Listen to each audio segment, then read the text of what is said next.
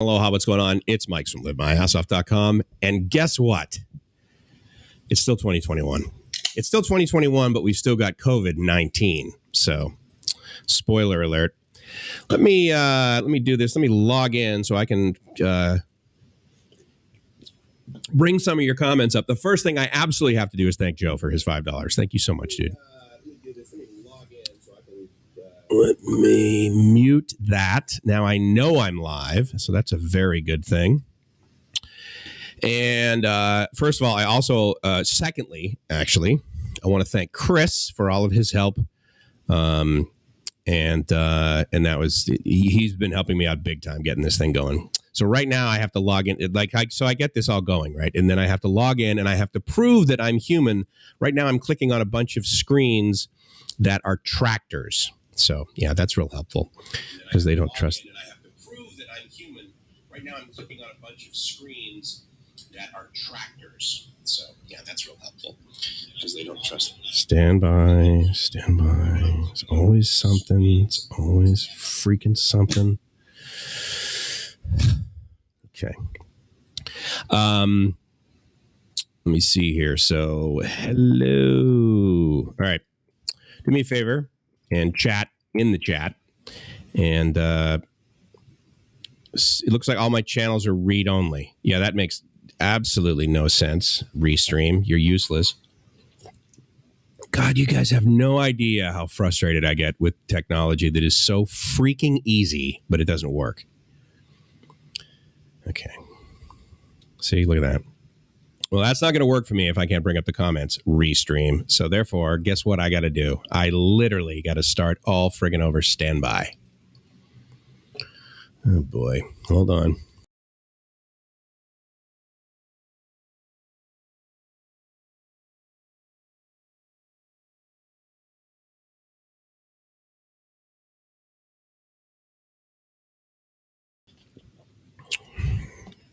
All right, now, here's what I think I'm doing right now. I think I'm back.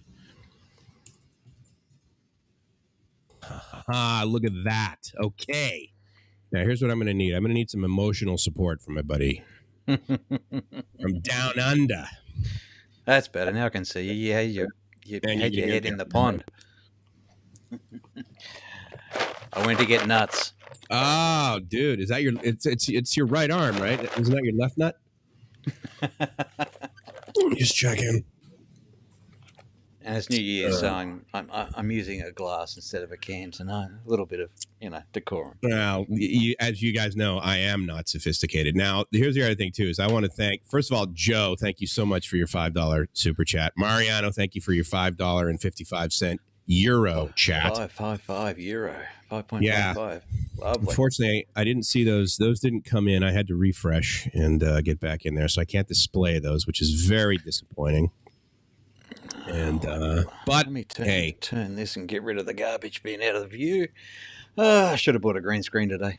Look at the guest. I back. What is with Bodo always giving you like Australian shit? Like I always hear them saying something about like koalas, drop bears, snakes, you name it. It's fun. Like Foster's Lager. Like, what is their deal? Like, what? These are hard-earned eye bags, mate. Trust me. Yeah, absolutely. That's about 4 movies later. Yeah, doing that stuff.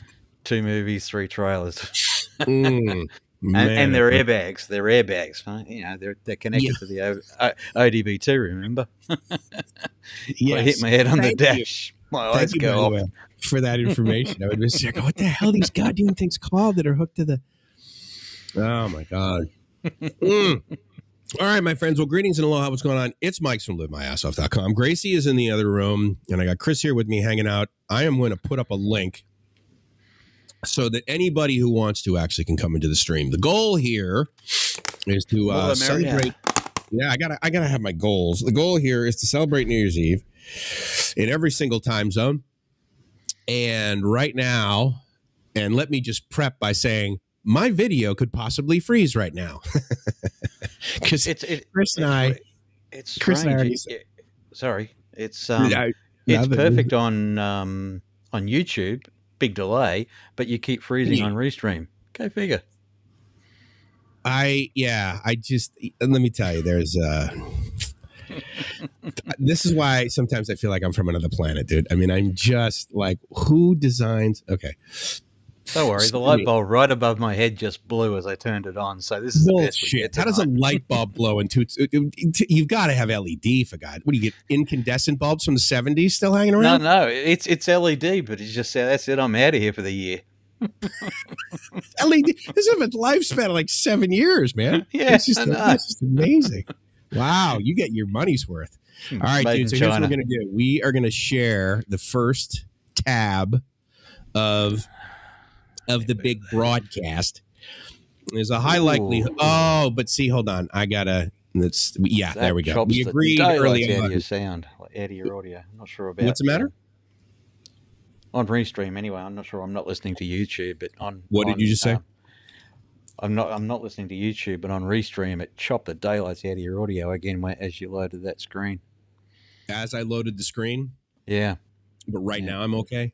Yep. Back to normal. Video's frozen on Restream, but you're good on YouTube.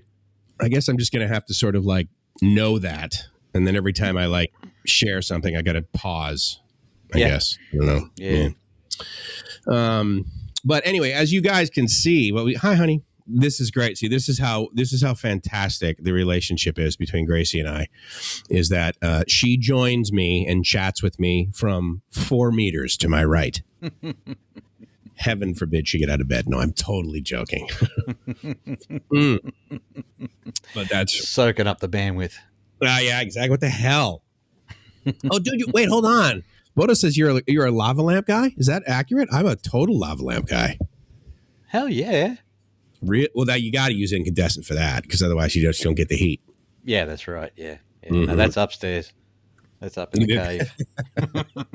That's upstairs in the room that the magic happens. The one.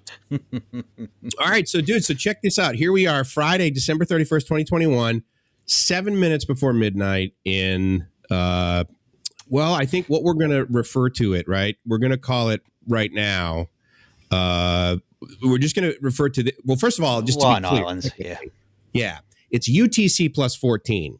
And so we're going to call it the Line Islands. Now, here's the weird part is that, like, Chris was doing this actually before we even started chatting together. I'm sitting here and I'm like, okay, so obviously, you see the milk that this guy is downing? He's going to have like mid-broadcast. He's going to be like all phlegm. And I'm going to be like, oh, man, you have to peak his low end. Let's just give him 20 dB of headroom. So get this, UTC plus 14. Now, mathematically, right, we were talking about this. I'm thinking this should be what? UTC minus 11? No, this would be UTC minus 10. Yeah, at least 10. Yeah. If you were to slice, if you drew the line properly. But apparently, so then, given that, there are how many time zones? 25? Yeah. At least, because a lot of places are in half-hour increments. Oh, sure. Yeah. Even, right, we were talking about that. Your country, Central Australian time. Yeah. Oh, Dana's up, minus a bid.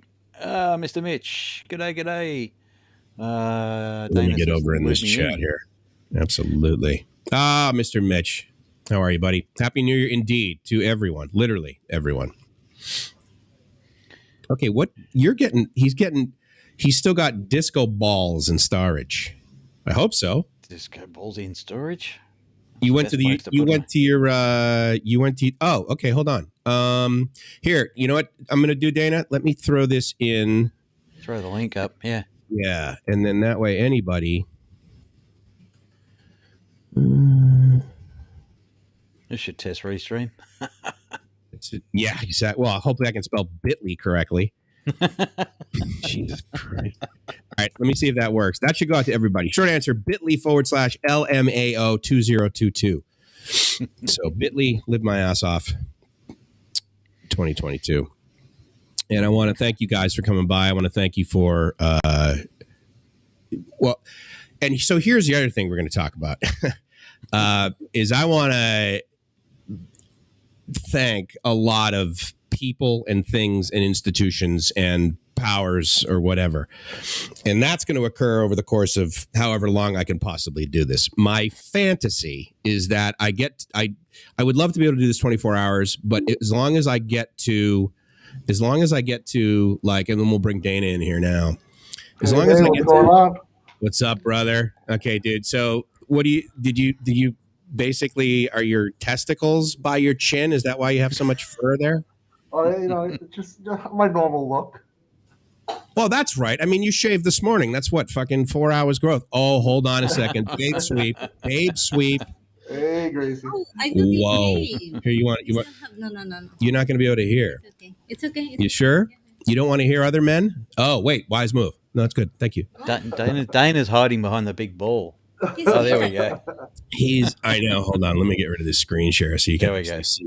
see his testicular cancer that he's got going on there between his. What is that? I love it. No, that's actually Jib's underarm hair, honey. Keep plucking. Keep plucking. I remember when I first started telling my guy, "Oh my God, dude, I met this beautiful Filipina. She's amazing. She never shaves her legs." And they're like, "What?" I said, No. Need to. She doesn't need to. It's not that she's naturally hairless. Yeah. From Europe. Look at Dana, I am gonna one up you. Look at this. Dude. Ladyboy.mikes.com. I got just look at this. Sweet. That's pretty Tony's gonna be sending you some DMs like, hey Mike. Do you want to be on this? No, it's okay. You don't. See, I could have like big speakers, and then we should get a vote from all the other people. You guys want to? Sorry, Dana. I was going to shave in solidarity today, but I ran out of time. It's okay. It's all right. It's all right. Oh, that's Chris. Yeah. Oh, you've never seen him before? Who's Chris? What do you mean? Who's Chris? Chris from Australia. He's like our biggest supporter. I don't know. Yeah, that's Chris. Different. Well, see, they don't, as you can tell, right, because of the lighting, they don't have electricity in Australia. Yeah. He's very poor, as it turns out. Actually, Well, I can disappear and go and find a light bulb and replace it if you like. you have to, dude. I'm not getting the warm mid. You can't. You are missing out on so much gold content right now, honey, without having headphones on. I highly recommend. Well, wait a minute. You can just hear. I have this. Do you want me to put the headphone app? Chris, what Mike is saying is he wants to wash you over with a yellow hue. Yeah. I'm not touching that one, Dana. Hue. Somewhere around like 4,000 Kelvin. Yeah, that's it. In fact, I think that's what one of my 35-watt LEDs is now. 4,000? Yeah. Yeah, either that or 4,500. What are the big ones you get, right? You know those long ones? Oh, the incandescents, right? Every good conversation starts like that. You know those big ones? Okay. Oh my God, did I miss it? Son of a bitch. Hold on. Wait. This is like the precise reason I'm doing this, right? And hold on. Let's see here. See that? I get talking. I get distracted by pretty girls and Gracie. And let's see. I think I missed it, guys. Oh, wait a minute. No. I didn't miss it. Oh, spring break. Ready? Here we go. 2, 1, 3. Woo! All right. All of you want to be alcoholics in the Line Islands, now's the time. Now's the time, yeah. Drop it. Yeah. Yeah. Welcome to amateur night. All right. So now what I'm going to do. Stand by 1 sec, Mike. I'll try and find a bit of temporary light. Please do. All right. So I'm going to switch it to 13. So now we got another hour to go for basically New Zealand. Okay. New Zealand and let's see. I think New Zealand and Fiji. They so you're share. gonna stay up for 24 hours and do every New Year's? So that was the goal, right? I know how you would have done that 29 years ago. That's a bit private. Well, sorry, let's guys. be clear. If I was on cocaine, there would not be a whole lot of communication with other men happening right now. Unless there was a severe purchase agreement on the table. But Chris, it looks like you're being washed over in about 5,500 Kelvin. yeah, you look like about 100 guys. It's pretty close to 6K. Yeah, that little spare lamp. I've got no diffuser for it, so it's either that or sit in the dark. It's all blasting on your face, or it's nothing. Yeah, that's Wow. That sounds like a great fucking movie. I think I ordered one of those on VHS back when I was using, quite frankly. Betamax, baby, Betamax. Betamax. Beta rules. Because of the quality. That's it. All right, so let's see. I want to make sure that I get. So I'm glad that we got that. Thank you guys for being part of the first 2022 celebration. Just a little. Dane, have you noticed this? Like Chris, like he gets on mic and he starts talking to himself. I can't even relate to that at all. Sorry, Mike's. Very bizarre. Very bizarre. There you go. How's that? Is that a little better? Not so bright? It is. Well, it gives me those warm mids I was looking for. I know. Wait, not so bright. Literally. So both of you guys have the same mic now, right? The Rode Podcaster? That's what I have, yeah. The little, I put a little bit of a head on it to get slightly more phallic appeal. Oh, I don't blame you. Well, no, I put an elastic actually at the base of the windscreen. Then it'll all swell up too much. Draw a little. Oh, like I said, I couldn't find my 58s in the back of the shed today, so I just went out and bought this Rode thingy with USB and a couple of knobs on the side. About like 50 58s when he found a hell of a deal on.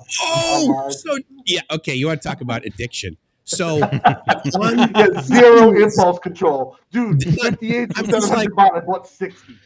Well, see, so here was the thing. I got to tell you, I mean, one of the reasons I actually kept smoking in Southern California is when I found out that my friends could go to the Indian reservation and get them so inexpensively. I was like, well, clearly I don't need to quit. I mean, this is not a medical issue. This is an economics question. But I'm online on 11/11, right? And they have like the big sales. And I'm like, okay, this is cool. And then they that goes away. And then they tease the next one, right? So 12/12. So I'm online on 12/11. And this company comes, they say, yeah, wait like 2 hours and we're going to be selling SM58s for basically the equivalent of $20 US. And I'm like, okay, like you bought stickers, right, that say like 58, you're putting it on. So I said, you know what do I got to lose? So I ordered 2 SM58s and I ordered 2 SM57s. They show up absolute, like verifiable with the serial number and the QR code with sure.com that these are genuine products. And so were all the serial numbers the same? And that was the thing. That's why I knew they were real, because I'm like all the dollar bills I have, they all have the same serial number, so I know they're correct. And so I ordered like 2 more, but I accidentally ordered the ones with the switch on it, right? So I try and return it. And to prove that I have it, I took them out of the box to take a picture, to upload, to show them that I actually have the product, but I want to return it. Well, they deny my return because it's now an opened box, even though it wasn't in shrink wrap, right? So they say, but what you can do is you can ship these back to us because they're up in Chiang Mai doing drop shipping. Shocker. Thought of you the whole time, Daniel. And they say, but if you ship these back, you know, it's like, okay, it's 80 baht to ship these back. So I ship these back. And I think to myself, okay, these guys are selling genuine Shure microphones for, they have to be 50% lower than wholesale, right? They're just getting rid of these. And so I sent it to him, and then I said, okay, when are you going to send me my, as soon as we can, with a little like happy face, you know? And I'm thinking, oh, this is bad. This is nice. So then I mathematically calculated the cost of basically having 4 microphones, but paying for 6. And I was still feeling pretty good about the math. So I'm like, okay, I got a good deal. If these guys screw me over, whatever. So then they say, well, we got 12/12. We can't order anymore. There's like too many, you know. I said, look, when am I going to get these? Because otherwise I'm going to leave you guys are horrible. And then like 5 days ago, on my front doorstep, shows up SM58s without the switch, brand new, with a little like Merry Christmas card. And I'm like, if these guys are this honest and they're selling this equipment that is this verifiable and this how are they making any money? How are you making money selling Shure SM58s for 600 baht? I mean, Yeah, look, they're not an expensive mic, but still, that's insane. I mean, that's I would not. They're definitely not an expensive mic, but the value on those mics is through the roof. yeah. I gotta take mean- my my crocheted beard off. I'm itching. Oh wait, did Jib knit that in anticipation for this morning? There we go. Oh, okay. You are gonna love this, Dana. You know who you look like, don't you? It looks like you now. My buddy Jeremy. I'm just giving you shit. You just don't know. Did my IQ drop by half? Okay. See, I knew if I threw that out there, you would just flop it on the table. It was like, fuck. Doesn't take much for me to flop it on the table, my friend. I wasn't touching all that one. I'm gonna jump on my rented scooter, head down to Pattaya, pay a bunch of prostitutes not to sleep with me. I'll be back. I don't blame you. What do you do, Natalie? What do you want me to do? She's pointing at the screen. Comment? Oh, is there a comment? Can I order pizza? Yeah. Pizza Soy. that you like? Yeah. Soy mafia. Yeah. If that's what she wants, go ahead and get it. Yeah, who's that? Jib? Dana's creepy. Yeah, I'm talking to Jib on the other side of the table. He's talking to Jib on the other side, but no, she was wondering who Soy Mafia is. She comes by the streams. I think she comes by you guys. Yeah, all the time. Yeah. Soy Mafia is awesome. Cool. And very cool. She knows why I'm in creepy Santa mode. She was on the stream yesterday. That's right. Yeah. With the mighty, did I just drop something? Yes. What did I drop? Oh, never mind. It's just a little USB sound card. Oh, so talk about mics. Though. I picked this one up. I found I a crazy deal on this online.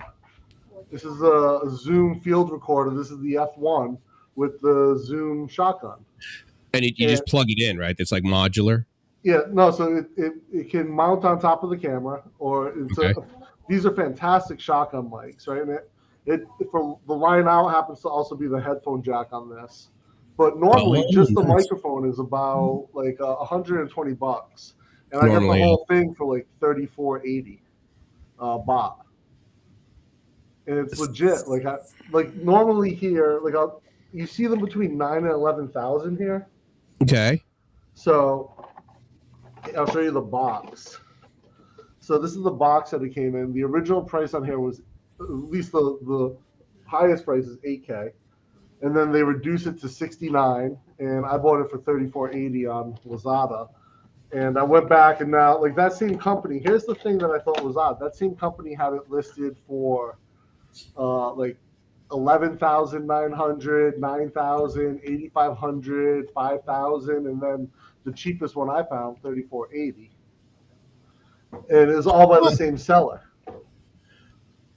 And so I bought one for the lowest price. No, dude, that's like totally amazing. I mean, it's so weird when stuff like that shows up. I mean, okay, I get it. Like, it's made closer. Like, it doesn't have to go all the way to friggin' Long Beach on a boat. I get that. But what is just amazing, I mean, sometimes these deals, and this isn't like, oh, yeah, we got a microphone from 1940, so we're blowing these things out, you know. In the U.S., this would be like $220 probably. So, like, I don't, with the import taxes here, it should be higher. So I don't know why I got it at that, or how I was able to get it at that price, but it is a legit. Yeah, I got the little foam on it. Zoom. Mm-hmm. Yeah, I mean, these are I love Zoom stuff. I recorded my whole Malaysian show on the H6. Totally. And because I have the H6, I still have the stereo mic mod and the Omni I'd probably use the stereo for recording ambience and stuff. So I may do that. I may just hook up, throw in the SD card, go out and do ambient recordings with this at times to build up more of an audio library. So when you're like pointing it at something, what is sort of its like when you point it at something, what are you looking at? Probably about like a foot wide and about 5 feet out? Or for will the it shotgun? Or is it like super tight? Is really super tight. You can probably go 3 meters out. 3. Probably you're obviously not getting the crispest or deepest sound at 3, right? Obviously, the proximity to the mic creates a much more robust profile. But yeah, at 3 meters, you could still get like a good conversation. That's pretty sweet, dude. Nice work. Yeah. What's your level at on your microphone, Dana? Because me and Chris sound pretty good, but you sound a little low. Do I sound? I can always come up closer here if you need. Actually, wait. go further away from the microphone and talk. Hello. I don't think your mic is picking you up. It's almost like you're. Yeah, it's almost like desktop. another mic. It's Yeah, it's echoey. like you're My on your lap. audio not working. No, smack it because there's. Yeah, I don't hear anything from there. Nope. All right, so it must be something in Restream that is not picking up my audio. Let me take a look at the settings here. Yeah, you guys should have a wheel. You should be able to change your input. Audio. Oh yeah, that no. PNP audio default. I'm guessing you have what? The USB, right? You're using your Yamaha? No, I'm on my Zoom downstairs. And then that's USB out. Yeah. So it shows.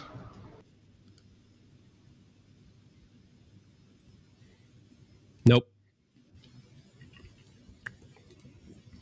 Mike, do you stream to any audio only services? Then I could listen on the road. So I was thinking about doing Clubhouse. I hate Clubhouse. Oh, I don't like it. I would never use it, but Yeah. I don't know what the sort of. Although I guess Spotify now has a live solution, audio only, right? There was someone else that had one of those too, but that's a good question. I mean, Dan and I are like here in the city and stuff. So, Chris, when you're out cruising around in your car, Yeah. is your behavior ever like having audio on your phone and then just Bluetooth connected to your system in the car? Do you ever listen that way? Yeah, all the time. It just depends. You know, when I get out the car, I just disconnect and put the headset in. I was wondering about that because I found like for whatever reason I was around a bunch of Thai guys and they had like nice cars like BMW 3 Series and nothing awesome, but they were nice, right? And so they had like a nice phone and they literally just like they're listening on their earbuds. They sit in the car and their car attaches Bluetooth and there they are listening. And I'm thinking, okay, well, like what FM radio station thinks, oh yeah, I got to get a transmitter. Definitely got to get a transmitter because the fidelity of no. Stream on the internet, dude, because I mean that's what you get the app. But yeah, and I would think all the Thailand models would have Apple Connect and Android Connect and all the usual stuff in the dashboard. Yeah, what is it? Android Auto, I guess. Android Auto and Apple Connect, yeah. Now I've missed a bunch of comments. So is Paul Blart? So have I. Yeah, sorry. Is that this is his real name? See, I can't answer anybody in Restream. I got to go across to the laptop or the other machine to. Oh, really? Yeah. See, that also pisses me off about StreamYard. Yeah, that the guys can't. I see a lot of stuff. Can't they can't truly be a co-host, because you don't get the full experience that the guy, and that really kind of bugs me. But yeah, like hi, Mr. Mitch. Yeah, yes, lawnmowers. Well, they have the whole team thing now, right? With StreamYard. Oh yeah, I got that message. Have you done that? No, I canceled my StreamYard account. What are you using? Stream just with Streamlabs OBS. Oh, and you just go. You just go to YouTube anyway, right? You only go to one. Yeah. All right, I'm gonna try. What is this about lawnmowers? Audio. Mr. Mitch, do you operate lawnmowers? That's a good question. I'm not sure what's going on with my audio. It's not seeing it seems. What isn't? The StreamYard. I'm trying it in a couple different. What browser are you on? I'm on Chrome, but I just opened it up in Safari. Oh. Yeah, I had to go back to Safari and Mike, you might want to send him that link that you sent me. The full one, not the bit.ly? Yeah. Because that seemed to get rid of stuff. My webcam mic does not see my H6 at all. Oh, yeah, it should give you a full list of the drop downs, actually. I mean, provided that you're allowing it in your browser, right? Yeah, I mean, obviously I use it in the browser, so. Well, yeah. Okay, so you haven't used StreamYard in forever, huh? No. I've used StreamYard forever. I only use it now just to schedule some stuff and a few other things.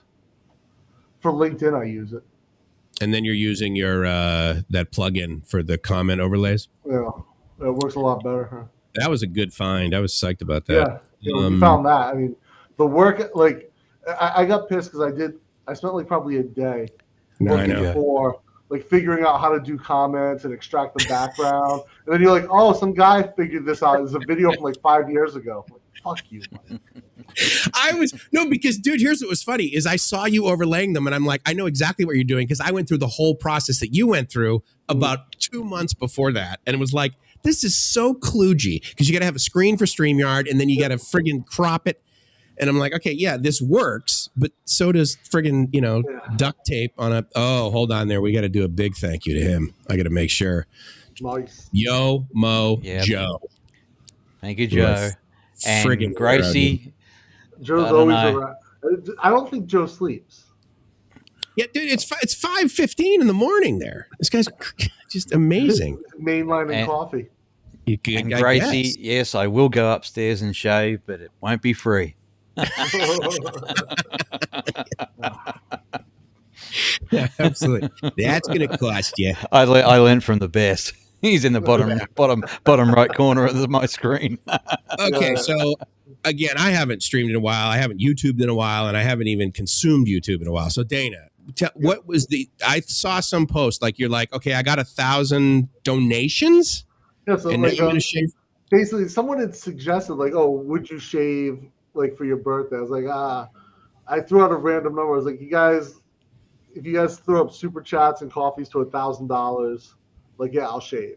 And I didn't even think like what I would do with the money because I thought no one would like be that interested to throw up cash for me to shave. And going into the day before my birthday stream, my normal stream, we were at like 280 or so, like 230 maybe, like not a lot. And I was like, I'm not shaving. It's not a big deal. I didn't even we didn't have a razor, nothing. And I don't know what the fuck happened, but like about halfway through the shoot, I was like, I have to go because I have a call at 11. And like halfway through the stream, like it just started coming in.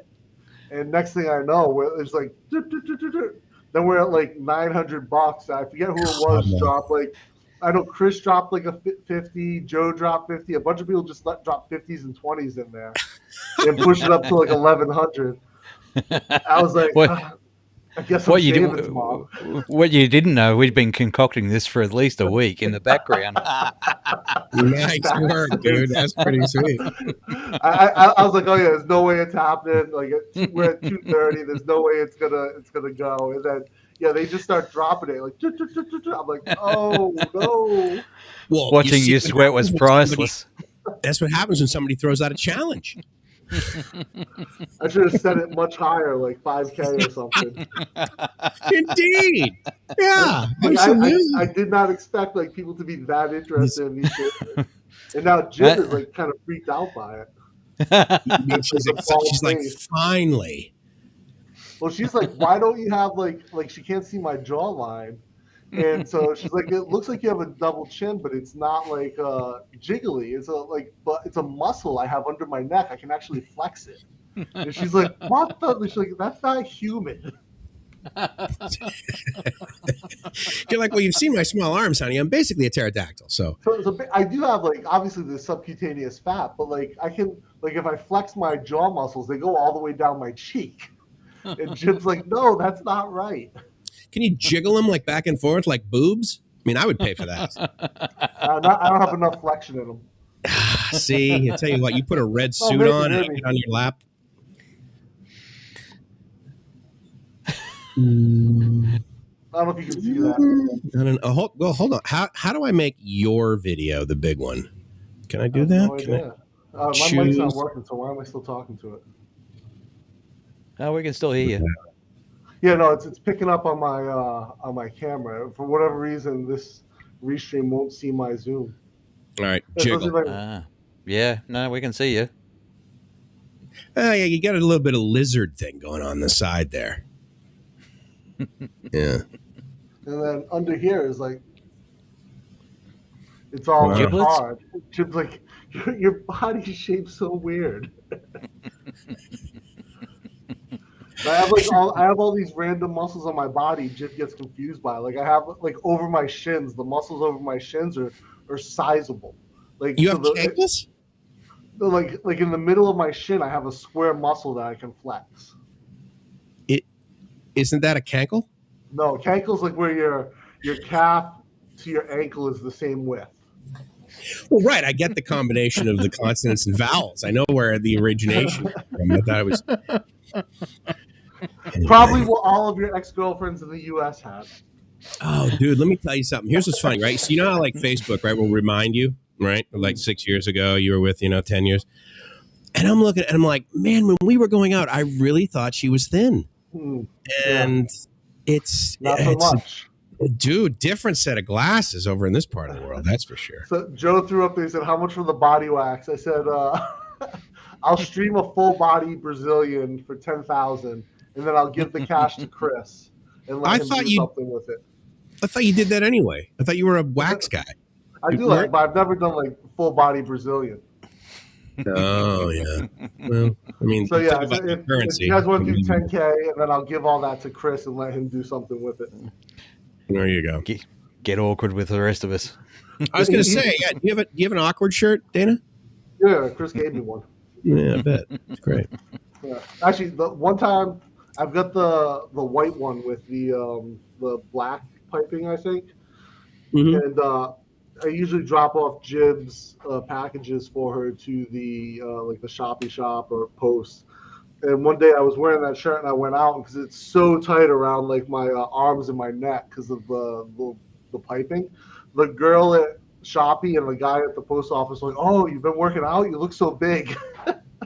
I told Jim, I'm like, I'm just buying 50 of these shirts. Yeah, spray paint. Just hop into these things. It's Soy Cowboy.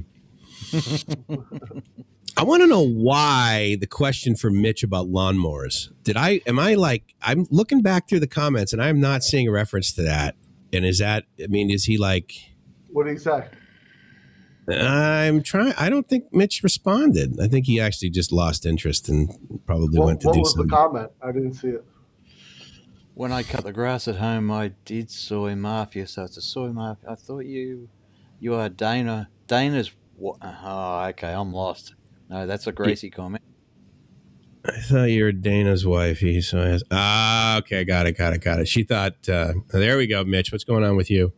I'm slow on the mowers too. Yeah, I mean, that's all right, man. I mean, it's not a requirement. We were joking about lawnmower fuel on my one of my streams a few weeks back. Because like I used to have a small still in Rhode Island. I was like, of course, it's just for making fuel for my lawnmower. Right. Absolutely. Like when I dropped my laptop and it was because I was watching a certain... You're watching Suits, right? I was watching Suits. It wasn't. I thought it was Family Guy. It was a woman that looked like Meghan Markle. There was, yeah.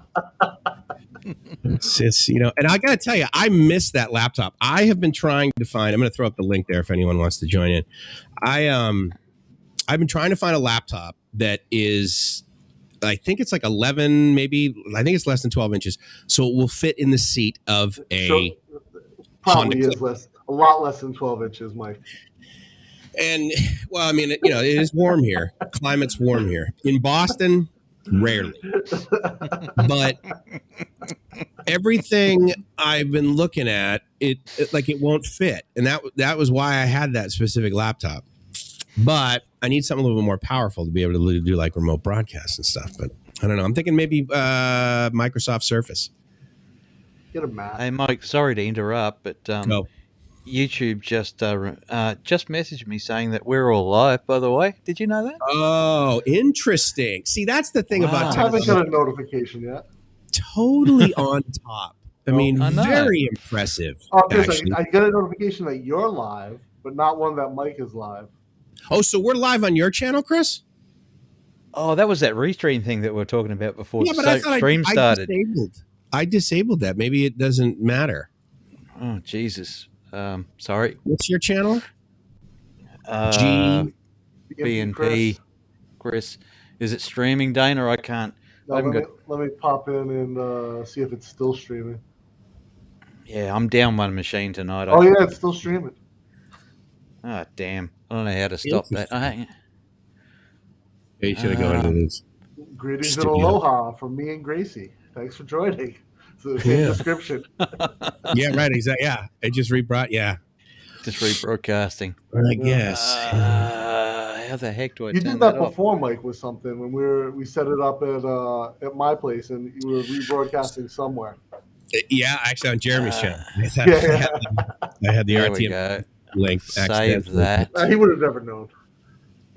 I don't think he did. I think someone let him know. They're like, "Hey, dude." I just tried to turn it off and it said an error occurred and turned it back on. Inside of YouTube Studio? No, this is inside a Restream event But- editor. Just kill it in YouTube Studio if you don't want it on there. Yeah, Yeah, I think I'll That's have to, weird. yeah. And then set it to private. I don't know. That's too funny. Oh, geez, I love the guys that write this stuff. No, I don't. I love, these guys are like pretty cool. I will say the one nice thing about it is it's just like that little much better than StreamYard. Because not a high bar, Mike. Not a high bar. well, that's my point, right? Yeah, Every that's time true. something goes wrong with StreamYard, they give you the review. I said, well, this went wrong. They come back, they're like, well, if you're on Wi-Fi, you're going to want to get closer to the router. I'm like, what do you think? I live in a Faraday cage? Like, I'm not, come on, dude. Well, it's funny how StreamYard was like, when they first came out, they were like the best option. And like quickly within like a few months, everyone passed them. Yeah, no, I completely agree. Who bought them recently? It's like Jump On or Meetup or something, right? Yeah, they got acquired by someone else. Yeah, I mean, good for him, right? I mean, God, the guy's like 9 years old, and he like wrote Nothing happened though when they did they like no benefits to the user at all. No, completely agree. Although maybe this Teams thing, who knows? Maybe that's good. Ace's Zenbook. I was looking at one of those, so I for no other reason than advertising works. And when we were in going down to the BTS in Sukhumvit, they have a big ad there by the escalators. So, no, Dana, trust me, I've thought about the Mac, and if you don't know, like I literally had Macs every 2 to 3 years. I got new Macs before I moved over here, and then I happen to know that. So do I. I think you may have mentioned it once or or 1,000 twice, times before. Well, that's the beauty of having no memory too, right? Like I could literally watch the whole all of the seasons of Suits all over again and be You completely. drop the laptop at the same episode, I'm sure. It's why I need to get a new laptop, because I need to make my way all the way up to that episode, then drop it, 3-foot drop test. But It's a Panasonic Tough Book. yeah, I thought about that. I actually used one. It's pretty good. But those things have got no cojones. Yeah, none at all. There's too much. There's too many pieces of software that only run on Windows, unfortunately, that I'm using for a bunch of projects right now. So, I mean, I can run a VS. I get that.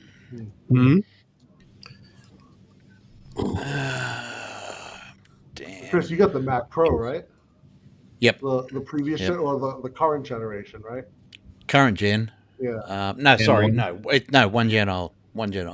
Okay. We're not That's right. Yeah, because they've had 2 iterations of the one with the after. You have the generation that takes the afterburner, right? That's correct. So there's 2 iterations of that. Yes. Yeah. The $1,000 wheels you can get for it. Yeah. Seriously? Yeah, $1,000 wheels, a $3,000 stand if you want it.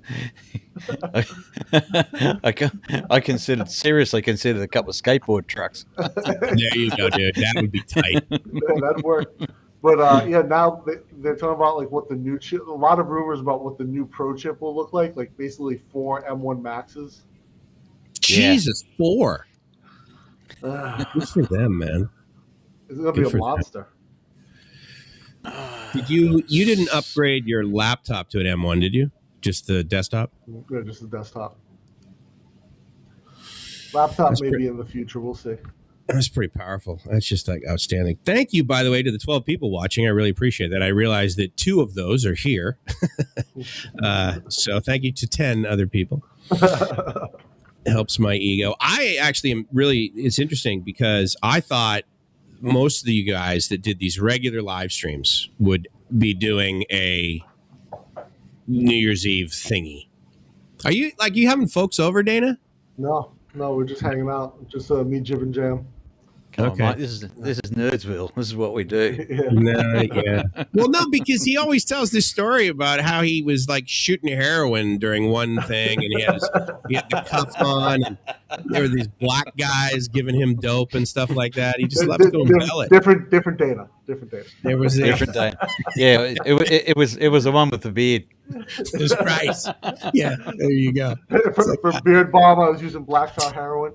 Yeah. I don't know, Mike. If that's me, show me a picture of what Dana looked like back then. Well, it doesn't look a whole lot like. Yeah, no. Like usually, like we would hang out with David normally, and home, his wife on New Year's. But just with like everything going on, and he's probably, I know he's probably working tonight with the restaurant.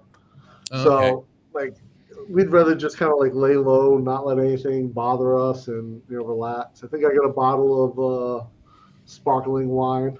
That's like $4 wine that I picked up with some carbonation in it. $4. It's probably like a 6-liter bottle for $4 or something ridiculous. Does it Super come in a high cardboard quality box? That's pretty good. You got a plastic. Looks like a Coke bottle, right? It's a twist top. You sure it's not gasoline that you just bought on the side of the road by the fried chicken? You want to grab the chat, Mike? I think Mitch is having trouble getting in or something, or he's lost. He can't find his way in the dark. Mitch, what is this? Mitch's mainline and coffee? What is this? I'm lost. LOL. All right, hold on. I'm I thought he was going to jump in. What did Mitch send you a message in Facebook? Is that how you know that? Because I don't see it. No, I'm just watching the stream on the right of Restream. He says I'm lost. Maybe I'll make a Vegemite pizza tonight. There was it. Ooh, I can't even imagine. Vegemite is so good. Is it really, you like it? Yeah, I'm not a fan. Oh, it's so good. Yeah. I also don't like Nutella, but I think a lot of people like that. I'm not a Nutella guy. But Vegemite. No, we know you're a Vegemite guy, don't we? Yeah, I love it. It's ground vegetables, I assume? It's yeast. It's yeast extract, yeah. Yep, comes from the bottom of the beer barrel, mate, when it's all over. Incredibly savory, really umami. Beautiful stuff. You put that on a piece of bread with a little bit of like a fat, like a little butter or margarine, a little bit of oil even. So good. Yeah. Or if you want something sweet, a little bit of Vegemite with some jelly. Yeah. So in winter with some hot water, it's great. I did the Vegemite tea. It wakes you up like a big umami punch of tea. Yeah, that's the one. Yeah, wait, punch in the face. Wake up! No, it's just there's that much vitamin B, mate. Your brain just goes overload. I used to do it. 27,000 times. One spoonful is like 27,000 times daily allotment of vitamin B. And sodium. That was helpful, actually. I did. Yeah, vitamin B was good for a while. Mariana's heading to Berlin. Mitch doesn't. Mitch doesn't know what the lawn is. I wish you would. Where are you, Mitch? Are you down in Pattaya? I know once you guys finished up your motorbike thing. So, Danny, you planning on another trip? Yeah, I'm editing one right now, actually. Oh, you did another one. You did another motorbike trip. Yeah, me and my friend Sid. Oh, that's right. I saw that. Yeah. Yeah, Nice, dude. I'm editing that right now, and then I got a few others planned for down the road, like some really kind of. I just been kind of like geeking out, especially like the past like 6 months, just mapping out routes and stuff, and I probably got like 30 like things I've never seen anyone do like on a video as far as like going on like these routes. So I've mapped them all out. Nice, man. That's cool. Yeah. Good for you. Like everyone does Mahung Song Loop, or they like go through like all these different routes up north because of the mountains and everything, but there's a ton of much more interesting places. You gonna make it up to the tribe? Eventually, like so they still have like I think they're still less than 50% vaccinated. Wow, that's not good. Yeah, are they in danger because of their proximity to Myanmar? Yeah. No, I mean like mostly like I said, that route through those mountains are used for individual logistics operators. Right, exactly. Yeah. Future enterpriser. Yeah. Yeah, I can't relate. Yeah, you may have procured some of their products in the past. No, dude, I was a Peruvian transport technician. I get Oh, it. okay. It's great weight loss program, though. I mean, very. Yeah. So it was Mike's Con Air LLC. Right. Yeah, okay. Yeah, The day. absolutely. Yeah, you remember that? That was great. Yeah, maybe Sir and Dave's wedding. Yeah, Jim and I still have to figure it out. Are you gonna go? Yeah, up, that's Mike? right. Remind me the day. 10? 10. Hey, It's a Dave, Saturday, isn't it? Are we going Yeah. to? Are we going to Stern? No, because I know the 11th is a Tuesday, I believe, Okay. because that's when we're flying to Samui. So, So yeah, That's actually, good. we might not. Jim just said because Jam has school, so we'll see what happens. how far would it be? It's Like like 3 an 8-hour train ride. Can you drive it Yeah, you could drive it. Probably like 4 hours, 5 hours. on the motorbike? Yeah. Okay. I do want to say hi to Mick Goog. Thanks a lot for coming by, buddy. He's an interesting guy. He's a voice actor. Reached out to me, wants to do some shows on BKK.FM or Kiss FM Patia. So I think we have a Zoom call next week, right? And that'll be good. Thank you for coming by. Good stuff, dude. Surin next week. Soy Mafia. What the heck is Tasmania? Oh, you mean Tasmania, right? Okay. Now I'm officially lost. Sorry. Back to you, Mike. Tasmania is the ocean, body of water between New Zealand and Australia. Is that called like the Tasmanian Ocean or something? I was looking at the Tasman Sea down the bottom between Australia and Tasmania. Got it. Okay. Yeah, and then there's a body of water which I can't remember between Tasmania and New Zealand, between Australia and New Zealand. I mean, Australian mainland and New Zealand. It's different again. So it's way too much geography and history for me. So I know that the body of water between mainland Australia and Tasmania is a popular kayaking route. There's a bunch of islands off of there that people will stop along the way. It's the Bass Strait, or maybe Bass. It's probably Bass. Bass Strait. Yeah. Bass Strait. Yep. Yeah, it gets pretty evil down that neck of the woods. It's not a place. It's like going around Cape Horn. It's you definitely pick your battles. Yeah. That's a little treacherous. I don't think I'd do that. Bass Strait, yeah. Mm-hmm. Yeah. Well, I was looking at you know how you zoom out of maps, right? And it ends up being the globe. And I was looking at that because for the life of me, I could not figure out why there is UTC plus 14. I mean, that's just completely bizarre, right? And then you look at the international date line and how it basically goes straight, like it's going to basically penetrate the east coast of New Zealand. And then it makes this retarded jog to the right, goes in a square thing, cruises around these line islands, even completely goes. Actually, is Bora Bora included in there? No, Bora Bora is not even included in there. Yeah, Bora Bora is outside of it, yeah. Yeah. And then you got completely confused with Zulus. So, what are you going to do with the Zulus? Yeah, exactly. I was just like, you know what, dude, I don't have my cans on and I'm not in the cockpit. So therefore, I don't know what Zulu means. That's it, yeah. This is completely bizarre. Yeah, the whole dateline thing is the timeline, the time zones are kind of wild. Especially there. Yeah. Well, think about this. Yeah. Think about this. Bangkok is directly north of Kuala Lumpur. They're an hour ahead of us because they want all of Malaysia to be on one time zone, so they acquiesce to Borneo's time zone. Oh, yeah. Interesting. Okay. And what about Singapore? Singapore's an hour ahead too, right? Or are they the same? Yeah, they're an hour ahead, but they used to be part of the Confederacy of Malaya, so they probably just stuck with their old time zone. Yeah. So they want to be on the same one as yeah. I mean, I guess I get that. I don't know. I don't really get the whole China thing. Yeah. It's 2 hours difference from here to Philippines, so it must be, an hour difference between you and Philippines, Mike and Dana. Yeah. Yeah. Yeah. Yeah, okay. Philippines is all one time zone, right? Yeah. Yes. Remind me, what part of Australia are you in, Chris? Me. We are the only state in Australia that doesn't recognise daylight saving time. So we are just good old generic GMT plus 10, and that's it. End of story. Perth? Brisbane, sorry. Brisbane. Queensland. Okay, so you're up top. Yeah. Yep. All right. So you're... Right Well, see, now, that's it crazy. is 8:41. Yeah. Huh. But as you go west of here, things get gnarly in Yeah, half-hour then that's the 30 increments minute till you get to weirdness, Perth. right? Do you guys have half-hour increments in Australia? Yeah, in the central part as you keep going west. Yeah. Yeah. That's crazy.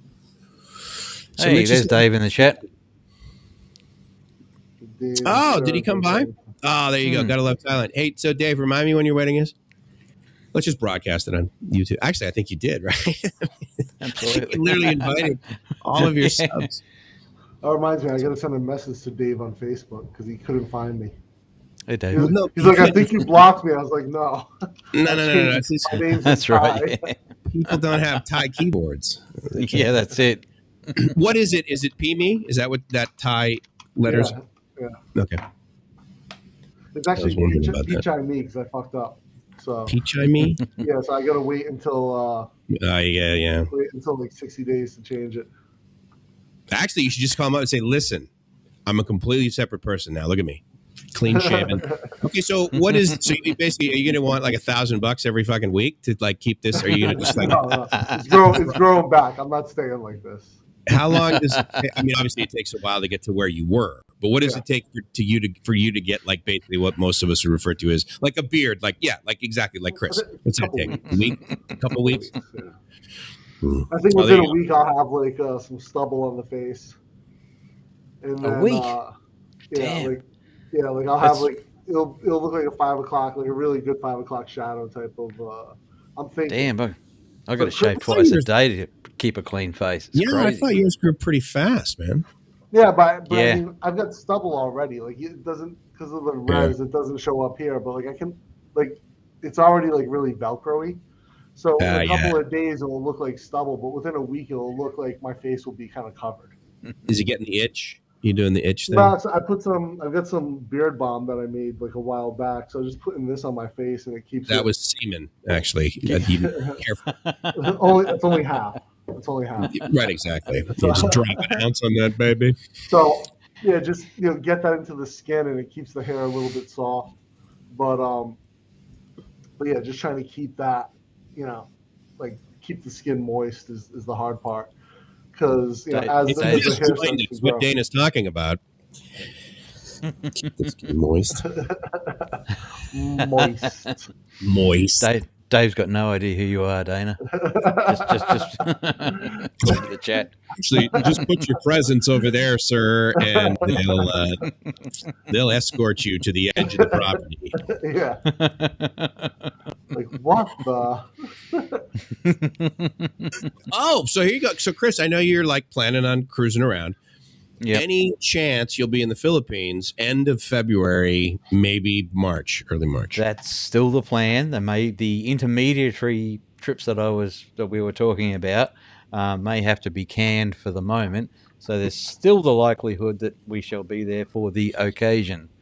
Dude, that would be awesome if you could hit the wedding. Yeah, that would be like really cool. Actually, you know what? David is cruising over, Dana. David, driver David's going to go over there. Yeah, I'm not sure you want him at your wedding. What's that?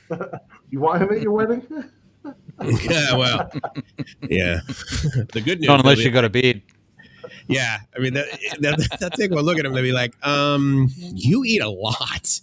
Like, I mean, we had a storm here a little while back, and we can barely eat. We may lechon you, sport. Yeah. I was going to say one lechon for Dana. They're going to be like, David, no, you're on the wrong island, buddy. Cambodia, you get the wrong flight. Yeah, exactly. Yeah, right. Exactly. Yeah. Take a look at you, dude. You are Samoan to the core, large Marge. But do you want the link, Dave? Hold on. Let me. There we go. There it is. Let me pause while I go and get more nuts. Wow. Yeah. I wonder if I paid him, he'd bang those up against his chin. What's that noise? Yeah, dude. I know exactly. Is someone holding the back of his head? Jesus Christ. Gracie said she's going to cook. She'll cook one lechon for you. I mean, Dana, obviously, you and Jib would be amazing if you guys could be there for version 2.0. But I know you guys don't like to travel to Prachop CurryCon, let alone. Yeah, probably not going to be leaving the country in February.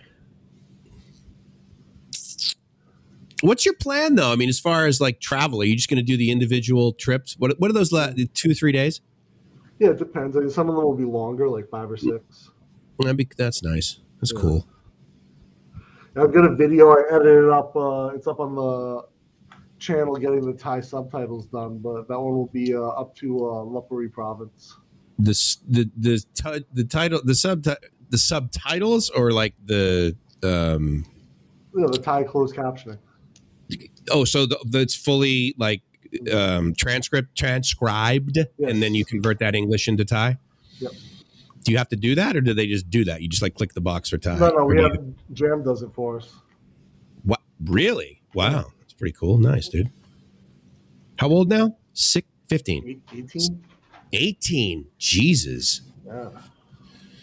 Yeah, I can't believe Eurice is going to be 15 in 3 days. Wow. Yep. Yeah. So, Dave, I actually really do want to. You sent me that QR code, so I do have the location. So I guess I could figure out how to get up there. The problem is that I'm like 90% confident that we could leave on time and get back here on time and then get to the airport on time on the 11th. But there's a possibility that we might not. So Dana, you have a Thai community, obviously, that's around you infinitely more than me. Is the statement the Thais are still paranoid about COVID still accurate? I mean, I don't know if paranoid's the right word, but taking it seriously, yes. Okay. All right. I know that because a couple Christmas party, I got a call. That all of the Thai guests have canceled going to this one Christmas dinner thing because of the. And I thought, well, okay. I mean, one could argue that the label is the more accurate label could be cautious. I suppose you're right. But use thread and sewing needles, or just use the quick tool. What? Who's thread? Wow, I am missing the double. I do. So I have a quick tool that I use to thread my needles. Yeah. Okay. That's a real thing. Yeah. There's a needle threader. Yeah. It's like it's got like it's the thin piece of metal, right? You put the thread in it and you pull it through. Yeah. I think my mom had one of those. This is one of these. I also have a spring-loaded one. Yeah. Right. And it depends. Like if I'm using like a normal poly thread on one of my machines, I can thread it by hand, by eye. There's a trick that you just put your finger behind. On an industrial machine, they thread left to right. So you can put your finger on the right side and get the thread right in the hole, and it pulls right through. Too many screens? I don't get it. How are those salty nuts, Chris? Just. No. Dude, can you do me a favor and bang a couple of those against your chin? I would just really love to be able to get a caption of Chris banging nuts against his chin. I mean, there's... There we go. Get a little closer to that microphone, dude. So you get like a handful and just drop them over your face. Like, yeah. Right. All right, guys. It's not midnight. Come on. I'm going to get off. We're going to get some dinner. So he gets right up into it right there. And he's, oh, yeah. By the way, I got to go. Sorry, I got to go to church. Yeah. Fucking, come on. I'm going to midnight mass, so we want to get there early so we get in line before the priest is too tired. Yeah, forgive me because I've sinned. My friend Chris was banging nuts up against his chin, so I decided to pray this out. So we're going to get some dinner. That's why I didn't shave. Where are you going for dinner? We're just going to order some delivery. Oh, okay. One of the local spots. Nice. All right, guys. Have a good New Year's. Enjoy the 24-hour stream, Mike. Chris, don't stay up too late. Love you, brother. Take care, Dana. Jib. See you guys later. Bye. Snuggle up. Watch something good. Snuggle. Wow. Jesus, getting all emotional now. So to answer your question, Joe, yes, I can. The reason I couldn't see you is unfortunately the scroll down there doesn't go through all of them. So there's Joe. Or Joe's beard, anyway. Let's see if I can move. What up, Santa? How you doing, buddy? Let's get you bigger than me. That's way too close. All right. That better? Okay, how do I? Here, hold on. Let me get me down here. Me and wait. How do I do this? If Get Joe down the bottom. There we I want to know, Dana, what a beard looks like. Yeah, real men, right? That don't shave. So that's Joe. That's Joe. Yeah. The man, the one and only. Spicy in, spicy out, baby. Is it real? Yes, it's real. Absolutely. If Joe. It's spicy out, that could be rather awkward. Mm-hmm. Yeah. Hey, Mike, when are you going to do merch, Mike? Oh, geez, I don't know. Great question. Here's what I need. I got pulled up twice with this T-shirt today in my hometown. I'm like, seriously? No, I know. I'm sure if it said, "Are you living your ass off?" They'd be like, "Wait, what? What does that mean?" BKK.FM, mate. I need a graphic artist to do. Well, BKK.FM's easy, right? Because it's the globe with the headphones and the red dot. That would be easy, I suppose. I guess I don't know. I guess I could. What is it? Teespring. I'd wear that. Yeah, Teespring. Yeah. All right. Well, hold on. I got my notebook, so that's a good idea. Let me write that down. I'll go on the to-do list. Okay, hold on. Mojo ho ho ho. Here in the table. In the What's chat. that? Are you okay? Are you okay to be eating here in the table? Sure. If you and cooking. If you want, I can go over there and set up those microphones, and we can eat and talk at the same time. No, you Hang can on. eat. I've got a walnut. A walnut. Chris is eating. He's got a walnut. Wow. Walnut, yeah. Nice. It's good. I Yum. like it. Do you? I like walnuts. Do you? Mm-hmm. I like cashews. I like do peanuts, too. obviously. I like it too. Tonight's a mix. He looks like a Santa. He does look like Santa. Absolutely. Yeah, he looks like a happy Santa. That's the plan. Seriously, I mean, you got the grandkids. Do you dress up? I mean, that's just the comedy writes itself right there for you, buddy. If I ever shaved my beard, my grandkids would be scared of me. Good. Yes, that's good. Keep it. That's outstanding. I like that. As they should be. Mm-hmm. And this is only like 3 months old, so. Thank you, John. Oh wait, hold on. TV. What did we get here? What's this? Let me just make sure that shows up. See, and then it goes away. What's that? Someone just gave me money or subscribed. Is that what happened, Chris? Someone subscribed? No, someone was saying goodbye. What did I miss? My scroll screen on the right-hand side has got really short. It only holds 2 messages. Hey, whoever that John, whatever that came, I really apologize. I suppose I could go back to the live stream and look at that. I do want to do that, actually. I want to make sure. Sorry, John. We're technical difficulties. John Musics. Thank you for subscribing, John Music. I really appreciate it, buddy. You are outstanding. That's my friend in YouTube. John Music? Yeah, I send your link and then I said if they can visit your live. Oh, great. Cool. Thank you, honey. Appreciate it. Absolutely. All right. More than merrier. Absolutely. Do we get some pH over here? I really wish I could make this thing on the left smaller and just do the time thing. Can't scroll. It's just one size. Actually, you know what? Instead of doing, how would I could do it through OBS, but then of course the OBS part is just me inside of Restream here. Yeah, but everything's just you, Mike. Come on, you know that. I mean, just ask me. I am just very, very important. I'd hate to be a poop stirrer. Oh boy. A Florida Gampa. Absolutely. Soy is singing your praises. Ho, ho, ho. We love soy. Mm-hmm. John Music's TV. Okay, great. Thank you very much for subscribing, sir. I assume John means attaboy, Mickey. Finally alive at a proper time. Yes, Dennis. Absolutely. What time you got going on over there, man? You're probably, let's see, Ireland right now?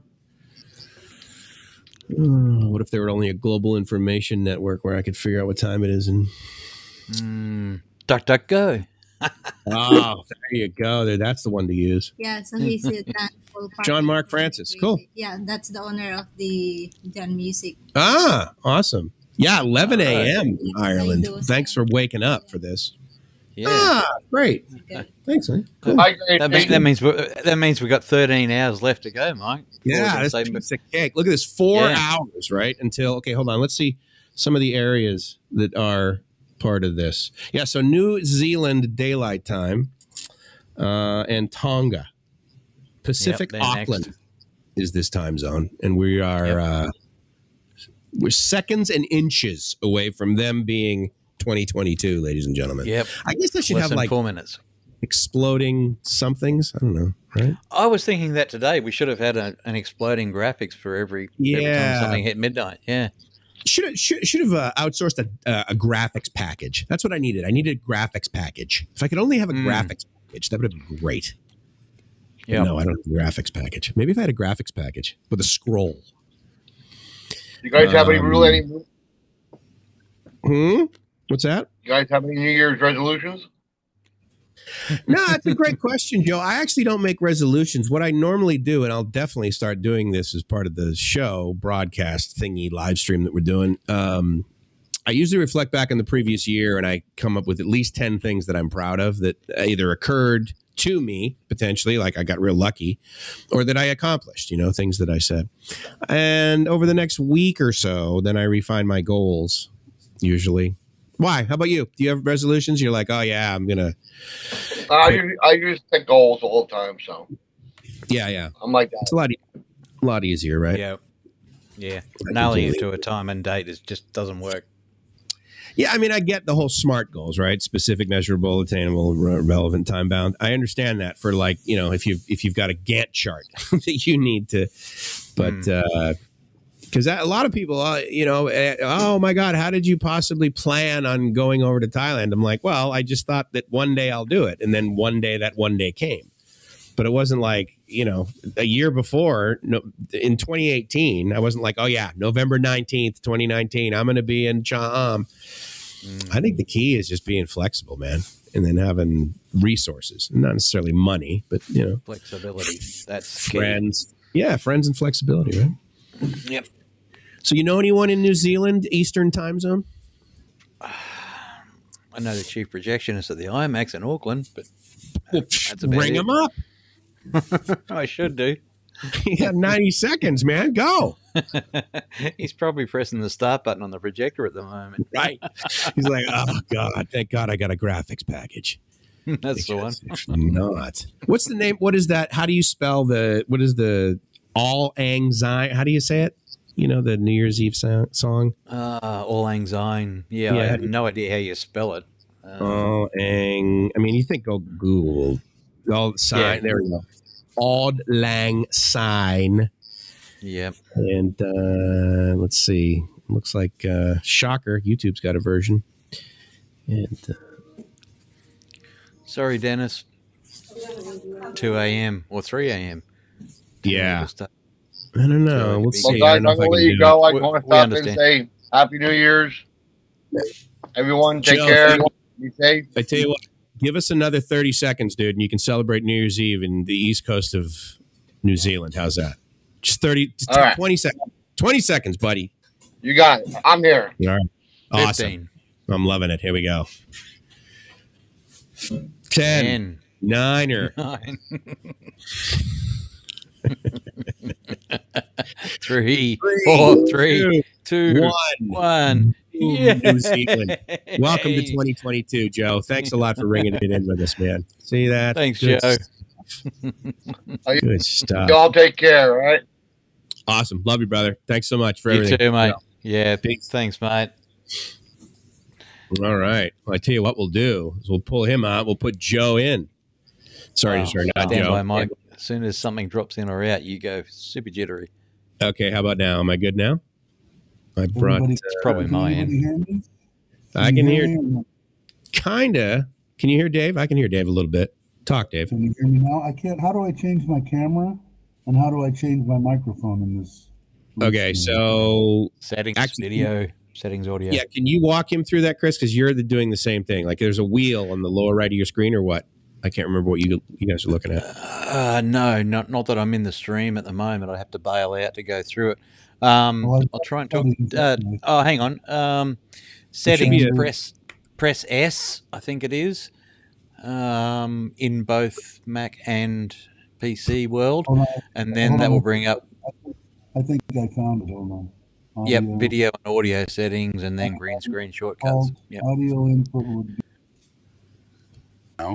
Oh, warm mids. Good job. Let's see. Video. Audio output. How's that? Anybody? Let's see. Video would be. You sound good. All right, let me see. You sound better than Dana did. My God. Dude, I thought I was at least going to get some nice lower tones through that non-furry face now, but no. Let's see. I'm showing that I'm on a webcam, but it hasn't changed the. Might take a bit to get through, Dave, if you can hear us. The video is a bit slow tonight. It's not you. Okay. Oh, seriously? Like when you change your video on your side? I'm still. Oh, okay. The camera. Oh, there I am. Okay. There you go, buddy. But how come I'm frozen? Oh, there I am. I'm back. There's my $15 microphone. My $15 microphone. Dior. No wonder you can only afford 15. Hey, you know the Mega Troll. What's his name with the pig nose? Anyway, he made a thing that's when he was screwing with me. He said something about this hat, and I have no idea what this even means. I don't have a clue. Oh, my mother-in-law. It's a luxury brand of arguably. He was busting my stones because I was wearing Christian Dior. Yeah. And I have to go to these glasses because I look a little bit goofy, but I broke. Dude, you're glasses. uptown. This is the second Santa I've had on the big broadcast. This is amazing. And tell Gracie this is a fake beard. No, it's not. You're looking great. That's weird, Mike. Perfectly Buddy, restream. I can't see Dave, and yet I'm watching him on the other screen on YouTube. Hasn't come up on restream here at all. Really? I'm only seeing. I closed my my YouTube down because I was getting a back feed. I mean you're on YouTube, no problems at all. Just that I can't see you on restream. Just says G. But I don't. Let's see. There was an option, green screen, but it says I understand. Turn it on anyway. Okay. That might be what it's saying. What it's saying, G. Let's see if this did it work. Oh, yeah, it did. I don't have it. That's your brand new house. Good job, guy. Wow. I like what you've done with the throw pillows. Hey, this is kind of neat. I'm learning something new because I'm a complete moron on this stuff. Okay, first of all, that's not true. Welcome to the club. I found your exact same laptop, the exact same one you've got for 21,900 baht. But I was going to ask you guys. I found a Acer. Yep. With the same exact everything in it, the same exact processor, the same exact graphic card, except that it comes with 16 gig of whatever it is. RAM, instead of 8, and it's 22,000, an extra 1,000 baht. And I was wondering, is the Acer as good as the other one or what? So the short answer is probably. And I will tell you that the only reason it's 1,000 baht more is because when I added an additional 8 gigs of RAM to my computer, it cost 1,000 baht. Okay. Did I say dollars? Sorry, baht. Depends how much you're moving them around, Dave. The Asus is probably a little more rugged. A little more rugged? Okay. And you also got to remember that, like Asus, I mean, there's a high likelihood that the motherboard inside of the Acer is made by Asus. Yeah. That's kind of what they do. It would be better to buy the one that you have and just put the extra 8 meg or whatever it is in it. Because somebody told me to get 32 meg. I have 16 on mine, and I have yet to use it all, if you will. And I have like 7 tabs and a whole bunch. You're not going to chew up a lot of RAM, Dave. Anything that you do, especially video stuff, you're going to need CPU. And the video stuff that we're doing right now, having an additional GPU, graphical processor, right? So having that's going to be key. That's going to have its own memory, so you're not going to be using the other memory. Okay. Honestly, if I'm you and I just want to like basically give someone some money and open up a laptop and use it, I would go with the one that already has 16 gigs of RAM in it. Okay. Unless you're going to get it online or at a store. It's going to come from Lazada. which scares me. Oh, okay, yeah. Then I would probably get the Acer with 16 and just have it sent. Unless because I could have bought mine with 16 gigs, but I would have had to wait, and I wanted to get it that day when Dana and I went to store. The one that's on Lasada only has 8. I haven't seen the option of 16 on the one that they're selling, but I did run across this one, and I'm going, okay. And I started looking at item for item, graphic cards the same, the Ryzen 7 37 whatever it is, and all that's all the same. Yep. And and I said, well, this one's 16, and I was thinking the same way. I wouldn't have to screw with anything. I could just get it with the 16 and use it, because I wanted to start. Not that I should have been shooting video. I'm not a vlogger. I suck, because it's. I should have been shooting video all day. We went driving around, giving out the cards, for the house thing to the family, and I should have been filming all that, and I didn't do shit. And I had my 9 shoved in my bag. So I don't know. Sometimes I'm just not a very good. I like the live streams because I don't have to do shit, But totally get that. And sometimes I do have fun doing the videos. But like when I spent time in that motorcycle ride with Chuck, No Time to Be Sad, and James of Chocolate Man, and Joe, Foreigner Joe, they've got it like glued to their freaking hand. I'm going to go to the car and get a stick of freaking gum now. So why don't you come with me?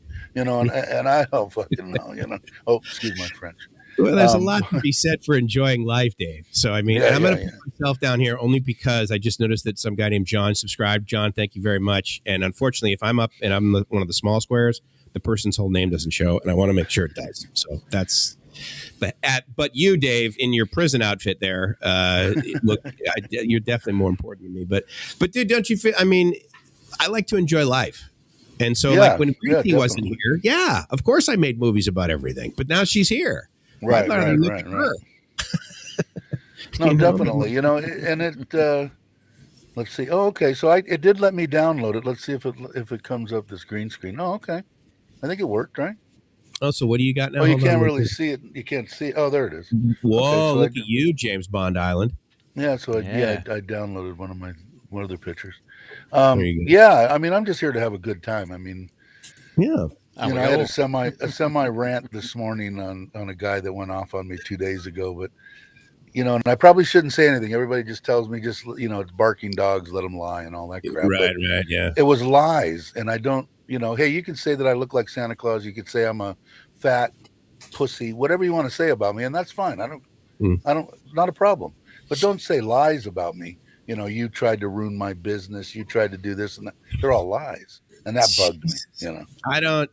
Well, look, you guys probably remember it was about a year ago, and I was like down in Krabi, and I was getting that nonsense, and I'm like, I'm done.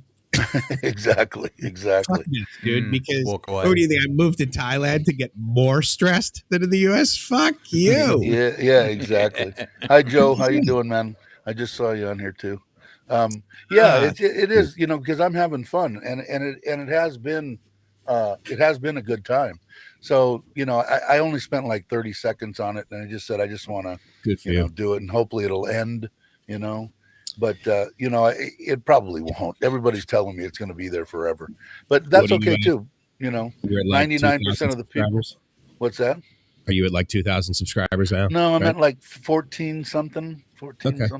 Yeah. So and everybody told me when the beginning I was making jokes about, I have 160 subscribers and I don't have my first troll yet. So I'm not really a YouTuber. Right. And everybody said, you're going to regret saying that because when you get them, you're not going to.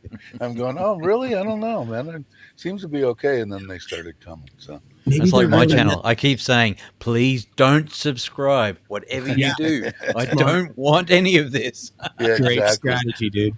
Yeah. But so what are you? Is this a marathon deal? Is that what I was getting out of it? So far, yeah. Hell yeah, we're just kicking in. Okay. Yeah, I don't know. I won't, last man standing. I won't last very long. But you know what I did? I had showed Chris my microphone. What do you got? And I had determined that it was a directional, right, Chris? Not an omni, right? So I turned it, and now it's got a better sound to it. But it's one of those ones that has a, the lift it up. Turn it sideways? Yeah, see, it's got the Omni. It's Oh, flat. yeah. And Absolutely. it's a AMMOON, and it was 500 Amun. baht. Yeah, it was 500 baht. Totally. You're a big spender. So, yeah, I know. I went over the edge. I just didn't want to. You could, like, you guys know, because you've been in the industry and all that kind of crap. You could spend. Sounds great now. You could spend a damn fortune on a microphone. I mean, hundreds and hundreds and thousands of dollars. That's true. And I'm never gonna. I'm not. But don't forget, if you do that, you got to commit to the whole chain. Like this is a 300 baht microphone that goes into a 3,000 baht mixer. And I want you to know, I'm going to show you something here. Chris has already seen this, and Mike has too. I still have. Oh, you have the mixer with all that. I still have this mess with all the crap, and have no freaking clue how to hook it up. Mike, it's got USB in the description. How come I can't just plug it in? Yeah, that's it. Exactly. That's what I did with this one.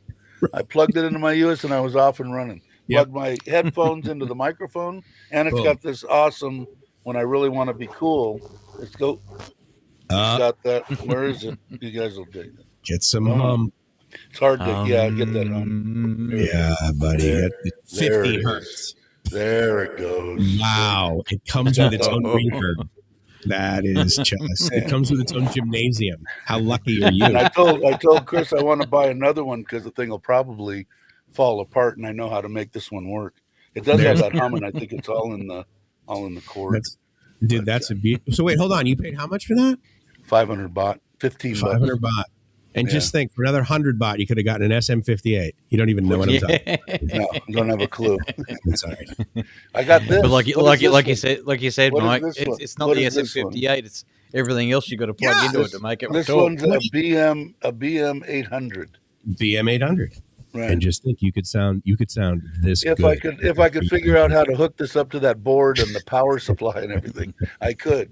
But I can't freaking figure it out. So it's going to sit right up here like a little paperweight, sit right up there on my shelf. As Dana would say, really want to sound tinny.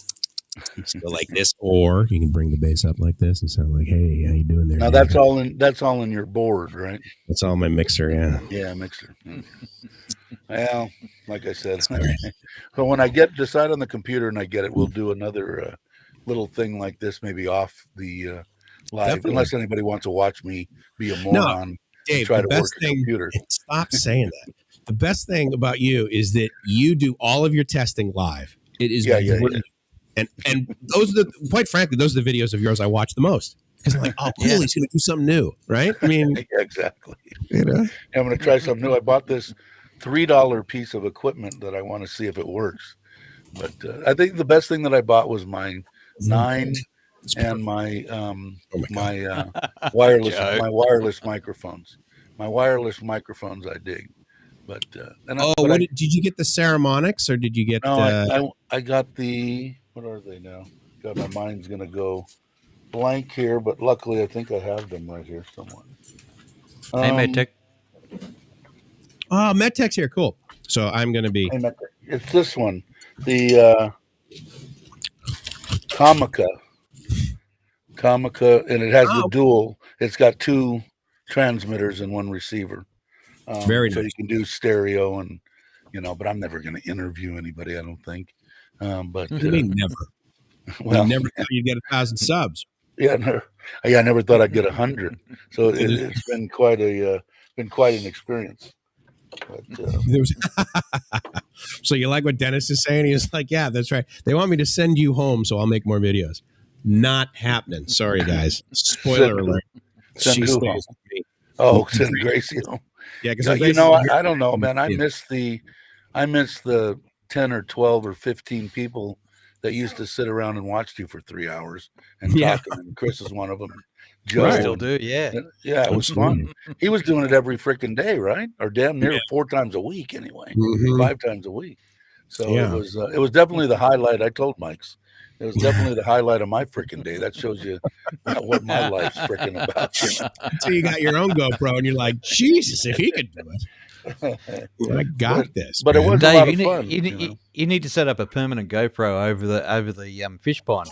That's got to be good viewing, mate.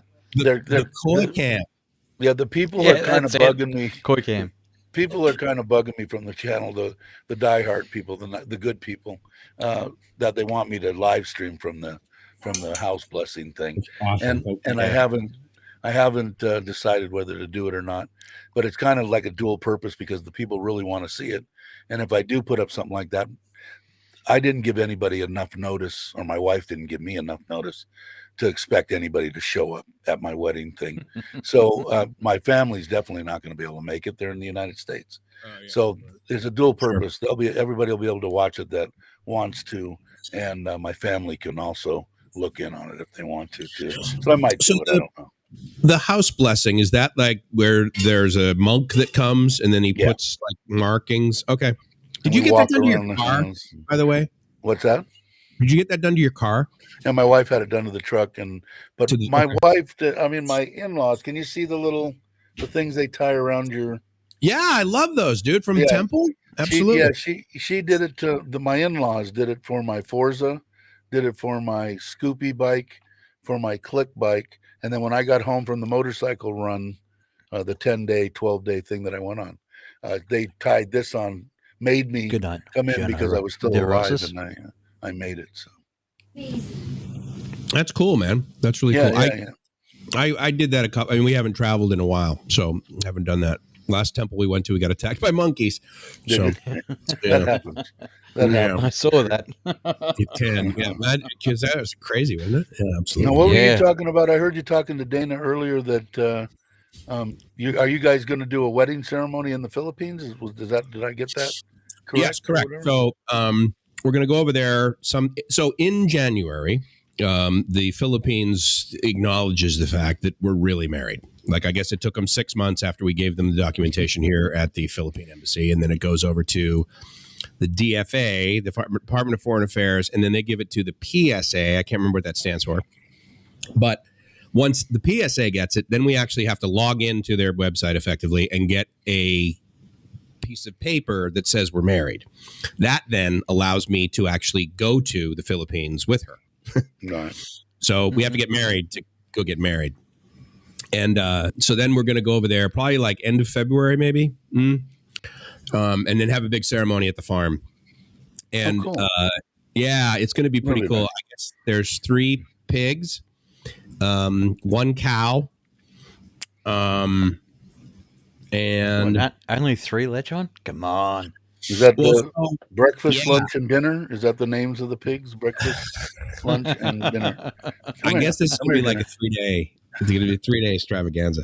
Cool. But I'm pretty psyched for it, man. It should be really cool. I mean, well, the only thing that people should pay me a lot of money to watch this thing, because you should see this diaper that they want me to wear for the wedding thing. It's up my leg, around my heel. Oh man, like a mini dress. Freaking. Yeah. Anyway, I told my wife, you know what? It's one day. Dress me up any flipping way you want to dress me up. I will man up and take it like a man and do it. So it's only from 9 to 12 is the house blessing and the wedding. Mm-hmm. And then everybody kind of rumbles around and kicks back. And then at 5 o'clock, everything blows out. Just think of it as a giant G-string, Dave. You'll be right. Yeah, exactly. I told you the only good thing about this is if in the middle of this deal I've got to go to the bathroom, I'm just cutting loose. You know, you can clean it up later. Absolutely, dude. Free reign. Good man. Are you going to have to do the sitting? Because I mean, sometimes some of these ties. No, I can't do it. I tried it when they did the groundbreaking for the house. I was supposed to sit there and get down. I let my in-laws do it.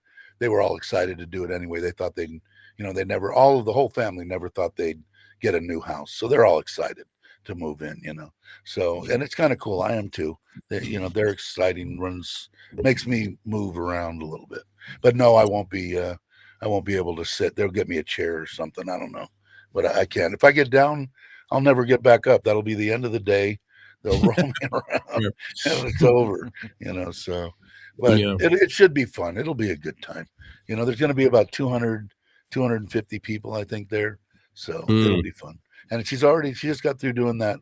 I put a video out basically for her her TOT party, New Year's party, and she ran the whole thing. So she got the tables, the chairs, the food, the guy that does the karaoke, she did the whole thing. She put the whole thing together. So it was easy for her to just say, I want you to do my wedding. It's like 1,500 baht a table. That's for a table, the coverings, 8 chairs, 8 food for 8, the silverware, the dishes, the everything. $50. Everything. Yeah, exactly. Right. Jesus, come on. So, free. Yeah, so we're gonna have 30 tables, I think, or 20, 25, something like that. And anyway, so she's putting it all together. I don't have to really do anything. I spent today going out, and she was happy that I did that. So oh, she's here. I didn't even see her over there. I didn't hear her come in because I guess that's because I have a set of noise canceling. Yeah, noise canceling headphones on. Wow, you're uptown, dude. Good job. Yeah, this is the ones I bought at Amazon before I left over 3 years ago now. Oh, okay. And they're both Bluetooth and plug-in type deal. Oh, that's perfect for the plane. And I used them on my flight back and forth and the over the ear, so it makes it nice. So, but I kind of like this program. It's pretty cool. Hey, MedTech. I can't see. I took off my glasses. I should have left my glasses on. But anyway, it'll be a good time. How to MedTech. So I'm having dinner. How about you guys? 6:22 for me. I ate peanuts. I told my, she said, do you want dinner? We just ate like at 3 o'clock. Yep. So I said, just get me a bag of peanuts and some Coke, sugar-free mixed Coke. Nuts and Coke for me. Now, does anybody, Mike's, are you checking in? Do you like Manao? Schweppes Manao? I adore no sugar now. Yeah, I had that. You didn't like it? It was okay. It was all right. I liked it. If I'm going to go no sugar, I go with the Singha lemon sugar-free. I never tried that. Those are pretty good. I'll try that. But yeah, Schweppes Banana, I'm a fan, and I actually accidentally bought the sugar-free one. And to be fair, it's not a huge difference in flavor, right? It's almost the same. Okay. So it's cool. Yeah, I don't know. Ever since I got here to Thailand, I was diabetic when I got here, and I'm not diabetic anymore. So I figured instead of pushing, he got me off all the medication. I haven't taken any medication in over a year. So so I figure, why push the envelope? If I can get away with it, because I'll tell you what, man, the Coke Zero to me is as good as the freaking Coke here in Thailand. Better. So I think so. So it's easy for me to drink that, and I get my jonesing out for soda by doing that. Yeah, I like the bubbles. Yeah, I have a soda fetish for sure.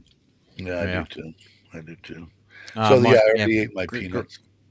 Gracie's messages are spot on. Oh, wow. How far behind am I? Gino, thank you very much for coming by. I appreciate it. I appreciate your good vibes. Did we lose Dennis? Did he come in from Ireland, and is he hitting the sauce already? Where does it tell you how many people are in the upper left is on my display? It tells me I've been going for an hour and 38 minutes, and there's 11 people watching. Okay, this says live. Hour and 38 doesn't say how many on mine. Yeah, it doesn't on mine either. It says an hour and 38. And now, is it better for me to be closer to this microphone, or should I just? You're asking me? Yes. Okay. So it's better if I'm talking up in here, right? Yeah, well, don't lean over. Make sure you're comfortable. Yeah, and then just comfortable. Yeah, I think it's pretty good right about there, and it's not really in the picture. It's kind of down below, although it is a little bit. Yeah, the radio thing. Yeah, absolutely, dude. I've definitely got a face for radio, don't I? Yeah, I don't have a voice or a face for radio. So. Neither one, huh? Yeah, I'm the same. Okay. So this is what Gracie said, right? So three lechon pigs, 2 huge cows. Yep. Okay. Different menu. Expect 200 to 250 people, including kids. Food are prepared for 300 people, and you are welcome to come. Good. Thank you, Grace. Thank you, honey. I'm glad you put that out there. Thank you. I don't know. Like I said, the people that are taking what they're doing during this 9 a.m. to 12 to noon, wedding, house blessing combination that we put together because we've been legally married for over a year. So that is going to be tom yum and ghee rice, fried pork, and stuff like that prepared by the family. So people are going to be eating continuously throughout the whole day. And then it'll be catered come 5 o'clock with that, like I said, 1,400, 1,500 baht a table for 8. That'll be catered. It's a full fish over the coals deal. And the only thing I didn't like about hers was they gave peanuts. I like cashews. So I said I'd rather have cashews. So they changed that. And then they had a bunch of stuff, Isan sausage. And I don't know, I've become a real sucker for Isan food. The hotter, the better. So I'd like to, I don't really know anything about Philippines food at all. But I like all food, obviously. Look at me. So I'm sure that you don't discriminate, huh, Dave? Yeah, no, not at all. Philippines food, I mean, definitely the lechon, right? Like, I mean, roasted pig, like, right. you know, slaughtered on its way to your plate almost. Very tender. So that's really awesome if you like pork. If you don't like pork, then that, you know, Philippines food arguably might disappoint you, but I like pork. Yeah. Pork and but fish. What is the real common one, honey? The rolls you guys make where you deep fry it? What am I thinking of, Chris? Is it like a spring roll or something? Or yeah, but it's not called that. Shoot. Oh, sorry. What's that called? Sorry, what was it? The chapelle? Or? No. It's like an egg roll, but it's not an egg roll. Oh, right. Jesus, why can't I know what you're talking about. Yep, brain fart. So I'm gathering you're not letting her go to the Philippines without you. She makes if she goes without me, or if I go without her, I can't get in, right? Yeah, there you go. Yeah. That was, I swear to God, I'd never seen anything in my life. I'd met Mike's obviously on the deal, and then we went to Chumpan, but we were only rapping for like one day, and then he went his way, and I just kind of zoned out. That's all I went there for. But I could see the progression of, oh yeah, it's no big deal. We're always separated for months at a time, and it's not a big deal. It's not a big deal. And I watched the progression get worse and worse. It's like, yeah, I think maybe I might miss her a little bit. No, I don't know. It's been 8 months. You know, I'm going, I think I'd miss my significant other after freaking 4 days. I miss my wife now. So it was, I didn't think that would happen. Yeah. It was neat. I was grateful though, right? I mean, because it would be, you know, out of sight, out of mind, right? Or like absence makes the heart grow fonder. Yeah. I'm glad it was the latter, for sure. Well, you know, what didn't help was their infrastructure there. You guys couldn't get a strong FaceTime going. You know, stuff would, you know, flake in and out, and couldn't, you know. So that made it a little bit tougher. Because I know it's going to be today, right now, this morning. 2 years ago is when I was still smoking, and my wife was driving me to the emergency room, and I got there and couldn't breathe, but boy, I could still smoke. And they shoved that tube down my throat 2 years ago today. 2 years ago. 2 years ago today. Wow. Seems okay. like yesterday. I thought you were, When did you come to Thailand permanently? 2018, November 2018, and then 2019 or 20. The morning. That's when I went in New Year's Eve. And you're smoking. Wow. Yeah, so now 2 months. 2 years without smoking cigarettes. Oh, good for you. That's awesome. Yeah, dude. it's amazing. Right, man. Yeah, it is good, and I can actually sort of breathe. But so that was kind of, my wife thinks about it. I tried to get you all morning to go, and I could remember I couldn't even breathe. That's how sick that was. I couldn't even breathe. I was like. Yeah, give me 1 minute. Let me go out and smoke a cigarette, and then I'll let you take me to the doctor. I couldn't even breathe. Lumpia. Jesus. Unbelievable. The nastiest habit I ever had in my life. And I've had it since I was 15, I think, 14. Yeah, you know? I agree. I mean, it was kind of great. Lumpia, Chris. Lumpia is what I was thinking about. That's the one. The egg roll? Yeah, Lumpia? basically, egg roll. They're great. Do they sell Philippine food here in? Well, they probably do in Bangkok, I'm sure. In Bangkok, there's a couple of small places. Yeah. Yeah, I can't think of any here in Surin. Most of them I mean, they'll be around like communities, right? Like, so they come over here to work. Like a bunch of them will work at Agoda, for example. Right. Many of them work at the hospitals, right? Similar to the U.S., with pods of them. And so we've been to a couple of Filipino restaurants right across from the Philippine embassy. Shocker, right? There's a, Yeah, imagine that. yeah, imagine that. And but it's not good though. It was lousy. No, Like we cruised over there to wait, and we ate like lumpia. And I was like, this is not because. Well, the other thing too is I'm spoiled, right? Because like not only did I marry the woman I'm in love with, but I also married my personal chef. Right, So exactly. we go to a lot of places, and she goes, "God, I could make better than this," and I'm like, "Great, let's go home."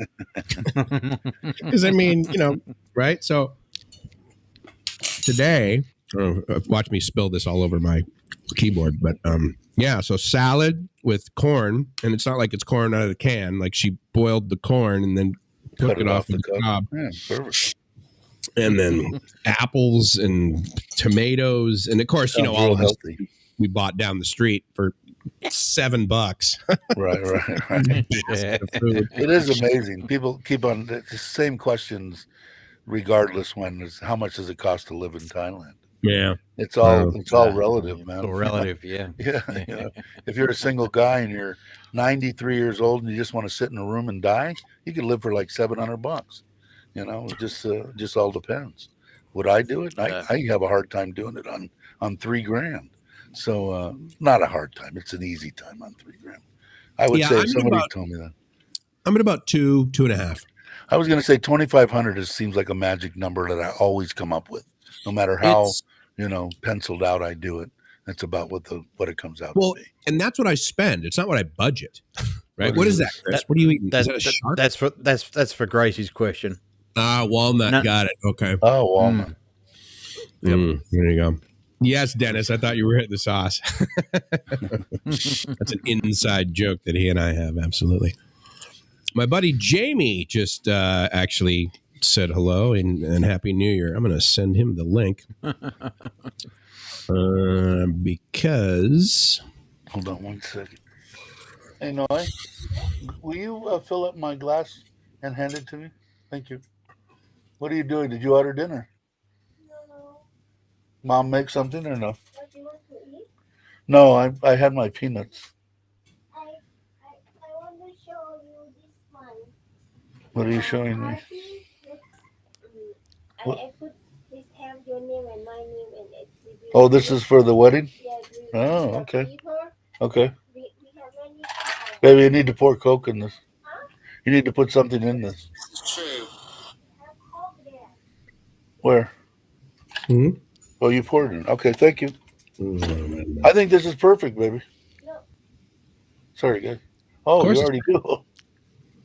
Cool. Yes, Gracie. And give everybody lumpia very well, and sizzling sizzy. Oh, love it. Sizzling sizzy. What's that? This is mine. Sizzling. Oh, yeah. I've heard I of like that. pink. My wife likes pink. Pink? I like that one. Should I keep one? Yeah. Okay. This one, CC00. CC00? Okay. Yeah. It's she's giving out for little gifts for the wedding deal a little bottle of spray hand sanitizer. That shows you the times we live in. Right? She's not perfume, but freaking like you dirty people at my wedding. Get the. That's just awesome. The toilets that we have the little round deal in the top. The little button, right? So my wife doesn't want anybody touching the toilet or the sink. Absolutely. There's a thing where you just run your hand over the deal and it flushes the toilet for you. It's a little deal that sticks onto the top of the toilet. Wow. And pushes the button for you. My wife's Have you taught her the English word lazy? Yeah. No, she's been around me for 2.5 years now, so she knows exactly what the definition of that word is. Good. That's good, man. You're a good teacher. I like that. If my husband can find a way to do something easier, he will do it. That's pretty. So motion sensor. There's just like a little battery in it. And the one for the sink is just I don't know where am I at here. It's a taller deal, and it's got a sensor right on the neck that you just put it in the water starts. But it's pretty neat on the flushing thing. It's pretty awesome. It was easy. She installed it. I didn't even have to do anything. So there's one on my. You seen my space age shower that has the massaging jets? It's got the handheld. It's got the rain deal. It's got a radio. It's got a radio. Inside, and the speakers. It's a capsule. It fits in the corner. I'll show. It'll be on a video that I do. Shortly. I took a shower. I took a shower. Everything in the house. We all left here this morning because this house sucks, and we went over to the new house, and the kids, all of us, the 2 kids, me and my wife, all took separate showers, of course, in that capsule. They didn't even want to take it in their regular bathroom.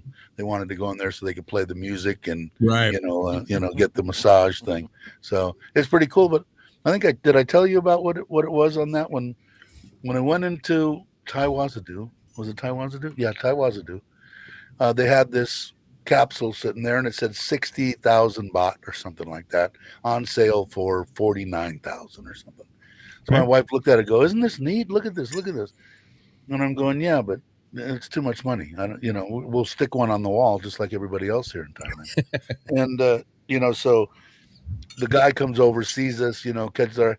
"Well, what do you need? Anything else?" I said, "Well, I haven't gotten my refrigerator yet, and I was planning on spending 30,000 baht for my refrigerator." So I got a 20 cubic, whatever it is, side by side, but it's a Biko, which I guess is okay. I don't know. I'm a refrigeration guy, but if it works, it'll work probably forever. But they said, "I'll tell you what, if you buy it from us for 34,000 baht, the refrigerator, we'll give you a big giant stand-up fan, and we will also sell you this shower for 12,000 baht." And I said, "Okay, so you're going to..."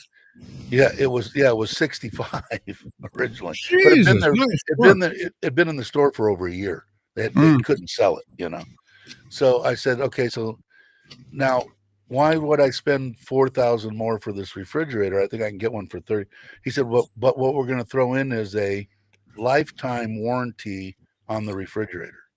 I said, "So you're telling me that I don't have to do anything? My refrigerator breaks, you come to my house and either fix it, take it out, bring me a new one. I don't have to do shit, right?" And I made my wife lifetime. Put that in there. And they said, "Yep, absolutely." I said, "Okay, you got a deal. Where do I sign? Here's the money." We walked out with the capsule and a refrigerator and a giant fan, brand new fan. So that was an interesting. And a space age shower. Yeah, and it's got, like I said, it radio station speakers, different lights inside, rainfall, the regular handheld shower. It's got a foot massage and it's got a back massage and a seat, so you can sit there, and it's got like 6 jets that go up your spine, type thing. And it's pretty cool, actually. It was one of the best showers I've had in Thailand since I've been here. So it has to. You still have to have the big heater, well, not big, but the no. But what they sold me was a boiler, which is similar to the one, but it was only, where am I at? It's only about this wide and this tall, and it holds a 1.5 liters inside it, and it's made by Rinnai, which I installed in the United States. Rinnai hot water heaters, and they said you need to get this one, and it had 2 inlets on it. It was easy to install. You brought the one cold water to the inlet of the thing, out of that to a mixing valve, like on a regular shower that you turn like this. And the other side got the cold water to it, the mixing valve. And that was it. Everything else was already pre-plumbed. And that was it. So it was pretty interesting, actually. Okay, now I've got, there's a private thing here. Somebody's saying, "Dave, you're an idiot. Will you please get home?" Self-deprecation, dude. You got to stop that, man. There's a New Year's resolution for you. Yeah, I haven't even really thought about one of those yet. Maybe it's stop putting food in my pie hole. Yeah, stop putting food in my pie hole and get back to the gym. That might be what I need to do. I don't know. If it's your pie hole, I think you need to start eating a lot more pie. I miss pie. I miss really good strawberry rhubarb pie. I can make good pie. My kitchen's pretty awesome. I don't know if you've seen the latest video on the house, but they're over there. Yeah, they're over there right now. We left, and they're putting in the front doors and everything on all the cabinets. It's a burl wood. They're gray wood, and then they're burl wood fronts on the doors. The doors are burl wood. I thought it was interesting. It's a unique, but it's my kitchen. It's an American kitchen. I'm building them a Thai kitchen outside. So this is my kitchen, an oven, hood, my black stainless steel sink. I was going to say, did you do stainless? Yeah. So, it's my kitchen. Although I told them no, and that I will have another session with them all. This is my refrigerator. It's giant. It's American size. Please do not put 18-day-old food in it and let it sit there for a month. So we'll see what happens. I don't know if they'll listen to me, but I'm either that or I'll put a lock on the damn thing. Well, you need to teach them the magic secret of opening having an open box of baking soda in your fridge. Yeah, exactly. Yeah, all those damn smells. Yeah. The other thing is my mother-in-law is an excellent cook. So is my wife, but she works. She cooks me breakfast every morning: scrambled eggs, sliced tomato, and some water. And that's my breakfast. But my mother-in-law makes lamu, but I told her I can't have the sodium, after the last episode, 6 months ago or whatever it was. And she's perfected this lamu with a lot more manao and a little bit of fish sauce. And I gave her low sodium organic soy sauce, and the stuff is awesome. And the hot peppers, of course, it's hot as hell, but it's good. So I do that, but I got to cut back on the freaking sticky rice. Oh, dude, how awesome is sticky rice? Oh, this is the best. Yeah, that and some fried chicken. Game over. I'm good. Oh yeah. So when's Chris going to be here? You're going to be here next week? Can you make it to the wedding? It's on the 8th. Yeah, Chris, you're on your way, right? When got a Coke? But you're gonna try to be up and around somewhere in end of January, February time, right? Middle of January. That's your hopes. That is the plan. But the way Australia is going at the moment with this new variant, it's all basically everything's frozen. So I just keep moving tickets. I hate to see what's going to happen when they if they do anything here in Thailand. Well, Dave, your wife, is she considered a government employee? TOT is a government agency, right? Yes. Okay. So I heard the prime minister is encouraging and or making them do it or whatever. January 4th, government employees have to work from home. Is that accurate? I can ask her right now. Hey, baby, is it true that government employees on the 4th of January are being asked by the government to work at home? Are you being asked to work at home starting January 4? No, you. They're saying he's hearing rumors that government employees are being asked to start working from home on January 4th. She doesn't know. Okay. But I didn't know today was a holiday for her either. So I woke up this morning going, "You're not going to work?" No. Okay. What is it? Oh, it's New Year's, I guess. So I guess they celebrate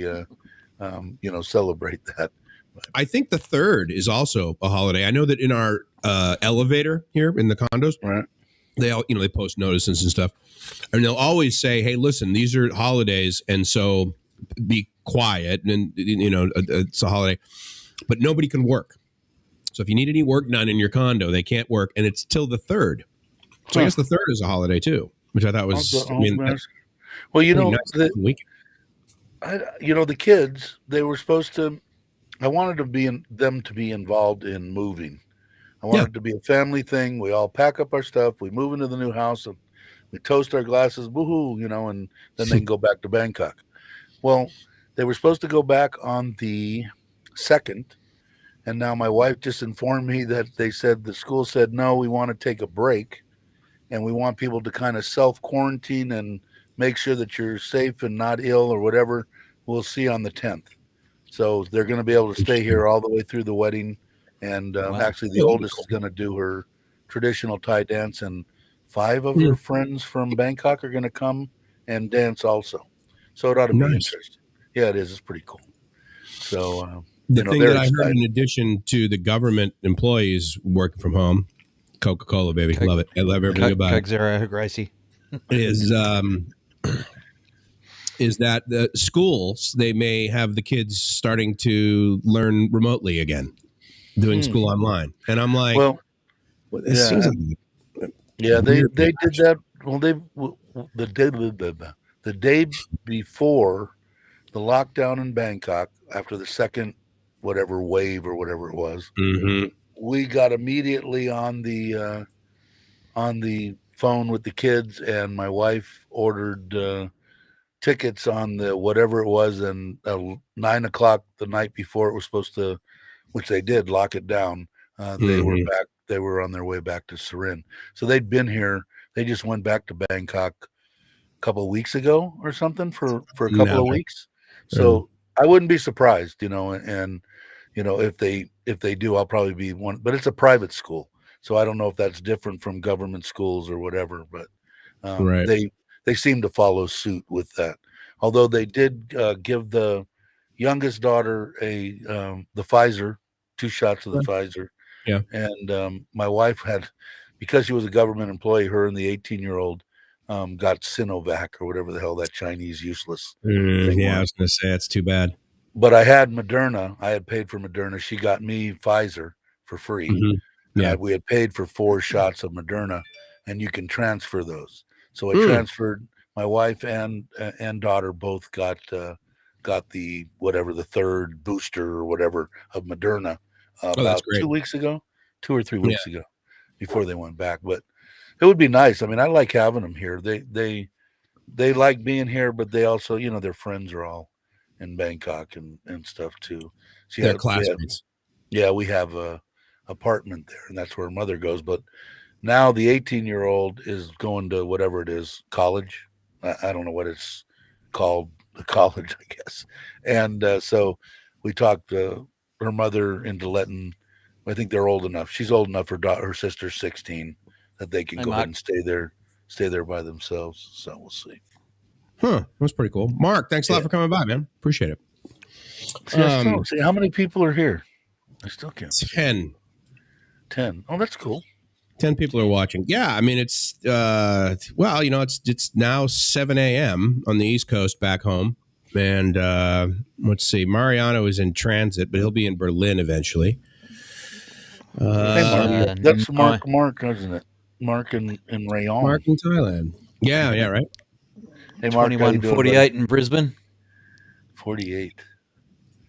It was Brock was saying it was 42 Celsius in wherever he is in Australia, or 40 degrees Celsius. Yeah, the last that's pretty normal this time of year in Western Australia. Yeah, absolutely. It's hotter than hell's, I guess. That is super hot. That's bonkers. Yeah, it's nice here. Very dry heat in Western Australia and to the south. Up here in Queensland, it's not as hot, but it's very, very close to Thailand weather. It's very humid and just nice. It's been 16 degrees Celsius and stuff like that in the morning here. Highest is getting up, and I'm a Fahrenheit guy, so it's like 82 degrees is the high, and usually the low's like 70, 60, whatever, 68, something like that. I don't know. I think today it was like 32. I think we were walking around. Let's see, I got a weather thing here. But so right now it's 29, 31, something like that. But man, we haven't had rain forever. Yeah, we haven't either. And the problem here in Surin is that, in fact, I've got to get filtration for the well and get that going. But we had to pay 20,000 baht for them to bring the water to the property, which I thought was kind of a ripoff. But anyway, it's whatever it is. But we got that, so we have their water. But when we were at the other house here in Surin, we ran out of water.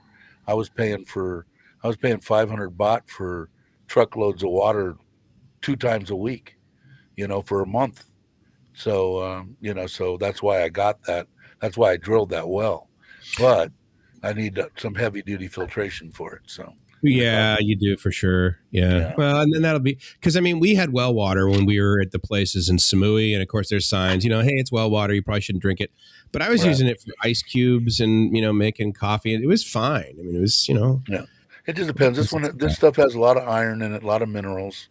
Yeah, so it turns the stuff yellow or whatever, that rust color. Yeah. So, but the filters are about the ones that I think I need for it, and I have to talk to a couple people, are about 20,000 baht for 3 big tanks, to go through.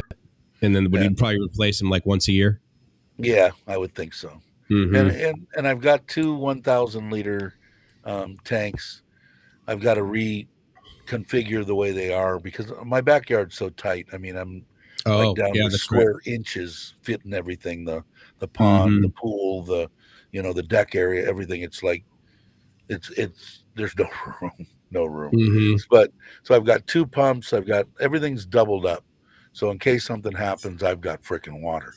Because it was a pain in the ass. And besides the fact I really didn't care about the $15. I just met, we had just met. I had a ton of dough. I was still semi single, So 500 baht was nothing.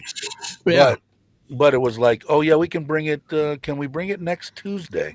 No, I'm out of water. Right. Yeah. Oh, okay. Well, maybe we can get you a couple, 500 liters, and I'm going, I don't care. Just get me something here so I can take a freaking shower.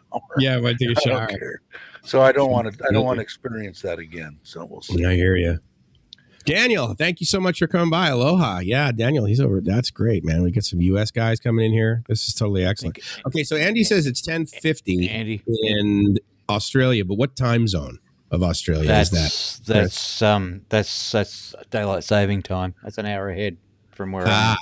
So you're at 9:50 right now where you're living? Yeah. Yep. Okay, got it. Now, what is the last deal that you guys are seeing in the chat? Mine's not moving. I still see hi Dave from Joe, third from the bottom. Yeah, I'm going to have to restart restream very shortly. Oh, really? Do you, Mike?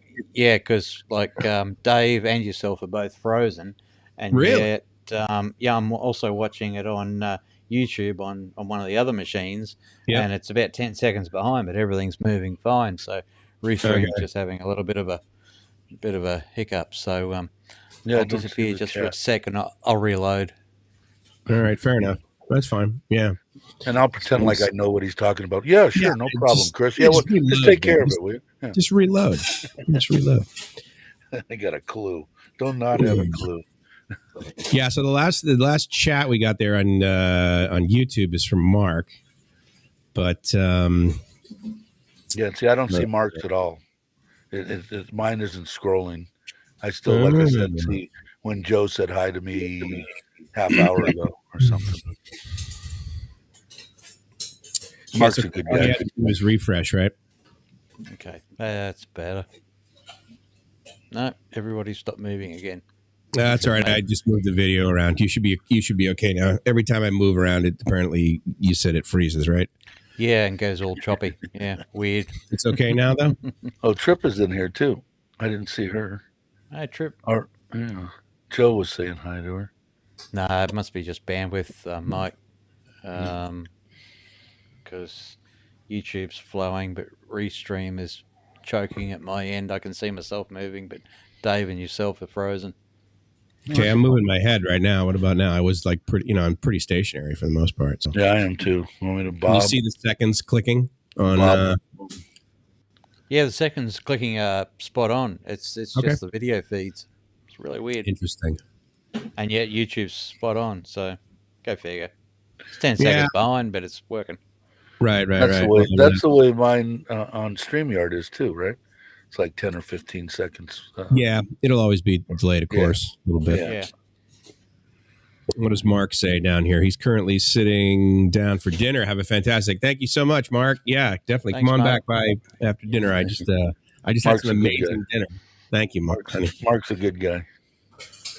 I met him when I was over in Jantiem or Pattaya when I went there for my little vacation.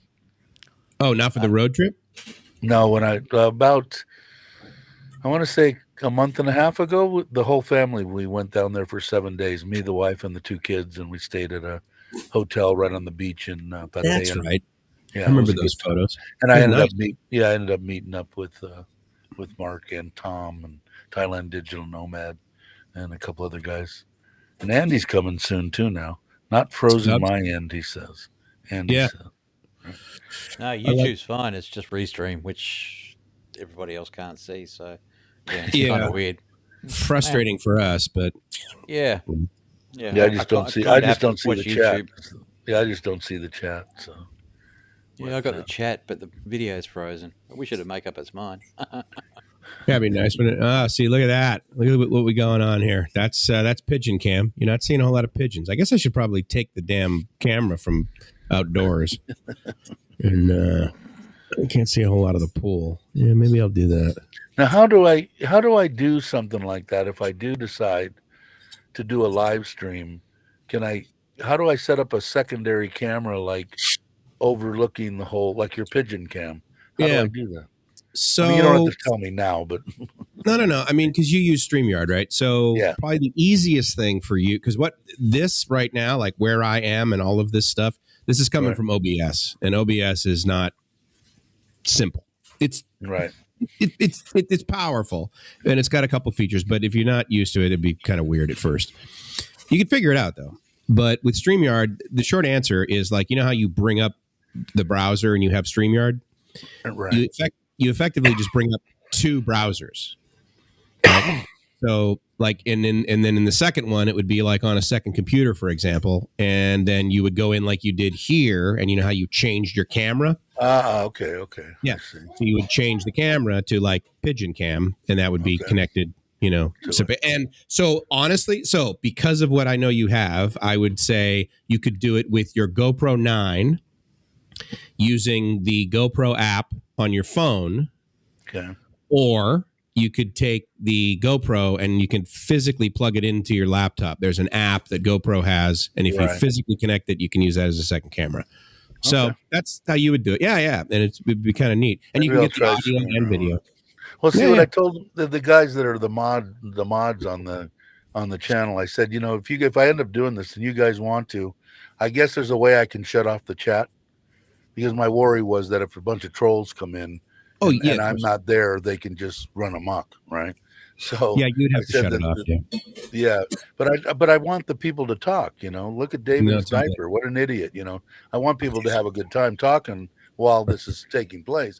So I told the guys, if you guys want to do that, and we do it, then you guys do it amongst yourself. It's only 9, 10, 11, 12. It's like 3 hours.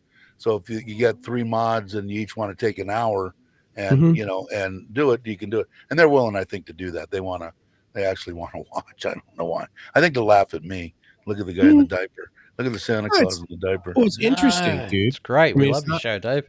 Yeah, it is fun. It is fun. And Chris is a good guy. I really got to know Chris a little bit more the last, month or so, Chris? Yeah, something like that. Yeah. I'm really looking forward to meeting up with you, both of you guys. It's going to be great. I'm hoping to come. Well, I'm hoping to come. I want to meet Dana, too. I'd really like to meet Dana. I've talked to him. You haven't met? Oh, okay. No, I haven't met him yet. So I was talking, when me and Chris were talking, what was it, a couple of weeks ago or whatever, about when he comes and he's with you guys around in there, then I'm going to try to, put something together going to Bangkok, and we'll meet up for dinner or lunch or something, as long as this COVID crap don't do it. Just bring your laptop and your mixer that's and Dave. all the rest That's of gotta love Thailand. That's gotta love Thailand, Dave. Yeah. Hello, how you doing, Gracie? Yeah. That's Santa Claus version 2.0. Yeah, exactly. Well, yeah. Joe and they're both Santa Claus. Okay. That's what they did before they retired in Thailand. Really surprised me, because I guess he doesn't look like he is in his profile picture. In YouTube, Facebook. Got it. Yeah. I don't look like She likes to say stuff, but then she's listening in. Okay, she's over there judging. Thank you, honey. I love you. I still want to go to the Philippines too, so I want to. I don't know if I'll be able to make it for that. I would love to, but once everything opens up, amazing. Yeah, I'd like to I'd like to go, but I want to like Robert Mack is one of the guys that on the Mhm. channel, one of the guys I met a while back, and his wife is Vietnamese, so he's offered to, because with my wife, my situation is different than yours or Chuck's or Joe's, or you've got wives, significant others, whatever it is that don't work, Right. so you can go and do it. Mine works, so I have to, like, if I was to go to Vietnam, unless I planned it as one of my 1 week vacations that year with her, Right. I'd have to do a 4-day weekend, and it would be great to go with somebody that knew, here, if you're going to be here for 4 days, we want to go here, here, here, here, and here in Vietnam, and be able to at least push me in the right direction. Same thing in the Philippines. I'd like to go, with somebody that knows the Philippines, because I told you, my cousin that died of the Lou Gehrig's disease that I took care of for 2 years. Right. I got him a Filipino man who was like a godsend. This guy was unbelievable caregiver, unbelievable. And he told me, he said, there's bad places and good places, just like any place in the world. Oh, sure. But Yeah. he said there are beautiful places in the Philippines, he said, if you go to the right places. That would be tough for 4 days, because I mean the flight over there, I mean you're chewing up like the whole day, kind of like just getting over there. Right. Because it's like 3.5, 4 hours. 7 days. Yeah, about a week. 8, 9. Nice thing about Vietnam, I mean, again, Vietnam, right? So it's kind of like if you're living in San Diego, it's kind of like flying to Texas. I mean, you can just like kind of do it for a long weekend. It's no big deal. Right. Vietnam. So. And I'm looking forward to that. Because I haven't been to Laos. I haven't been to Cambodia. Me neither. I haven't been, there's a lot of places that I haven't been that are real close to me here, especially in Surin. I can throw a stone and hit Laos and Cambodia. Yeah, no, that's true. Fairly quick, So I'm looking forward to that. Of course, I'm a procrastinator, and I've got 1 page left in my passport, and I have to redo my my visa in February. So I don't even know if the embassy. I'm horrible. I have to find out from the embassy. You need 2 pages to be able to, because the visa takes up 1 page, and then you need another page for the stamps. I might have 2 pages, one on one side and the other side. Yeah. But hold on, wait. Before I forget. Oh my God, it's like already. Who we missed? Who we missed, Mike? I missed Fiji. Those poor guys. New England Standard. New England. New Zealand. Yeah, New Zealand. All right. Well, hey, welcome to 2022, you guys. It's like, all right, we can't miss this next one. Yeah, Andy, because this is your country, right, Chris? Yeah. What did you miss? I didn't see. Well, bringing in the new year for Fiji and New Zealand. So now we're an hour away from Australian Eastern Daylight. Yep. New Caledonia. Which time zone is Papua New Guinea in? Is that PNG? That's a good question. It used to be very close to Queensland time. Yeah. It's all right. It's all right. UTC 11. We got it. That's good. So when's the 31st in the U.S.? After midnight tonight or something, or maybe now? U.S. is way behind. That'll be noon tomorrow. Yeah, because the only reason I'm saying that is my little brother's. What is it going to be? His 55th. We're 10 years apart. His 55th birthday is on the 31st of December. Ah, okay. Well, it is the 31st now. Yeah. So I got to call him, but I want to call him when he's awake, I guess. I don't want to wake him up. I get all these things now. I get these freaking scam calls at 3:00 in the morning here in Thailand on my phone. On what phone? Well, I've got that T-Mobile. Oh, so you're US phone. Yeah. So they call me. Well, you need to get. I'll kill you. Can you come to Thailand? Because I'd really like to. Just swing by. Yeah. Well, you can go to donotcall.gov, right? You know that website? No, not at all. Yeah. You go to donotcall.gov and you put your telephone number in there, and then they're not allowed to call you anymore. And actually, they need to abide by that because otherwise they get fined hugely. So most of these donotcall.gov. .gov. Yeah. Same in Australia, except .au. Yeah. Well, that's very cool. Good. Thank you, guys. Look at Andy's going to show you around Vietnam, Dave. Look at that. Yeah, he said, I'll show you around. Andy's been, I don't know if you know Andy. Do you know Andy? Yeah. Andy's a good guy. He's been all over, man. He's been Thailand numerous times, Japan. He's been all over here in Southeast Asia. Yeah, That's good. he's a good guy. I'm looking forward to meeting him. He's still he was in the 1-day queue thing and had everything set up, but I think he's still rolling with the punches. And I'm going to say he's going to be here, Andy. If you hear me, January. No, he let us know. February? He's 33 days, but 33 days. Oh, okay. So, yeah, he's getting here. Dave, you Yeah, got a he new was- subscriber. This is pretty he was awesome. excited. Dennis, you just subscribed to your channel. So now you're well, at like thank you. Another Thank suck you. of potatoes. 2001. There you go, Dave. Nice job. Wow. Mhm. Uptown. Look at me, Ma. Yeah. Look at my. We Don't pay attention to my hands. left on our passport or expired. Yeah, I got to get that done. But see, I don't know. Last time when I tried to do it after the first wave deal, Yeah, they yeah. said you don't send us your passport to the embassy. We're not doing them. So I gotta just call the embassy.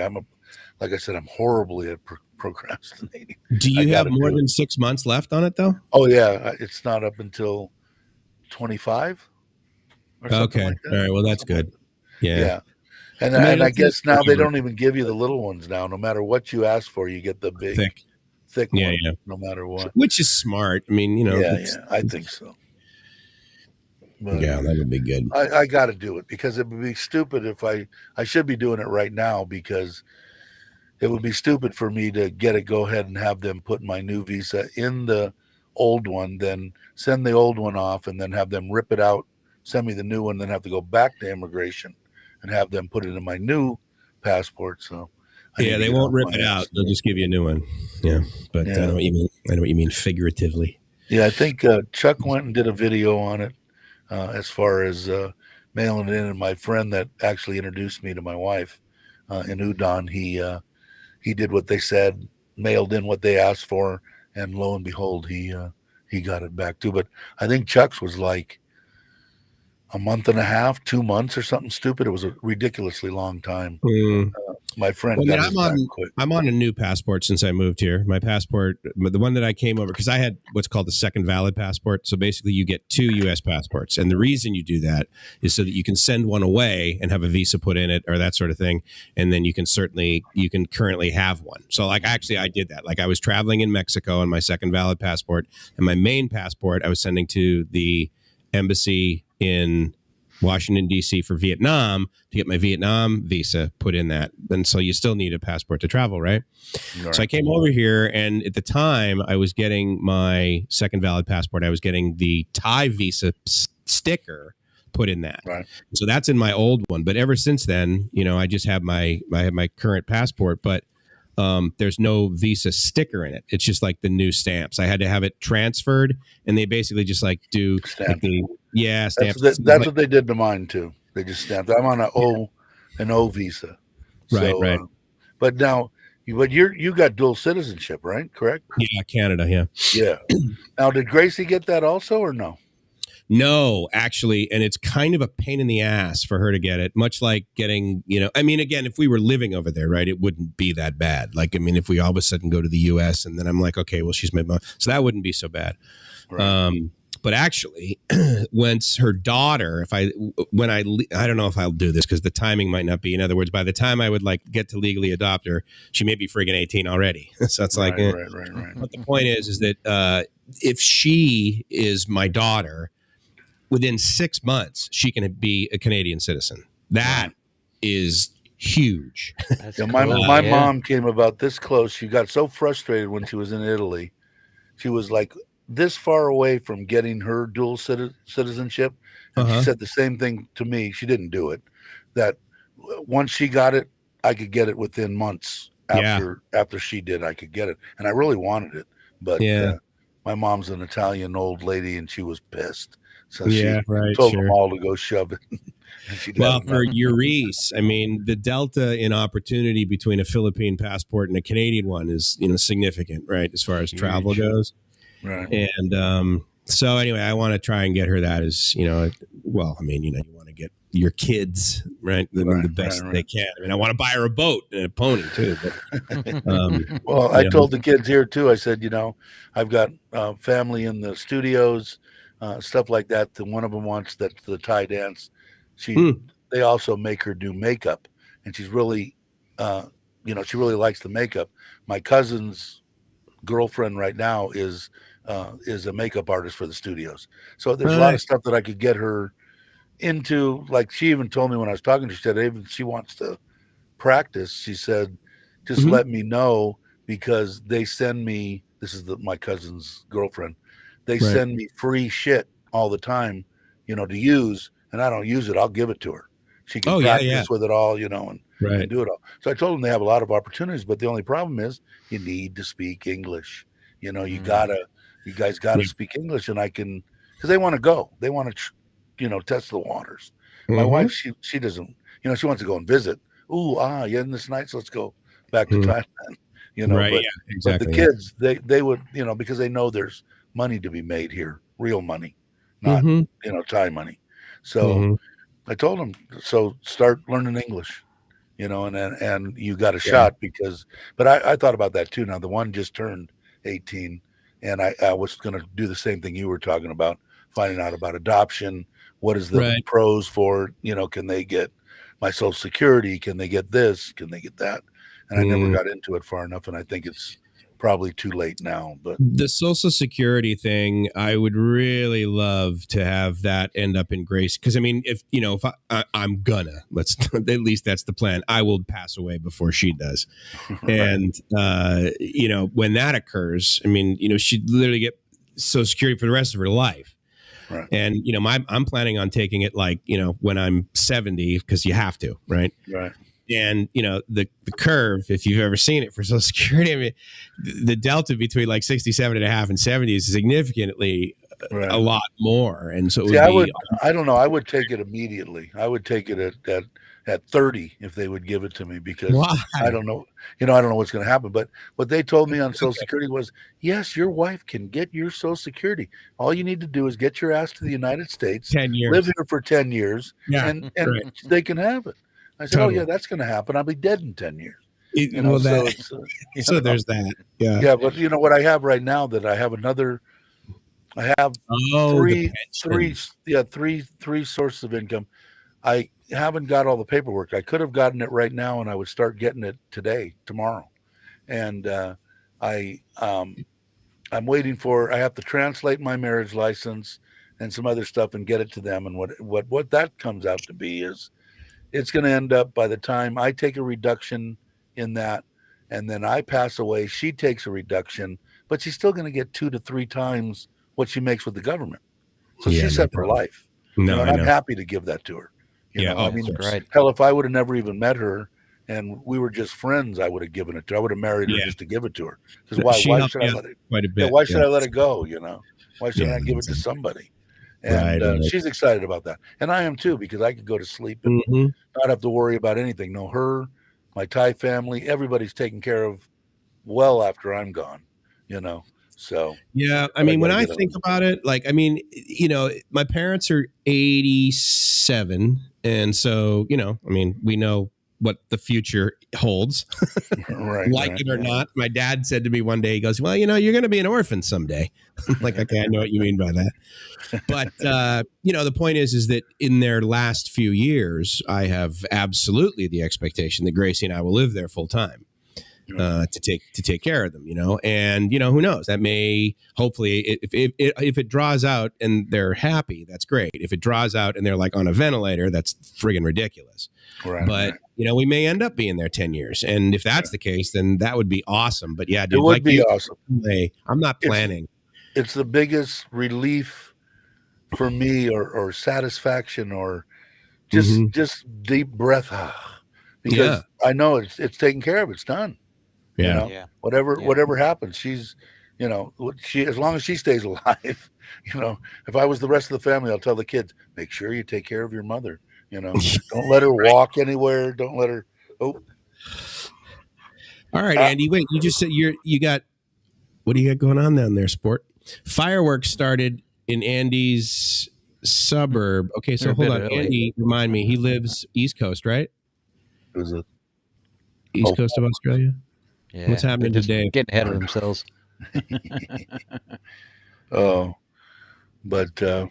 Yeah, so I don't know. It is awesome, but it's kind of sad. I mean, that's the biggest thing, probably one of the biggest topics on the channel that we usually talk about or end up talking about is not so much people being able to come our age, or you're younger, right?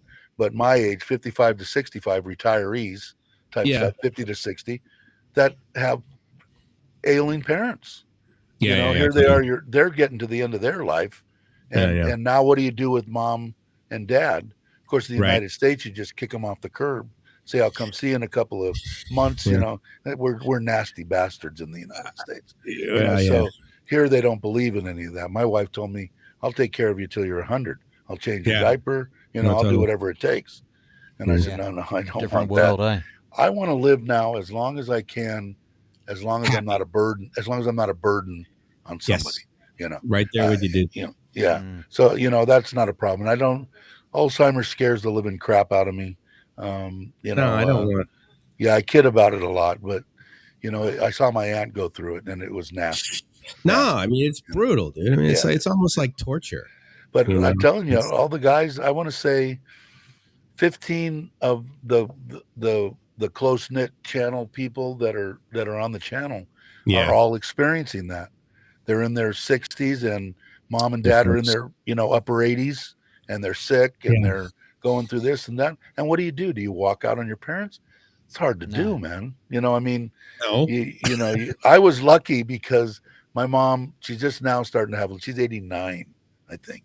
She's just now starting to have a little bit of, stuff mentally, but nothing big. But my brother's right there. He's within he was within 10 minutes. Now he's within an hour, half hour over. But what would I do? What do I do now? I think the only thing that I could do is my brother isn't going to handle it is take her here. I can't take my Thai family there. And what do I do? Abandon them? It's a tough situation. Yeah, it is. Yeah, that's a good point. I know that like the travel to the U.S. I mean, I have no clue what it's like now. I know that when we got Gracie her visa, it was a challenge, but it was done. We got it done, and so now, and thank God they're good for 10 years. I mean, as much of a pain in the ass it is, because oh my God, it takes forever to get to. Well, I tell you what, once you get the visa to the U.S., I mean, I wish I could get a Thai visa that lasted 10 years for $300. I mean, Jesus Christ, man, these highway robbery for these 10. So anyway, but I mean, it's also, they're like, look, dude, but we don't want you to stay here. Like if you're a tourist, we want you to get the hell out. And to have, proving that sometimes is, that's, when you look back, and I know that you have a real bond with your family, with your mom and dad, and how do you, what do you do? They took care of you most of your early life. They gave you a lot of opportunities, like mine had given me. Not quite as much, as some people, but you can't, turn. A lot of people do. They put them in old age homes. They said, "Geez, thank God I make 350, 400,000 a year, so I can send mom and dad. I'll see you every month on a Tuesday. I will come and see you. I swear. Oh, I know I missed 2, but next month I swear I'm going to be there to come in and see you in this old age home." And it's really sad. It is. Yeah, it's a weird paradigm. And there's a lot of things in the U.S., Dave. I mean, just think about how friggin' important work was when we were there. I mean, that was it. It was the most important. I remember saying, oh, yeah, I'd love to go to your birthday, buddy, but I can't. I got to work, And, yeah, well, that's Western society all over. Yeah. Well, and the scary part is, of course, most of your friends, right, that also had careers, jobs, they'd be like, oh, no, that's cool. I get it. Yeah. No, what?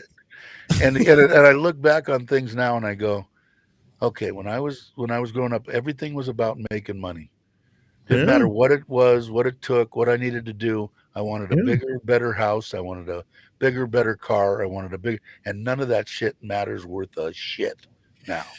Absolutely has nothing for me. Cash is helpful now, though. Yeah. Cash. People would always say, oh, money, money doesn't buy you love. I said, I'll tell you what, it gets you out of a lot of arguments because I've been in a million of them for money. How are we going to pay this? How are we going to pay that? Yeah, no, I agree. I love the one statement my buddy made. He's a buddy of mine in San Diego, and he's like, listen, money is not going to solve all your problems, but lack of it will cause many. Yes. Because that's the reality. I mean, look at where we're sitting right here. I mean, we $10 for this microphone, blah, blah, blah, blah, blah. But, I mean, like you, I don't really worry about stuff here. Like the electric bill. Oh, here's a great story. You'll probably love this too, Chris. So Gracie is in the United States, right? And we're staying at my house. And you know, you're over here, Dave. So you're probably familiar with having a propane tank underneath your countertop, right? Of course. And in the U.S., of course, there's a magic pipe that goes throughout the neighborhood that gives natural gas.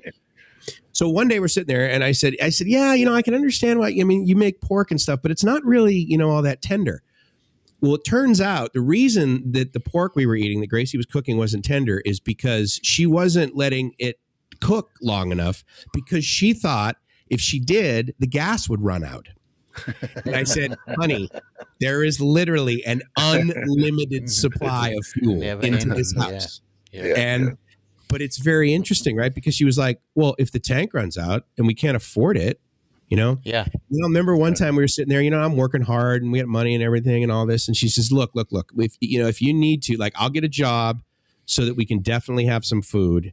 And then I explained to her that, like, if I lose my job, they pay me.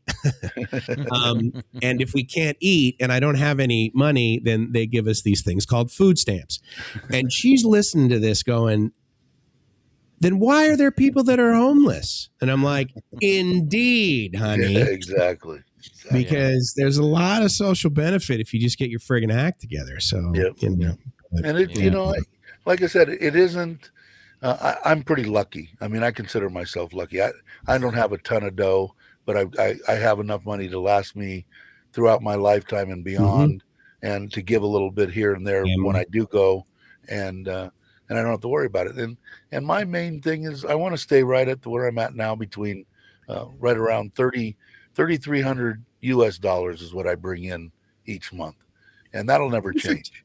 So and I don't need any more than that. And is there savings and there's other sure there is. But that doesn't have anything. I mean, here now I've been building stuff out of pocket, each month when I'm having this, because that turns into about 110,000 baht or something like that. Yeah. And it's like my budget, giving mom the money that I give her, my wife to run the house, everything in there, it's like 40,000 baht. I know, so, right? It's like, because when I went to Kamala, I had all this money, right? And I'm going, well, what do you think you need a day, Dave? I'm going, God, I don't know. What do you think? 2,000 would be enough a day? So I take 2,000 a day. And I was such a fanatic when I got it. I went down and I broke it down into this many 500s, this many hundreds, this many 50, and I made little batches of 2,000 baht money, right? That's hilarious. And after I'd pull it out, and I go down and I go, okay, breakfast, here's lunch. I need 2 packs of cigarettes. Here's soda. I'll get some stuff for home. And God, I still have 1,250 baht. Yeah, no shit. At the end of the week, you're like 10,000 extra baht. What the exactly? So and now I don't even need the money for the cigarettes. Basically, it's for gas in the scooter. And then if I eat out, but my wife usually she makes sure all my meals are taken care of. That's how we've said it before. How you can really tell, because people go, how can you tell if a Thai woman loves you? Well, she's going to ask you, have you eaten every 5 minutes? And then you've got a pretty good idea that the woman cares about you. Yeah. Have you eaten? Are you hungry? When are you going to eat next? Do you want to eat now? I mean, these are all things that I've found out that means this person really gives a shit. And they do that with their friends too. You can see how they interact with the community. Yeah. It is. It's awesome. Like we talked before, you consider yourself the luckiest man, and I consider myself the luckiest. Yeah, exactly. Exactly. Because I was, like I said, I wasn't to the point where, God, I just want to die. I'm done. Life is over. But it was like, shit, I could live right on the edge. If I go, I go. No big deal. Yeah. What do I got to lose? My 27-year wife is gone, and and this kind of stuff. And now it's like, shit, I actually got something to live for. I never thought that would happen. Right. It's like, holy crap. Thank God for this YouTube channel. I'll tell you what, man, it really is the people like you and Chris and Joe and everybody that I've met. I could go through numerous ones. Yeah. 99% Yeah. they're just good people, man. And I've met them, a lot of them, and that's the way I judge somebody. Like when I met you, you were exactly the same as when I was watching you, and that's what I look for. You really are this crazy, Mike. Yeah. Yeah. But you know what I mean? You're not different. You're not phony. You're not fake. You're not. This is it. This is what you get. Like it or Sorry. not, it's me. Yeah. And that's what I want to see when I meet somebody. I want to feel that way, But it's great. And like I said, I don't want to be a burden on anybody, but I'd like to hang out for a little while. Yeah. Yeah. Yeah, totally. Fun. But right it's hard. I'll tell tell you what, man, that 2 years ago and laying in that bed, not being able to move for 3 months, I'm still not 100%.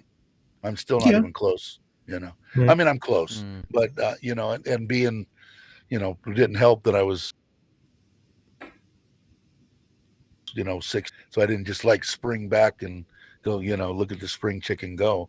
But, buy some more cigarettes. Yeah, that's about the best thing. Losing the weight, and now I've gained half of it back. But losing the weight and stopping smoking, that's at least a start. Now I need to start eating better, exercise, and doing a lot more walking and stuff. So I know what I need to do. Cool. I like doing that here, big time. Yeah. Now, Chris, you're not underneath like lockdown. Like you can go outdoors, right? But I mean, yeah. So have you been doing? I mean, I know you're working your ass off indoors. Yeah. I don't get out of bed till 9, 10 in the morning, except for a live stream or something like that. But yeah, generally start around anywhere between 7:30 and 9:30 at night, and cruise through the night. With the work group. In the EU and the US, and we work through the night. I'm the odd one out when it comes to time zones, so I got to wear it. And then so my life's upside down, but it has been for many years, so it doesn't really worry me. Just if I have to get up early, I mean, like regular hours for something, it's painful. I'm lucky. Yeah, but I mean, at least now in Australia, like, I mean, you guys can leave. Like before, you legally could not leave the country, right? But you can do that now. You can, up until recently, but it's a lot more. It's gone back.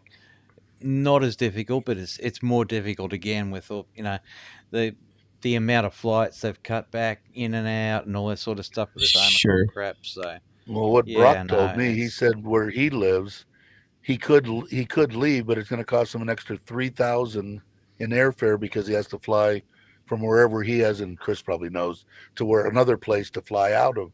Australia is going to cost him $3,000 more. Dollars? Australian dollars. Yeah, dollars. Dude, you can fly around the world for $3,000. Are they just jacking up the prices? Is this a supply and demand? Yeah, absolutely. They're overbooking the flights by nearly 60% in cases, and basically auctioning off what the seats that are left. Wow, it's just criminal. That is. I thought that was highly legal, especially in it is. Really? Well, that's offensive. I mean, at least in the U.S., the FAA is like, look, we're going to let you charge what you want for the seats, but at some point we're going to be like, listen, it's like hoarding at the grocery store, for Christ's sake. It's just one company got busted. Well, not really busted, but they basically reallocated all the seats on the aircraft as business class. That was their explanation for putting the prices as to what regardless of the shitty ass legroom. Yeah, I guess there's always some way to get around something, man. Always. But I just checked and there was I didn't miss. It was like a month out, and I look at this. I forget JF. I can't remember the name of or what the exact deal is. It's one I always used to book. Anyway, the normal flights are right around $950 to $1,000 from round trip from Bangkok to LAX. But there was one there, $665 on Philippines Air. I saw pop up, and I could have got round trip, and that's really reasonable. I think that's that's my right one-way ticket flying here November 2019 was $350 because I flew like on a Wednesday and it was the early November. But of course, I'm moving here full time, right? So I get to the gate, and I got 3 big pieces of luggage. And he looks at it and he's like, look, is there any way you can move? I said, dude, this is literally everything I have. Like, I can't, shift from under one shell game or whatever.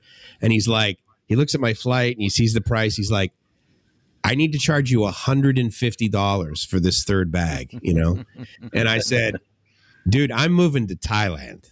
I'll pay you $750 right now for this napkin. And he looks at me like, what? This guy behind me, he's moving to the Philippines permanently to like be with his girl that he met online. Interesting story. At the time I thought, I'm not going to spoil it for this guy. But anyway, and he just goes, I'm totally with this guy. And I'm like, so relax. We're at an airport. But yeah, I mean, it was just like, but the point is that, literally flying halfway across the world for less than $1,000 as far as I'm concerned, that's a fine deal. But this $3,000, so when you're talking about $3,000 extra dollars to like do what is that like within Australia to get to like Sydney to then fly to? I don't understand. I don't know. The internal prices are up a little bit, but we've got a couple of low cost carriers. But to get to anywhere else on the planet, like Andy was saying, so long as we're vaxxed and all the rest of it, we can get out no problems. But the prices are just absolutely insane. I do everything on points. I got a gazillion frequent flyer points, which equate to dollars, and I'm not going to blow them. It used to cost me to get to the Philippines, under $1,000 in points. Yeah. Without any problems whatsoever. But now, it's like 3 to 4. So, and this is crazy. Yeah, he says he has to fly from Perth. So he has to fly to Melbourne or Sydney just to get out of the country. So that's right. I guess they hit him pretty hard on. What's the low cost one there? Jetstar, right? Isn't that your? There's Jetstar. There's another one that's recently just started up as well. They tend to come and go, but Jetstar. Another airline just started. Oh yeah, now's the time. Great business model. What the fuck? Yeah, but every time the low cost ones start up, they either disappear or they get bought up by Qantas. So it's a lose-lose situation. Right. Yeah. Huh. That's just crazy. Hey, wait, you guys talk. I got to go get my camera from outside because there's no more pigeons, and I'm going to get a cool and refreshing beverage. So it's all you guys. All right. No worries. You've been on. Hey, there we go. You've been on all. You've been on for a while since it started. 2 hours. 2 hours. 3 hours. 2 hours 40 minutes. Yep. Yeah, I'll hang till Mike gets back and wrap a little bit, but I'm gonna go see what my wife has got in store for me. But it's sorry. How many people are in here now? I know Andy's here. I can't see. I got no idea, to be honest with you. Actually, because I'm having problems with. You're right, Andy Stubbs. Qantas sucks big time. I got no idea. I can't see how many people because I'm in Restream at the moment. And I bet you I could YouTube, I could probably go into YouTube, right? Can I see it on YouTube? Let me see. Actually, I can do it on another machine. I'm restreaming it on my channel at the moment. So six people, I think. Woohoo! Big crowd. But that's the way it was when we used to sit there and watch Mike's anyway, wasn't it? There was 10, 12 people. Yeah. Yeah. It was always fun. I always had a good time. And like I said, I used to look forward to it, coming on. Yeah. And going and doing it. But Well, I hope you make it here on I can actually watch the chat on this thing too. That's right. I can't see the chat. I can't see it either. It's stuck still on high day from Joe from an hour ago when I came on or whatever. But I'm looking forward to it. I hope you make it here when you want to make it here. Let's I'll get there, mate. Don't worry. It's just I don't know. I look at everything now and I'm just going, there's so many possibilities here for things to happen for the best. It's a good place to be, I think, personal opinion. Yeah. But I think I'm looking forward to meeting you. Oh, so we change it around. Yeah, absolutely, mate. Yeah. And like I said, Yeah, if no. you come and we'll be in touch anyway. I'm sure when you're on your way. If you're going to end up in Bangkok, I'll definitely try to get over there, even if we just have dinner or something with Mike's and Gracie and Dana. Dana and Jib and all that, and Yeah, have a bit of I'd like to meet them.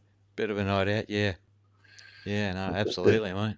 Yeah, they were trying to get me well, what will it take to shave your beard? I said, that ain't happening.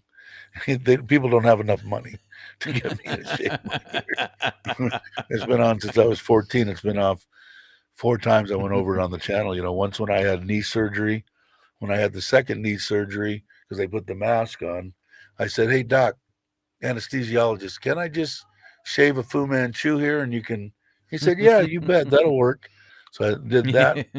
When I got married the first time, my childhood sweetheart had never seen me without a beard, so went on our honeymoon and I shaved it off then, and it was off when they shoved that tube down my throat. They shaved my face. Right. That's pretty much been the extent of it. So I know what Dana's talking about. Being able to just touch skin, it's a weird feeling, especially after his. I think he said 10 years. He hasn't had it off in 10 years. I don't know. Think it was closer to 20. I think he said. Was it 20? 19 or 20? Yeah. It's bizarre. I mean, I don't know. I think first of all, I think I look funny without a beard, but it's part of my I don't know, part of me. But yeah, I've had mine on and off over the years, and I really only grew this back because of COVID and being locked down. And it's just like it's easier to get the beard trimmer out at the moment. And normally I keep, if you're face to face with clients, which I'm not anymore. You got to be a little more presentable. But these days, does it really matter? No, I'm just hoping, man. I hope they don't. Now, Nick Dean and I haven't really looked, to tell you the truth, on any of the Thailand stuff, whether they locked down Pattaya or anything. But yesterday he did a live stream, and he was almost swearing he was almost swearing they were going to lock it down today. I don't think that happened. I'd have to go look at the news and stuff, but I sure hope they don't do that. So, they'll probably do it maybe only for 2 weeks. I can't see Thailand doing anything for just 2 weeks. It takes them 2 weeks to make a decision on whether to, do something. So I don't know. I hope it doesn't. I mean, we've been, as you know, through absolutely crazy lockdowns here for, ever since it started. And now with Omicron, they've opened all the internal borders, not all of them, but most of them. And the government's just thrown their hands in the air and said, well, deal with it. So, all right. And I think it's the right choice. Like I said, we were talking about it in the last stream. I don't think it was today.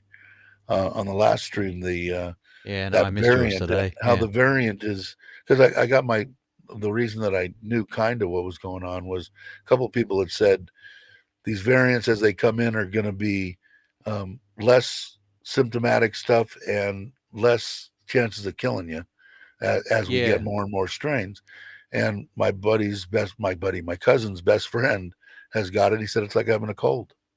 So it's like, unless you're 89, 106, and you can't breathe already, and you catch a cold, you're going to die probably. Yeah, that's it. But, yeah. So I think they have to just treat it like the flu. I've said that forever, and because they can't right.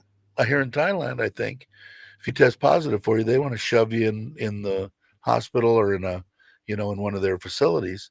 And I just don't think that's right. And now in the States, he said that he did the self-test and tested positive, went to his doctor, doctor gave him the test, tested positive. And the doctor said, just stay at home, just like the old flu remedies, drink plenty of fluids, blah, blah, blah.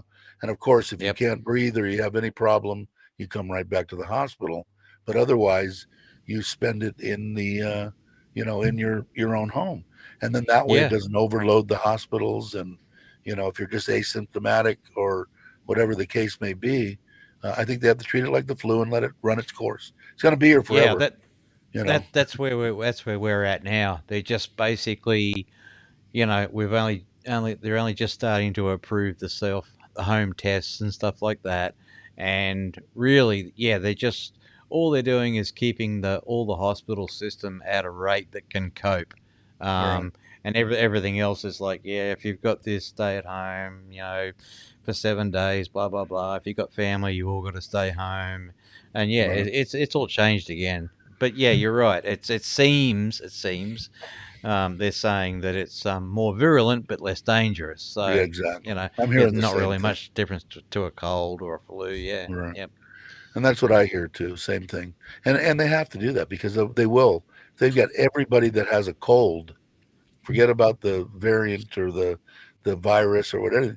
If they put everybody that has a cold in the hospital, well, of course they're going to get overloaded. They can't do that. So why put them in there if there's not? You've been jabbed. Supposedly you're supposed to, not die from it. It's supposed to be less problems from it. Yeah. So what? Why would you go to the hospital unless I can't breathe? Put a tube down my throat. If I'm just like I'm talking to you, but I've got a runny nose and I feel under the weather, sit at home. Yeah. I think it's a natural thing. Well, you guys know that the anagram for Omicron is moronic, right? Moronic, yeah. Makes sense. Well, guys, hey, thanks for having me. You gonna bail? Yeah, I'm going to see what my wife's got. If I go to sleep and I wake up and you guys are still on, I might jump on in the middle of the night. If are you going to go 12? Really? How long can you go? How long can you go on this restream? Will they let you go in a definite restream is forever. Facebook, I think, will dump me after 12 hours, maybe 8. I can't remember. YouTube totally will go forever. The goal is 24 hours. We'll see, because I want to have a full revolution. Well, I'll tell you what. Good evening, Patrick. If I wake up 8-10 times during the night, so if I do, I will jump. I'll definitely jump on and say hello. So we'll have the Dave's going for a pee cam. That'll be good. Yeah, exactly. Middle of the night, no big deal. Look, it looks like he's having problems. He's having problems again. Yeah, we'll have to wait a second here. Yeah, give him some signals. Getting old, man. I'll tell right you, on, dude. It's I love you, man. But anyway, thanks for coming by. Yeah, thanks for having me on, Chris. I'll see you, brother. And thanks, Dave. Great to see you, have mate. a good New Year. And Happy New Year. Happy New Year. Yep. All right, brother. And to you, mate. And to you. Have a good one. See ya. Yep. Take care. Good stuff, man. Good stuff. All right, so hold on. I think this looks a little bit better than that. Than the whole damn web page taking up the friggin' whole screen there for a while. That was bad. I think I kind of figured out how to use technology. Yeah, it seems to be holding up better now, although you're still frozen in Restream. But I think that's got to be just something my end. I'm frozen in Restream right now? Yeah, I'm moving, but hang on. You just started moving again. I think, like you said, every time I do something on the screen, then it freezes me, and then it catches up to that movement, and then whatever. Data rate goes up and freezes, and then settles back down again. I'm feeding the video of. It's the video out of OBS that is feeding my video in Restream. So, and of course, Chrome is not the most lightweight browser, and it used to be. It used to be friggin' just such a dynamite. But when are you planning to go to Thailand? Somewhere between January and February, Andy. It keeps changing. Who was asking? So that's Andy. So Andy's 33. Well, in a little bit here, it's going to be 32 days away, right? Yeah, not far off. Speaking of which, you can hold the mic for 5 minutes, Mike. Yeah, Mike, absolutely. While I go and do a GGP. Good. Yeah, good for you, dude. I like that's cute. Let's see if this is. And what I'll do here is I'll just bring him out. But what I want to do is I want to change the screen. If you guys were with us during the last transition when we celebrated New Year's Eve in Fiji, as of right now, what we're doing is we're celebrating. We're coming up to celebrate UTC plus 11, which is Australian Eastern Daylight Time. Let's see where else. It's also Solomon Islands, New Caledonia, And they also refer to it as Pacific Ifate, Pacific Corsair, Pacific Pohnpei. So anyway, these are the various time zones that are happening. Currently 7:45 p.m. here in the Big Mango. And greetings and aloha once again. If you're just joining, it's Mike's from livemyassoff.com. I've been joined by my very good friend Chris and my lovely wife Gracie over there with all of her support. She won't be able to hear this compliment for another 3, 2, 1. Love you, honey. Because she's watching me from 4 meters away on her phone. Yeah, I just turned this way and smiled, so that's pretty cool. I like that. But yeah, so if you don't, so the goal of this whole fun thing is to basically, what I did is I started streaming just over, well, actually in 20 seconds, it will be a total of 3 hours. Thank you, all 10 of you, for being here right now. I really appreciate it.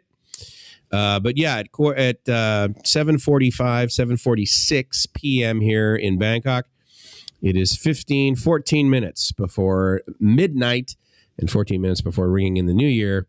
If you are on the east coast of Australia or Maguire Island or New Caledonia or Pohnpei or the Solomon Islands, or Vanuatu time is another one that we're celebrating. So I thought this would be kind of fun. The goal is to go a full revolution of the Earth. And so when the last time zone celebrates the end of 2021 and into 2022, hopefully all of y'all, and yeah, indeed, sir. Thank you very much for that, Patrick. Sawadee to you as well. And Code Plus customer wants me to repair his car, which I will. But I will wait 3 days for the COVID to die on the car's surface before I start working upon it. Oh, that's interesting. So you didn't, so you're going to, that's, I don't know. But that's like sort of the paradigm is you wait that long, or are you going to just like kind of spray it? I mean, I certainly don't have any expertise. All I can tell you is my experience using the BTS here, which is they spray it at the end of every route, as it turns out. Hey, good to see you, Todd. Thanks for coming by, buddy. People in New York City calling 911 just trying to get a COVID text. Andy. That's interesting. That's a great waste of resources at 911. That's too bad. They see that as a fun solution. 20 minutes to New Year's here. Right on, Andy. Absolutely. Yes, you are UTC plus 11, sir. So I'm psyched that you're going to be here celebrating your new year with us. And that's the goal, to celebrate this with as many people as possible. Alcohol free, as it turns out. That's just my choice, but you guys can do whatever you want. I did find it very interesting that there were still places in Thailand, I think, I could be wrong, but I found it very interesting that there are still places in Thailand that are under this like rule or regulation or whatever based on the COVID nonsense that they have to stop serving alcohol at 11 p.m. And now I may be wrong, but I mean, look, I don't drink, as you guys know, but I can tell you that, drinking at midnight on New Year's Eve, I mean, that's, that apple pie and Chevrolet. I mean, having peanuts at a ballpark and hot dogs and beer and that sort of thing. I mean, it's actually quite normal. I mean, doing it to excess and then driving home drunk, I wouldn't recommend that. That's sadly the negative effects of it. But at the end of the day, the champagne toast at midnight and that sort of thing. I mean, it just really makes sense. So I really hope that what I heard was incorrect. And that at 10:59 at these bars that are going to stop serving alcohol potentially at 11, they're not like, hey, Happy New Year an hour from now. So I guess it's a little anticlimactic, right? Is Thailand still enforcing hospitalization of COVID people, even those not requiring any treatment? Very strange procedure. So the short answer is I don't know. The rules change here quickly, but also, as you guys may know, if you know me well enough, you know that I actually spend energy to not pay attention to the news. And that is the equivalent of me spending energy trying to be happier and succeeding at it. I find that the news can be rather negative. I do occasionally pay attention to the Tiger. I like the fairly efficient reports they give in their morning Thai time, of course, YouTube update, and that's nice. But are they enforcing hospitalization? My experience recently, and by that I also mean that there was like an outbreak in Smoothie when we were there. And they were not enforcing hospitalization, especially for people that weren't showing any sort of symptoms, but they were saying go home and, basically quarantine for, for however long it was at the time. And I believe it was 2 weeks. I'm not quite sure. Thank you to 13 of you for hanging out. If you're on the East Coast of the United States, I realize that it is in fact 7:50 a.m. So welcome to New Year's Eve day. If you're just now getting up and having a bagel. Been here a year. It's starting to get crowded. Your paradise in Phuket is starting to get a little crowded, huh? Good for a year, hardly no one. Awesome for me, but not the locals. Yeah, no, I know. And I will tell you that there were parts of Phuket when we were down there that were just like disappointing, right? Because there was like, you couldn't just like walk down the street and get food, and I really like to be able to, I like being able to do that in Thailand. But of course, that means that there has to be a, minimum level of density of people to get it going to these establishments regularly. And so I'm like, okay, that's, that we really felt that when we were in Koh Chang. Koh Chang was ridiculously empty to the point where like it was a challenge just to find breakfast one morning as we were driving from our hotel to get to the ferry to leave Koh Chang. So, yeah, I would agree. Indeed, sad for the locals, Andy. 9 more minutes left in 2021 for Andy. In his precariously Perthed.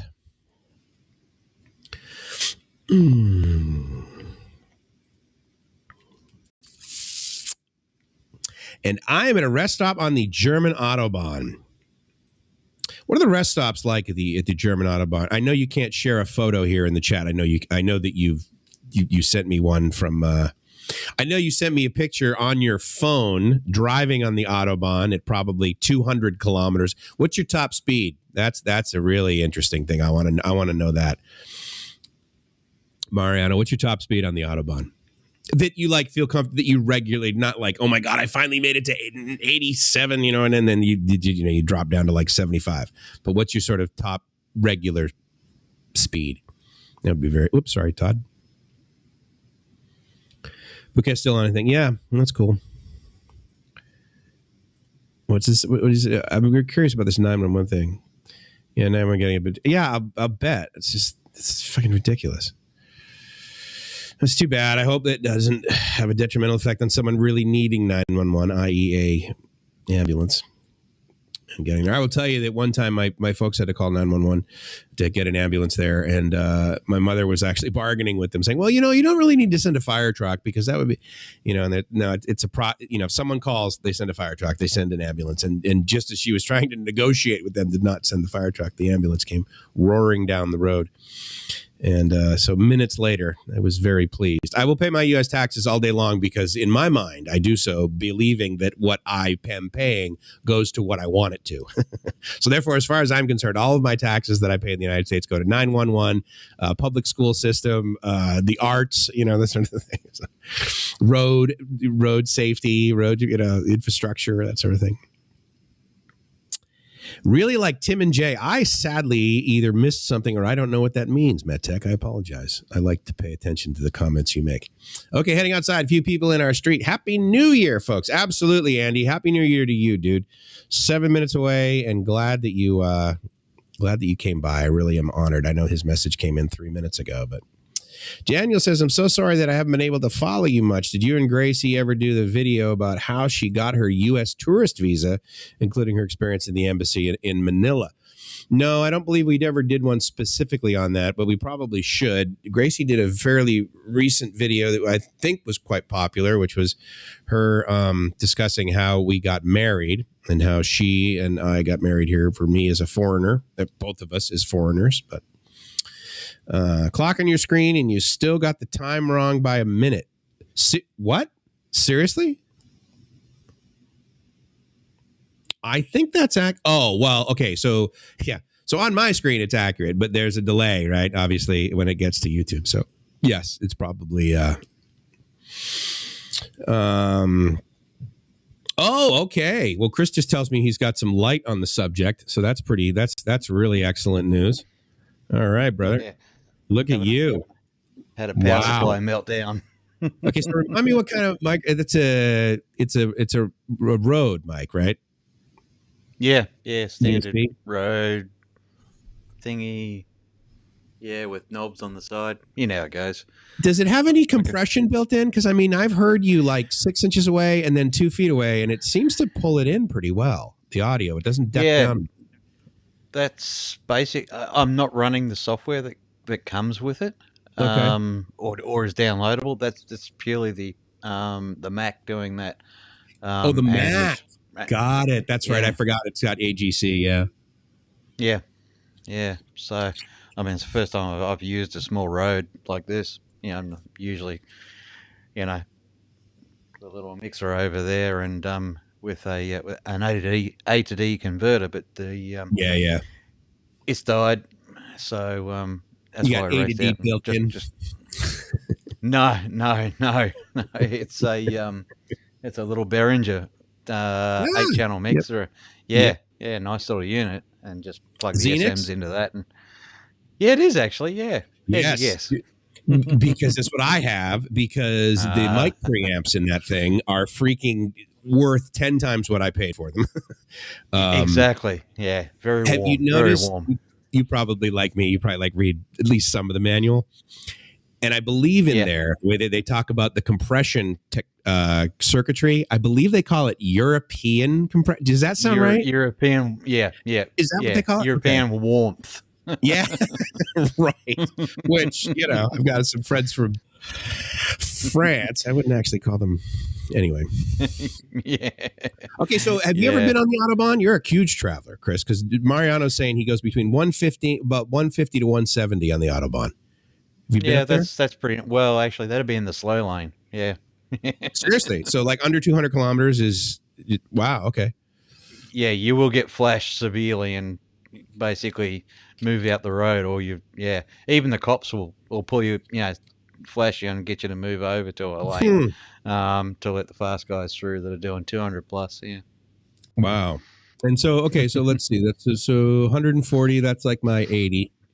So 200 is 200 is 100. 200 is basically 120 mile an hour.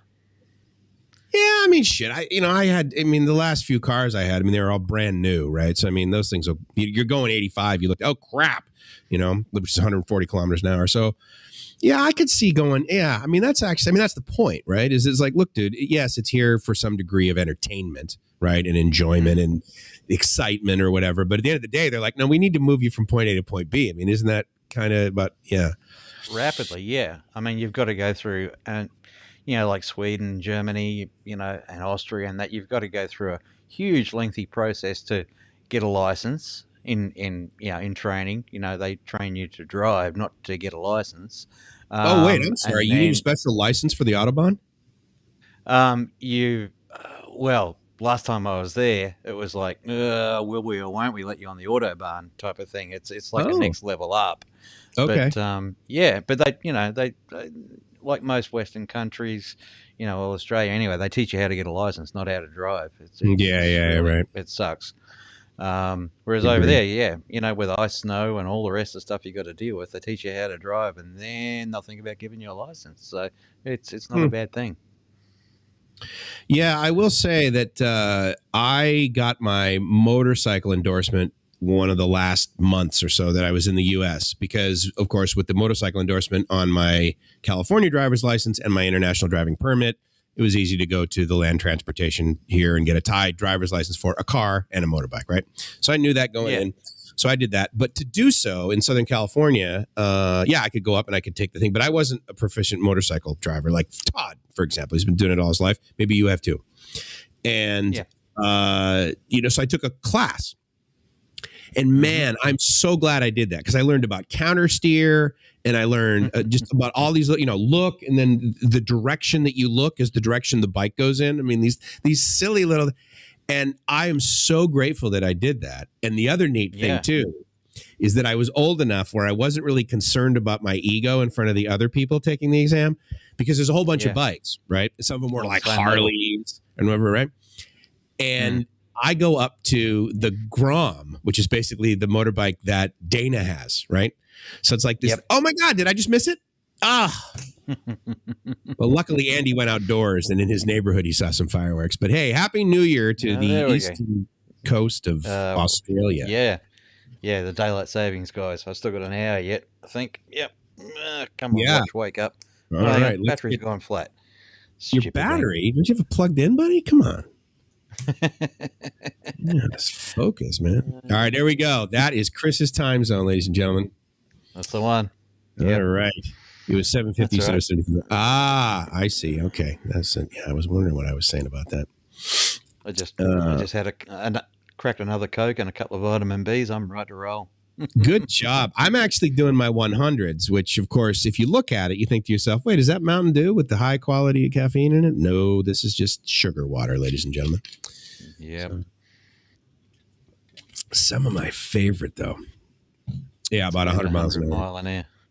Easiest way to work out kilometers an hour to mile an hour is take the first number and take 300 kilometers an hour, for instance. Multiply the first number by 6, which is 3 6s are 18. It's roughly 180 mile an hour.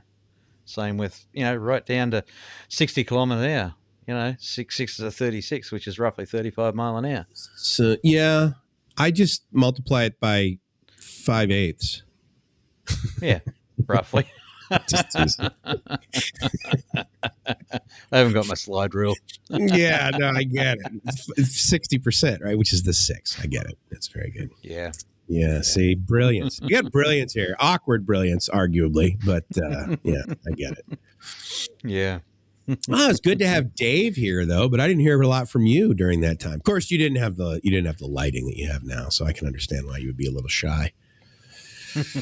You'd be good. All right. So, like last year, I'm curious, what'd you do for New Year's? I mean, I know what I did. I went to sleep at 10:30 and said, "Love you, honey." On exactly. Text. Yeah. Well, I didn't even do that. I was like, I think I watched Netflix till about 9:30, 10 o'clock, and passed out on the couch till about 11:30, and then went up to bed. So, yeah. Right. Oh yeah, I'm a party animal. This is action packed. Yeah, right. I even bought a new microphone for this excursion. Yeah. I know. It's scary. This is a big deal. Hey, what that might cost? I mean, do you guys get pretty good deals in electronics there, or? I don't know. I told everybody this year, just don't buy me anything. Just get me gift cards for the local electronics shop, and they did. So perfect. Yeah, I just rocked in there at 2 minutes after they opened, and said, "Give me one of them," and rocked up to the counter, threw the gift cards on the thing, and I'm glad I did, because as I was walking out, there was 30 people queued up at the register, so I was gone. My I goodness. don't know. Well, end of year sale, so which was good. I got this cheap, and and a few other bits and pieces that I needed, so it worked out well. So what's the local electronic? I mean, we have Best Buy in the United States. What is your chain there? We got a couple. JB Hi-Fi probably has the largest range, but they're a bit on the high price side, unless you pick the stuff up on special like I did today. Yeah, very convenient. Yeah. There's a lot of them. Yeah, then you've got J-Car, which is more specialist down to component level. And then there's another one, I can't remember the name of it. They're not. It used to be Dick Smith Electronics, which was down to component level and all sorts of other bits and pieces, but they're pretty much gone now. And then you've got, which is worldwide, RS components, radio spares. You can pretty much get whatever you want. Nice. So, but they don't do. Well, I think they do stuff like this, but it's all out of a central warehouse in Sydney. But most of this sort of off the shelf stuff, and that each store carries a few of each, and their Apple dealers, their Android dealers. They there's nothing you can't get in a JB these days. Nice. So, Okay, so remember, it's special. It's good. The beginning starts of this COVID nonsense, right? And then there's like a lack of things. Like, I mean, in the U.S. there was that stupid toilet paper thingy, but yeah. Did you guys have any sort of degree of like embargo almost, where I mean you were like missing out on like grapefruit was all of a sudden $4 or something, or did you? It's only starting to get that way now since the bun fight started between us and the big Asian country. Yeah, I thought there might be some, right? Wasn't there 10? Yeah. Yeah, there still is. Yeah, all because our Prime Minister popped up and said at the beginning of it all, well, we demand to know where it all started, and consequently, they stopped coal trade, beef trade, wine trade, and a few things like that. So, wow. And then they ran out of coal, so then they rerouted it via Venezuela, rebranded it, and sold it back to them anyway. So, awesome. Wait, yeah. Beef? Don't you guys? I mean, we get our beef here from Australia, as far as I know, right? So aren't you good there?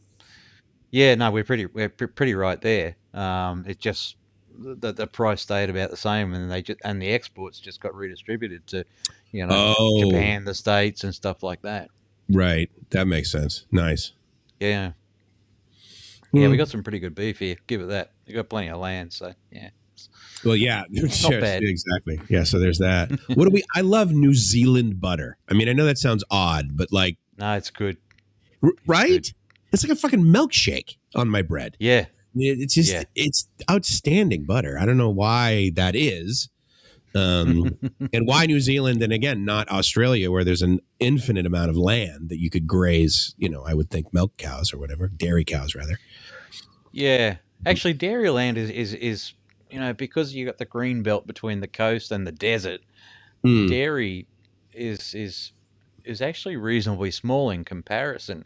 The beef cows and stuff like that. I mean, they're a little more hardy. This is only from what I'm hearing. I'm no farmer, trust me. Right? Yeah, I purchased. They've got farm. Yeah, that's it. Right. And the better beef for eating, and that is as it starts to get a little more arid. But yeah, the milk cows and stuff like that. I mean, we get good milk, I mean, you can pick it up in the Philippines in the UHT packs or anywhere else in the world. But as for the beef, there's plenty of it, and they just change supply trains.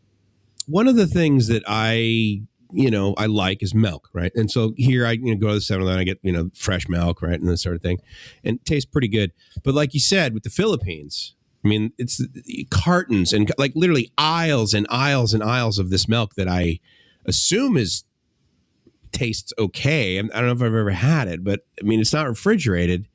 Is that like? Do you drink that?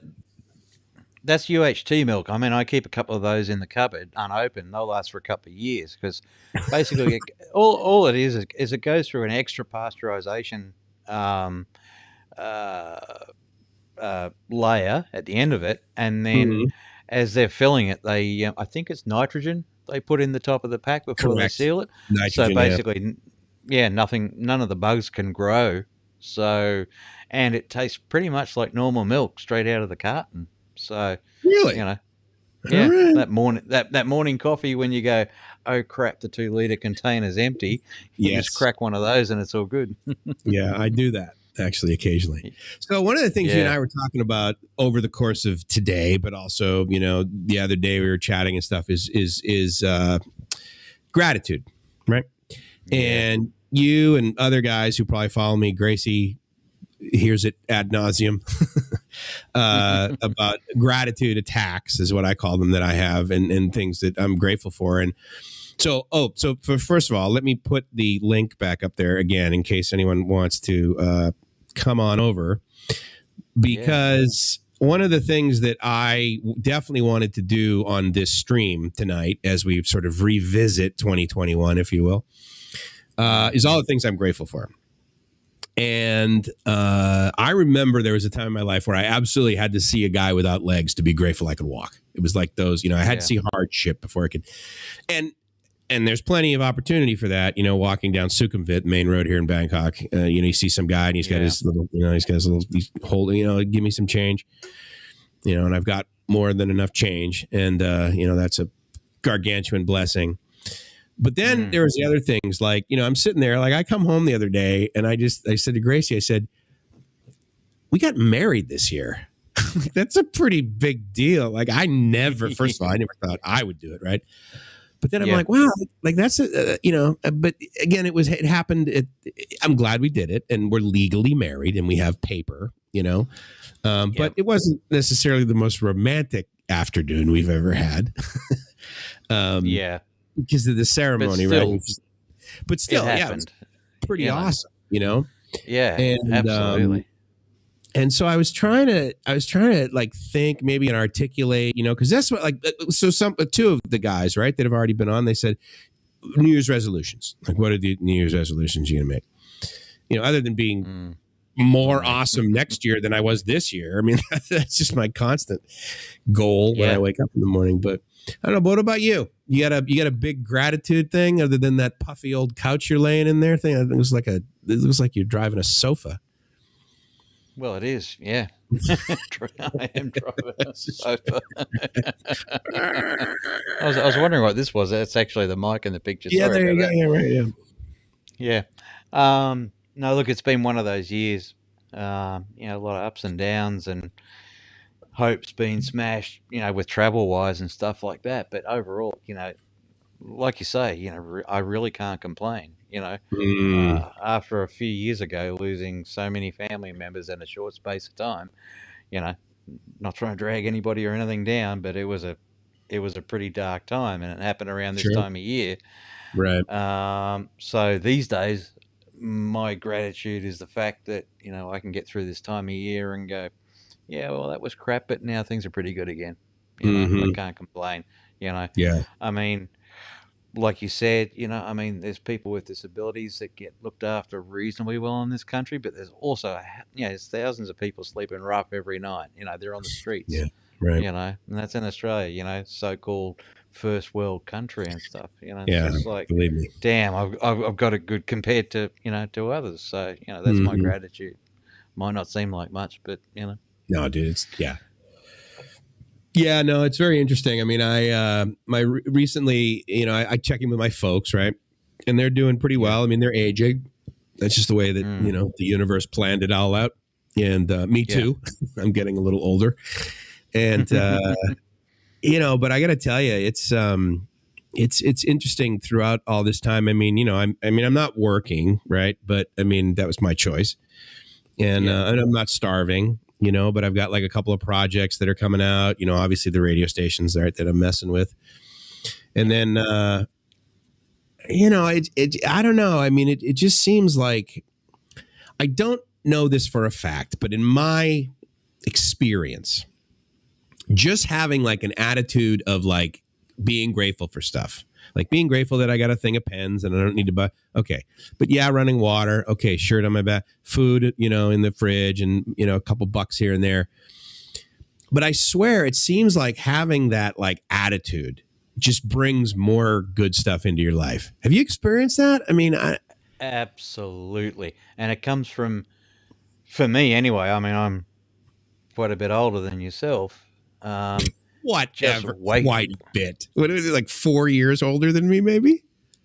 I don't know. I'm 58. I'll be 59 soon. So I don't know. I can't 5. Remember. You're 5 years older. Yeah, okay. Older brother. Significantly. Jesus Christ. Yeah. Okay. All right. I get you. You're my age is how we label it. Yeah. Yeah. Only as old as the woman you feel, I think they say. Jeez. Precisely. Anyway, getting off topic. Look, it comes back to, what it's like, with past history and stuff like that. First gratitude is, damn, I opened my eyes this morning. This is really cool. No doubt. Right. When you wake up, and then, every good day is a bonus. And if a day is not so good, well, okay, well, tomorrow will be better. You just got to keep that attitude rolling. Otherwise, you might as well roll over and, say bye-bye. What I've found also, I don't know about you. You ever have these guys in your life, your buddies in your life and stuff, and for whatever reason, it just seems like they have bad luck. Like just one bad thing. Like, oh yeah, my car got broken into. Oh yeah, well, yeah. But then like, of course, I forgot to tell you that a week before that I had a flat tire. And then there was this and this. And I'm like, I don't know what it is that they do to seem to be this like magnet for sadness, to sad times, So I must be doing something right. And you must be doing something right, dude. Because there's imperfection, but shit. Yeah, life's full of it, and it's just a level that changes. But some people definitely seem to, I don't know. Yeah, black cats, stepping on lines, whatever it is, whatever. Right. You. Yeah, it was funny. I was talking to this Thai woman. She's our agent, basically. And she has, how like at the bottoms of condos, they have like, 7-Eleven in the store and the haircut place. Yep. Right? Well, one of the shops is her place, and she rents condos, right? So she was showing us another place across the way, and we were looking over there, and then we came back out. And I said to her, it's really funny how there is the 12th floor and there's the 14th floor here. And then there's 12A. There's not 13. There's 12A. And I'm like, you guys know that that's the 13th floor, right? Like you could call it the Stevenson, but guess what? Yep. After it's the 13th. Yeah. So I don't get, and I often thought, I say, if that's the case, I wonder if I'm like, hey, can I get a discount on this condo? Because it's in the 12A, and I just was like, but she mentioned the black cat thing. She was coming out. I said, actually, I find black cats to be pretty cool. Like, I would love a puma. If I could get away with having like a large backyard and a puma, that's a pet. That is a good. It's the same thing. My common hangout with work was, the Grand Hyatt and Type A, because like I told you, we had to deal with Hyatt, so they were cheap.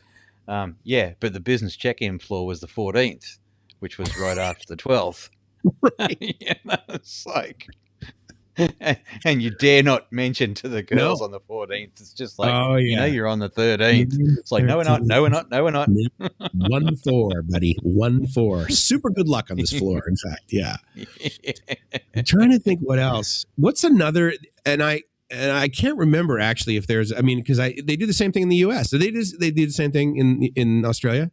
Like there's 12 and 14. There's 12A. Yeah, in some places, yeah. Okay. Yeah, it's got more and more prevalent. In years gone by, it never seemed to worry people, but now, I don't know, people are superstitious over just about anything. What's the bad number in China? Is it like 6, 9? It's the 4s or something, isn't it? Is it 4? Half of the 8s. Eight's the lucky one. So, okay. Yeah. I think so. I can't remember. There's a whole bunch of lucky ones and unlucky ones. So yeah, I know they like the color red. That's pretty clear. That's a big one. Yeah, yep. We were over in the Chinatown MRT stop the other day. Mm-hmm. A lot of red, and I think the first time I was over there, it was like Chinese New Year. I'm like, oh, that's cool. They like repainted everything. How festive, And of course, we're over there the other day, December something. Like, oh my God. Like they get serious about this red stuff. Yeah. No, that, and I think I was in Taichung at the time for the Lantern Festival. And that just blew me away the first time I saw that, because it wasn't like, 20 lanterns. It was like 20,000 lanterns, and everybody, like kids, the flames. I love those. Just a brilliant sight. Yeah. I've got all those pictures on paper. That was before digital. Good man. So, that's good. Because like I came here, I think 2012, 2013, regardless if it was my first trip. And New Year's Eve in Pattaya, and lanterns everywhere. I mean, for 100 baht, everyone was just selling these things, and they were lighting them off and everything. I thought, oh, this is great. And then it seemed like within like 2 or 3 years, they were like, oh, so they're kind of falling, and then they catch people's roofs on fire and the palm trees. Yeah. Oh, and then there's these like planes. I'm like, okay, well, where they're going to, like, you can go. But I get it. So, dangerous. And then the next year, I was in Phuket, and they had signs everywhere saying no fireworks. But lanterns. It's so and again, it seems like wherever I've done it, it's never been a dozen. It's been a million. Yeah. And they're, hitting each other. But it's so awesome and so not anything I ever saw in the U.S., which is really too bad. Well, they banned fireworks all except for Darwin, I think, across the board in Australia years ago. For the individuals, but like companies. Companies, put on shows and that. But, I spent most New Year's in the Philippines, and, technically they're not legal, but you go to the particular barangay and it's just, I thought, I'll just chuck 100 US on the table and see what I can get. Well, we ended up with a bootload and we just destroyed the place that night. It was fantastic. And we had a neighbor at the time. She said, I'm off to work. I said, what are you going to work for? Because she worked at the local hospital. She said, because we're going to have a lot of lost fingers by the morning. Because jackasses like you came in and threw $100 on the table, which is 2 months fucking rent for most people that live here. And now we got gunpowder all over the goddamn mall. I experienced this the first time during wouldn't have been. Well, actually, July 4th is celebrated in Mexico in the areas that's close to the U.S. Right. But anyway, so I remember being in Mexico, and it was also, I think it might have been New Year's Eve too. So there's fireworks, right? Well, and then people fire guns into the air. Yeah. That happens in the Philippines too, right? Yes, it does. Yeah, not so much these days, but it does. Yeah. But what I mean, again, I got for them to land. Well, that's the thing. I mean, I didn't get an A, but I got like an A- or a B+ in physics, and I'm like, guess what? The only force operating on that thing is after it loses gravity. Yeah, and I'm like, and just so you know, like the way it works is it increases in velocity as it falls. As the velocity goes up, the kinetic energy goes up, and it sticks holes in people. And I couldn't believe it. And I was just like, and we were in an area, and I'm like, this is like a couple $100 a night to live here. Like, how are these people? This is not safe, Yeah. I mean, and I don't know what, and I thought to myself, like, well, maybe it's a Latino type culture. I mean, not that the Philippines are Latino-ish really, but Mexico. Yeah, but have you ever, do they do that anywhere in Australia? No. Oh, hell no. You get sent to jail for doing stuff like that. Totally. Just charging a fire, game over, dude. Even if you're a cop, you get thrown it. Don't use your gun. Point it, but don't use it. Yeah. Especially on someone of a different color than you, because then, of course, it'll go viral. Oh, goodness. Yeah. I don't know. Excuse my lack of thing. Isn't it different in Texas? I don't know. Or is that just a meme? No. Okay, so Texas is, how like every country has an area that like arguably kind of wants to secede, and they want to be like their own country while at the same time having all of the benefits of the rest of the country that they're milking, but yet they think they can do it on their own. So in Canada, it's Quebec, right? In Spain, it's Barcelona, right? Kind of they want to be their own Barcelona. And everyone there apparently was born with a lisp, and that's why they I don't know. But then Texas is kind of like that. Arguably parts of the U.S., one could say that like they've sometimes referred to as the deep South. So like, Alabama and you got to remember the Civil War was between those two sort of regions. And so Texas, because they're large and because they also arguably for a while they're like, look, we could totally survive on our own economy because of this oil thing. California has never really wanted to be sort of separate, but again, it's usually quoted as being the 5th or the 6th largest economy in the world as far as a region, but that's simply because of all the money that gets hucked into the valley because of the tech. But Texas has always wanted to be. They have certain things there that they do kind of like differently than the rest of the country, while at the same time, trying to take care of their citizens. So that's good. But like there's no state income tax, right? Personal income tax. There's absolutely sales tax and there's absolutely property tax.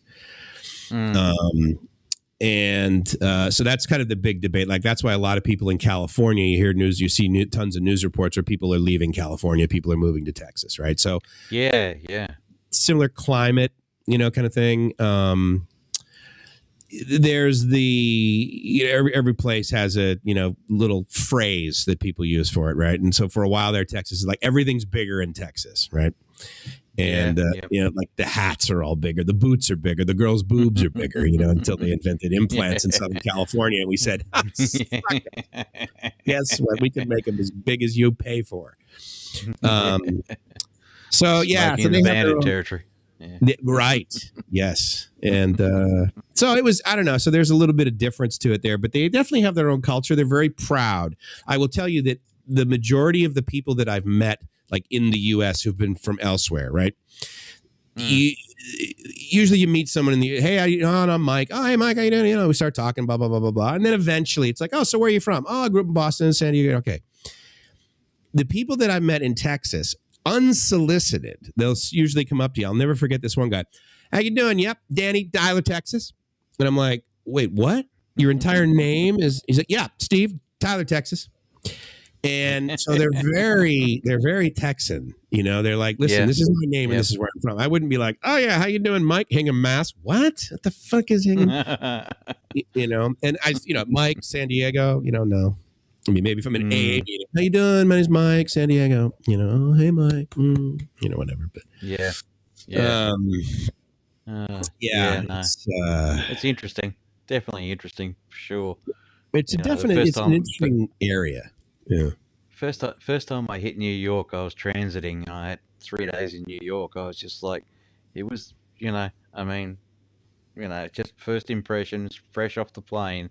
It was the coldest, most obnoxious, not obnoxious, just people were just like, push, shove, unfriendly, and in a hurry. All the rest of the stuff.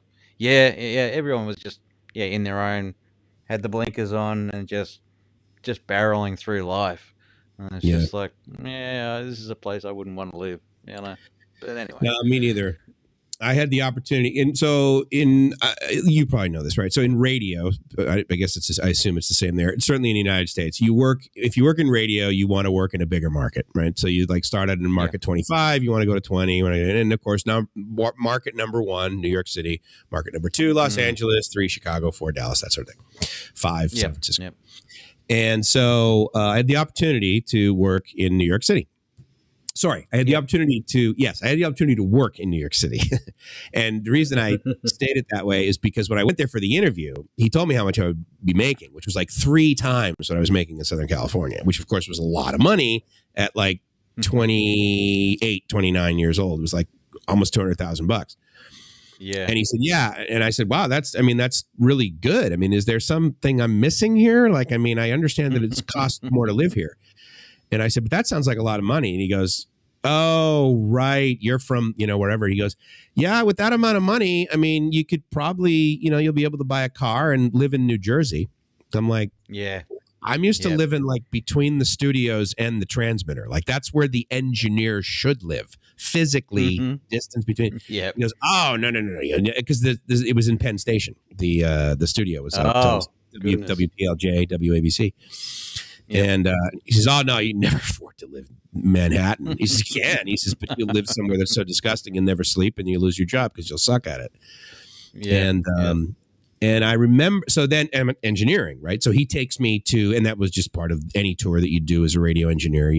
They take you to the towers, right? They take you to the antenna, they take you to the transmitter. Yep. Well, that one, top of the Empire State Building. So we're at the top of the Empire State Building, and of course we're higher up, right? Because that's where the towers are. And most people don't go up there because, of course, you get pummeled with RF and you're instantaneously sterile. And but we're up there, so I guess it's like 100 floors, for sake of argument. I'm sure it's higher. I don't know exactly how many. We could Google it, of course.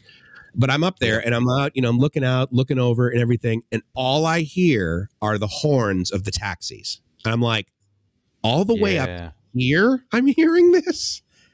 Noise pollution. Look, and it's like a sea of yellow ants, like just moving, And I'm like 24/7. Yeah. 20. Yes. And I was like, I don't think this will work for me. And, as a part of me looking back, it's like, well, that was dumb. Yeah. But it's also like, okay, well, once you get there, I mean, you're certainly not from there. You're not going to go work in Market 2. At least that's what my ego was telling me at the time. But I wasn't a fan of New York City. Again, I haven't been to every borough, right? And but it was even if the physical outdoor temperature wasn't cold, it is cold. It's a cold place. Yeah, at least it was when I was there. Yeah, I did a quick wander through Central Park and was like, am I going to get mugged? And it's cold and stuff, and went back to the hotel. That was You're like, okay, at least my door locks, I guess, when I have to go, so I'm good, But actually, I wanted to bring this up because I love this guy's channel. I don't know if you've ever watched him, but Side Trip Life, dude. First of all, thank you for coming by. I put your comment up here when I first saw it, but he's from Bangkok, Canadian guy, and thank you very much by the saying hellos. I will definitely give Gracie a big hug for you, Canadian. He does the reason I really like the way he does it is initially he just used to do video and then it would be captions. He would just type in captions. Never heard his voice, whatever. And then in the last year, he's come a little bit more. He's got his voice in there. But he likes trains as much as I do. Actually, probably more. And so he would do these 25 to 40-minute videos of like leaving Bangkok on the train, going somewhere in Thailand, staying at this hotel, getting a motorbike, driving around, going to the night market. And I would just sit there, dude. And seriously, I would just take notes. I would be like, okay. And then I would be like, honey, so here's what we're going to do. We're going to go down to the train at Huala Lumpong, and then we're going to get here, and we're definitely going to stay in. We're not going to get in the top, and we're going to stay in the right-hand side because the sun. And it's like, where are you getting all this data? And I got these notes, Yeah. Anyways, he's if you ever want to find out about going, and he's also very interested in like technology. He goes to the electric car shows here and like drives us around. Sweet. Yeah, he's a very cool guy. So I'm really honored. He's got like probably 40,000 subs. So thanks, dude. Wow, cool. Actually, Mariano just put up. Can you post the link again? So absolutely, dude. Where's he at?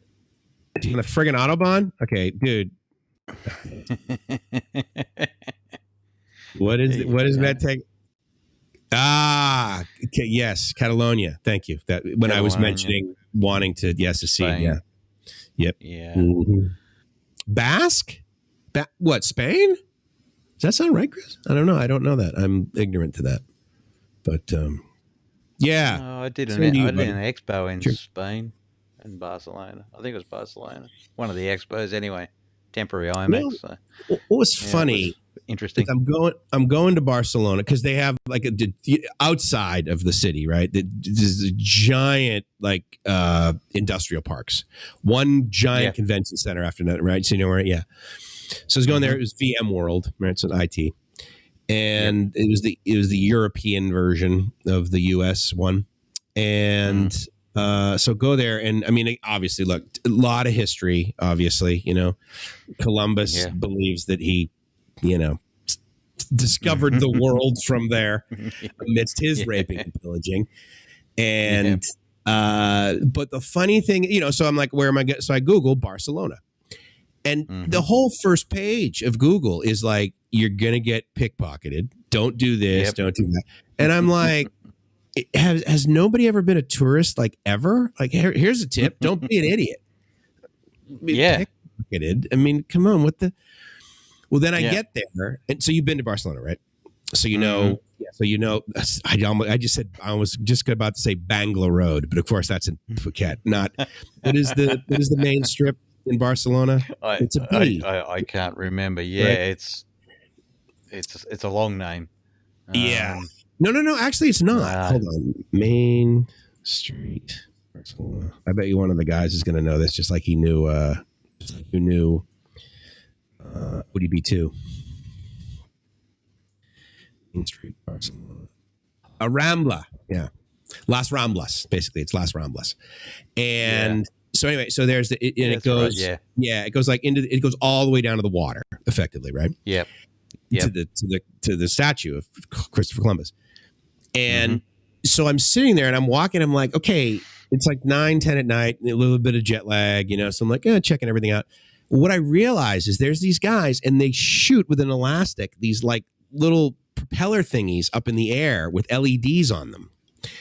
So the tourists, and they're one of those deals where you shoot it back up and it comes directly back down to you, kind of thing. So the tourists, they're walking around, with their pockets and their bags and their, purses and everything. They're like, oh, and this guy just walks right up, takes wallet right out of this lady's, and I'm like, you guys are morons. I mean, what the hell are you thinking? I couldn't believe it. That's what tourists are for. I'm sorry. Precisely. Yeah. And I'm like, come on, man. This is like 101, Yeah. And, but but that said, though, I didn't feel unsafe in Barcelona. That's for sure. No. It was expensive. It was definitely expensive. Yeah. It wasn't cheap years ago. I don't know what it's like now, but yeah. I was at a Renaissance, which was basically like a Marriott property. And they were, and I think my room was just under I think it was I want to say $400. It might have been €400, which of course is an uptick of about 20%, I guess, right? 20 odd percent. Something like that. Yep. Yeah. Tiny room.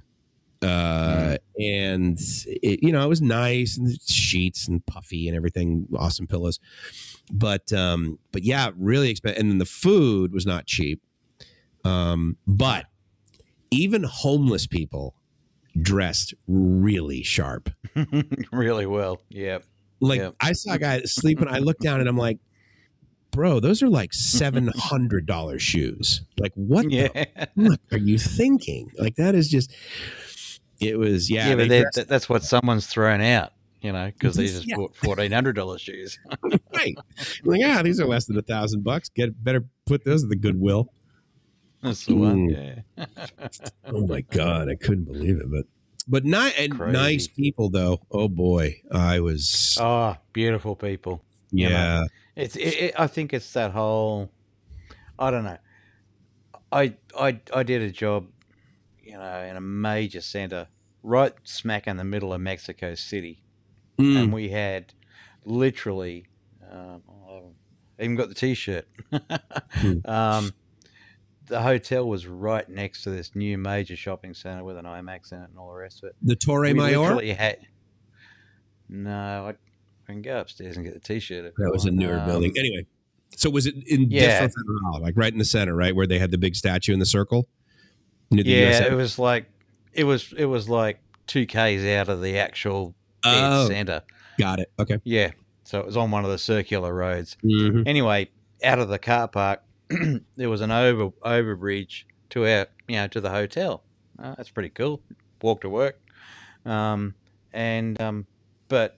they had literally hired 2 guards with guns, like private guys, suits, ties, the whole works, just to walk us to and from work. I'm like, okay, well, I guess that's part of the reputation for Mexico City. But it was such a buzz to see so many brand new Volkswagens at the time. It was just like, totally this is cool. So I bought a Volkswagen Bug the last year they made them from Volkswagen of Tijuana, the Bug. 2003 was the last year they made it. Engine made in Germany, actually. And that was a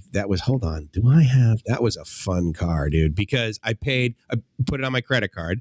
It was, I think it was 12,000 pesos. No, that would have been, because it was like 10 to 1. Maybe it was like 120,000 pesos. Because I think it was like $6,000, something like that. Yeah. Hold on, let's see. Sounds about right. Yeah. And so Visa calls me, right? They're like, so we've seen some pretty intense activity on your. I said, no. I said, I know. It's me. It's for the Volkswagen dealer. I'm here right now, and I'm gonna buy this car for the points, right? Because it's a big charge. Yeah. Let's see. How do I do this? Actually, I tell you what. We could probably do it this way. Yeah, that was and I sold it to a bunch of people in, let's see, where did I sell it?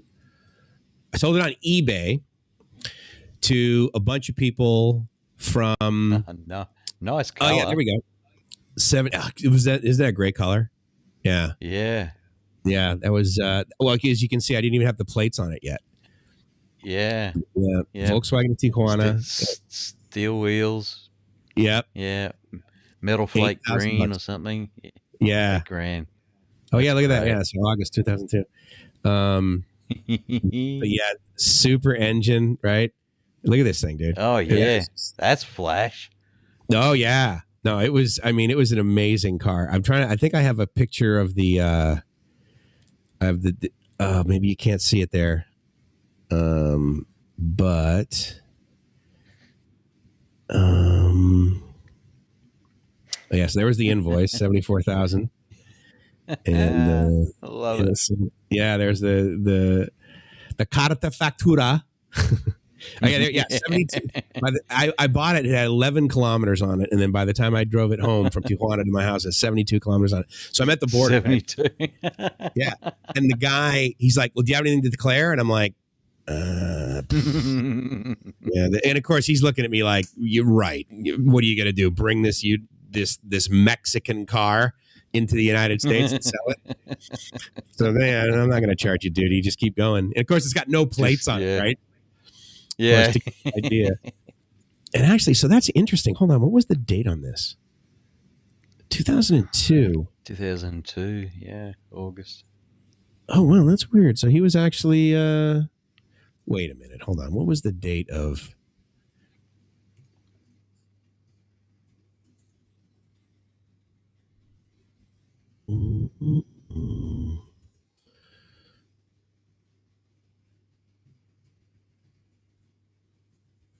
Just see this one thing.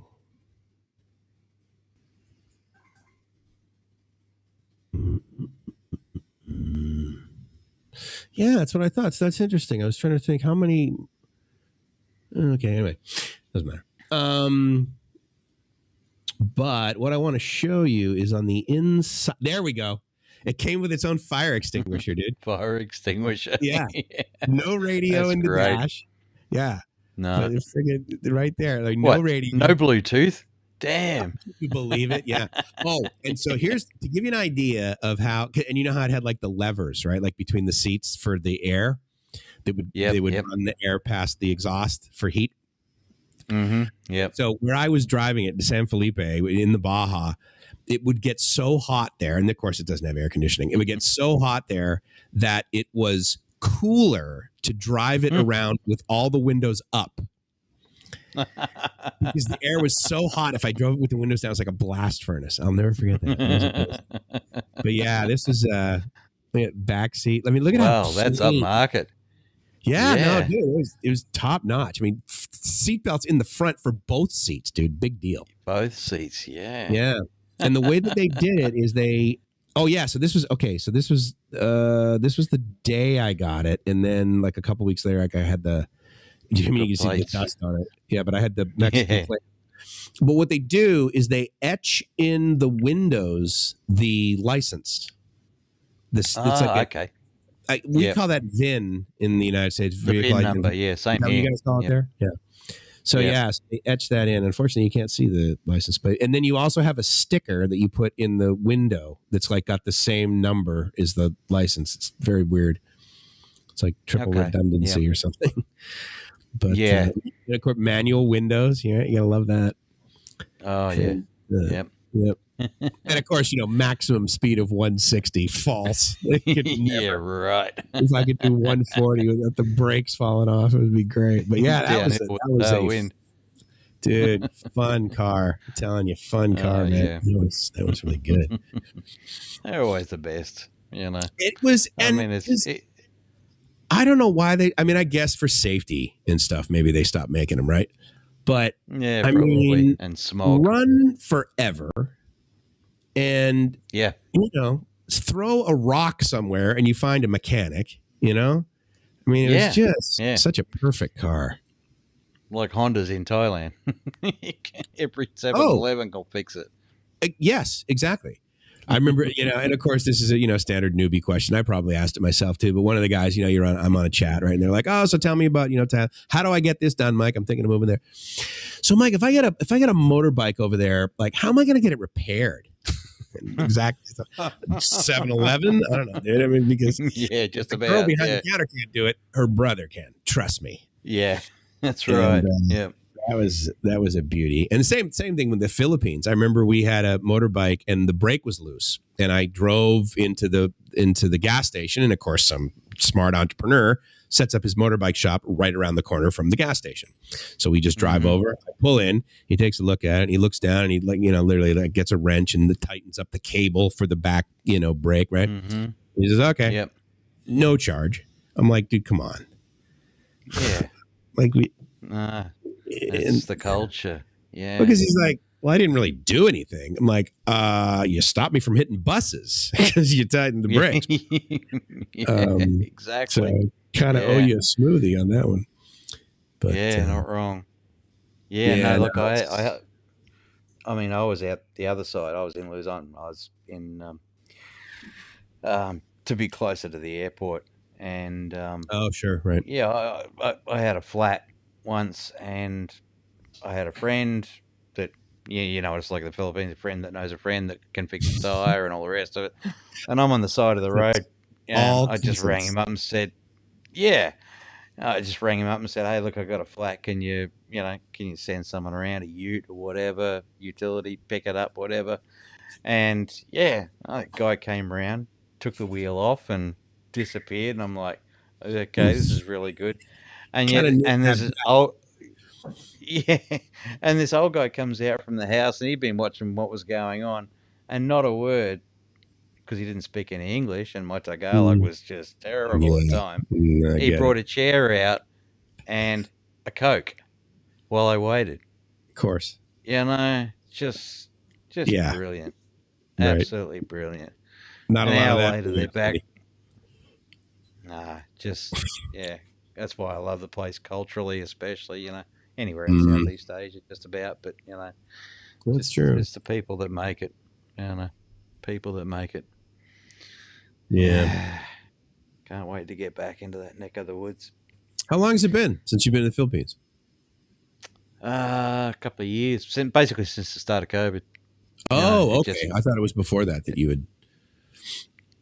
Yeah, I've been ducking in and out and running pretty much all over the planet as a contractor. Mm-hmm. But and basically I've been locked down editing, as you know, sure. Since COVID started. Yeah. So itchy feet, mate. Itchy feet. You do it long enough, and you just. I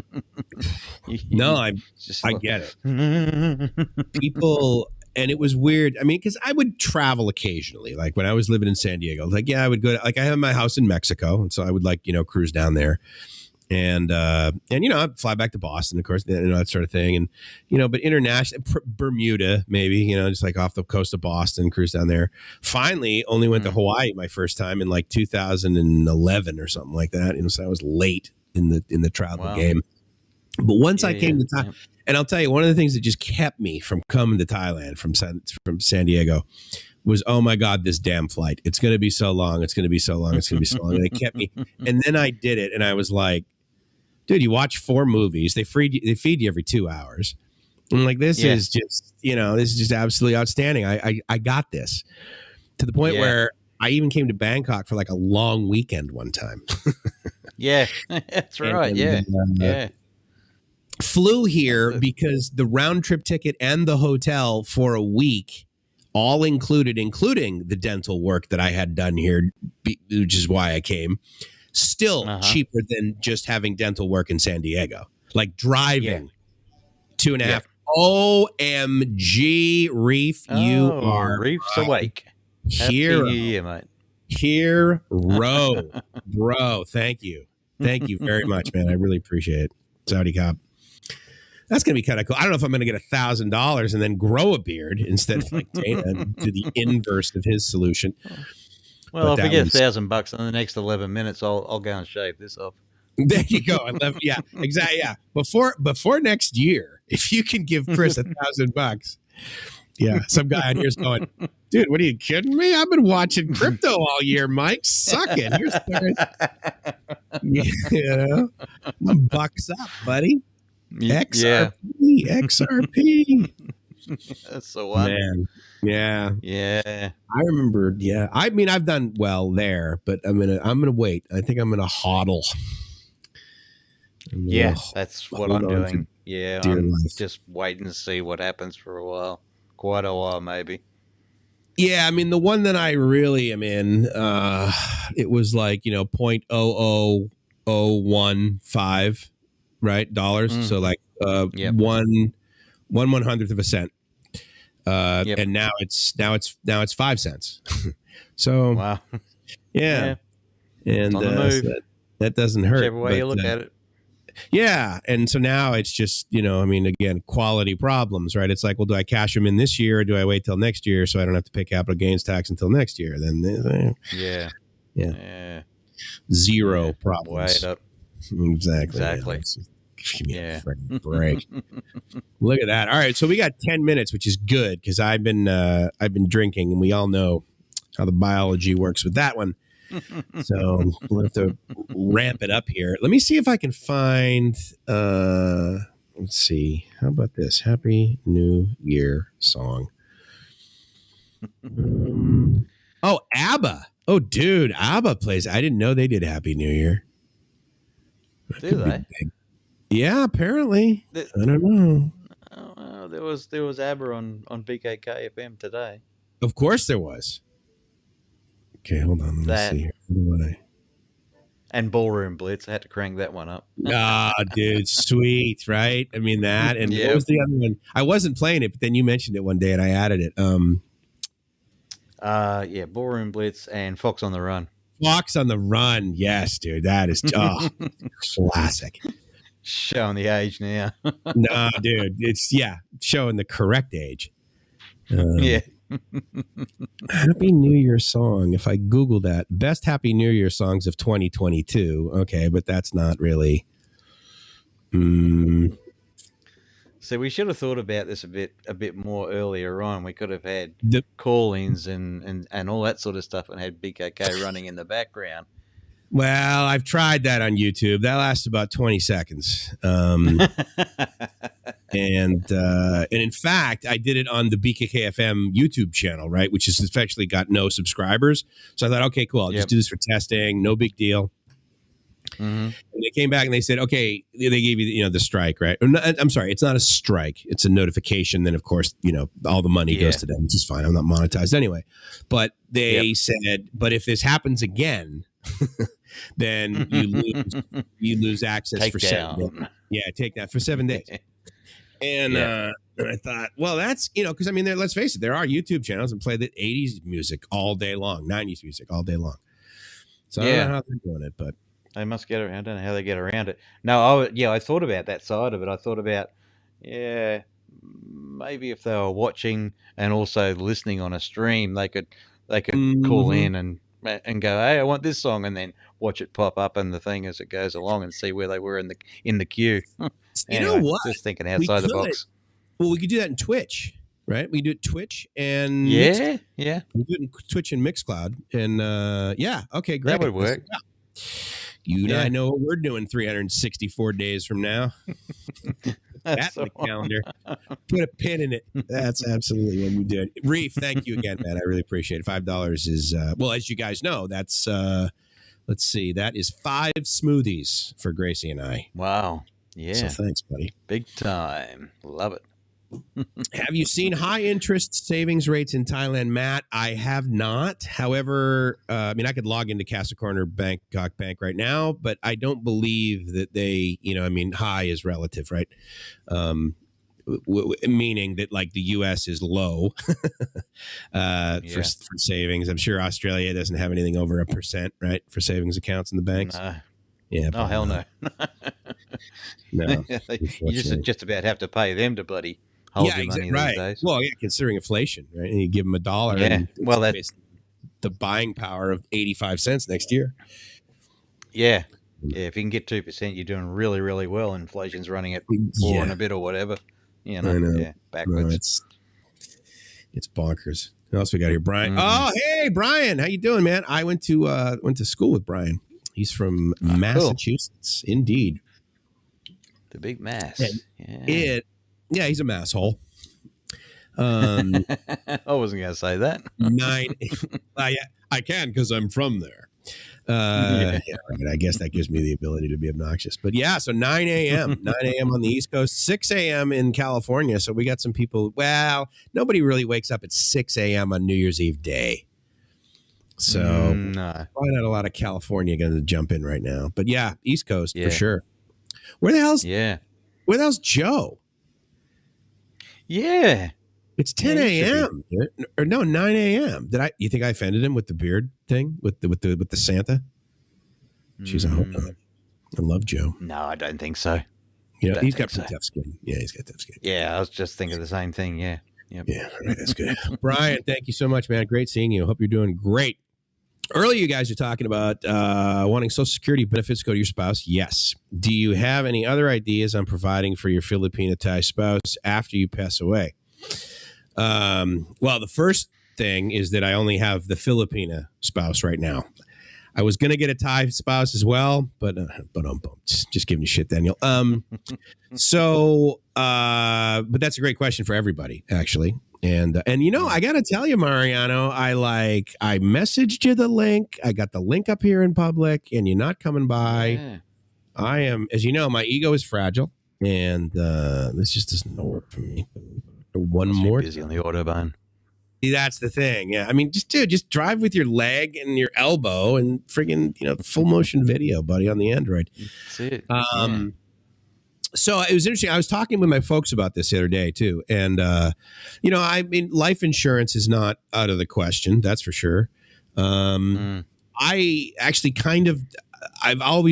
it's always been provided as a benefit from the companies I've worked for, Yeah.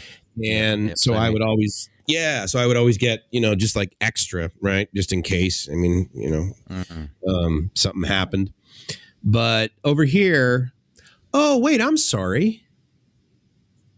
Maybe I do have life insurance as part of my health insurance, medical insurance. I think I may. Yeah, they're all different. So maybe there's that. Yeah. Read the fine print. Yeah. Well, the other thing I will tell you, Daniel, that I did, though, is that there's a special document that only Gracie has access, or I have access to, but Gracie has access to it, and also my parents. So that's, finite, right?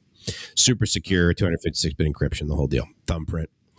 And in there are all of the things that she needs, if I were to literally just die right now.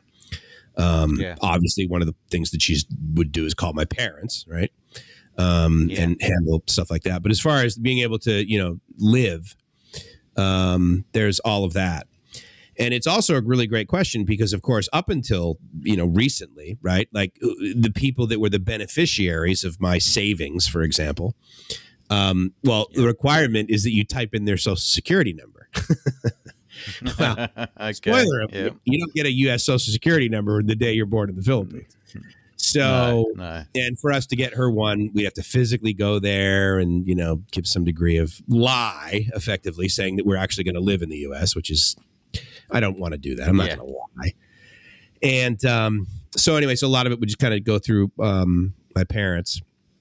But additionally, I have, Dana could help out with things, right? In other words, because she's savvy online and I could be like, okay, here's the, username and a password.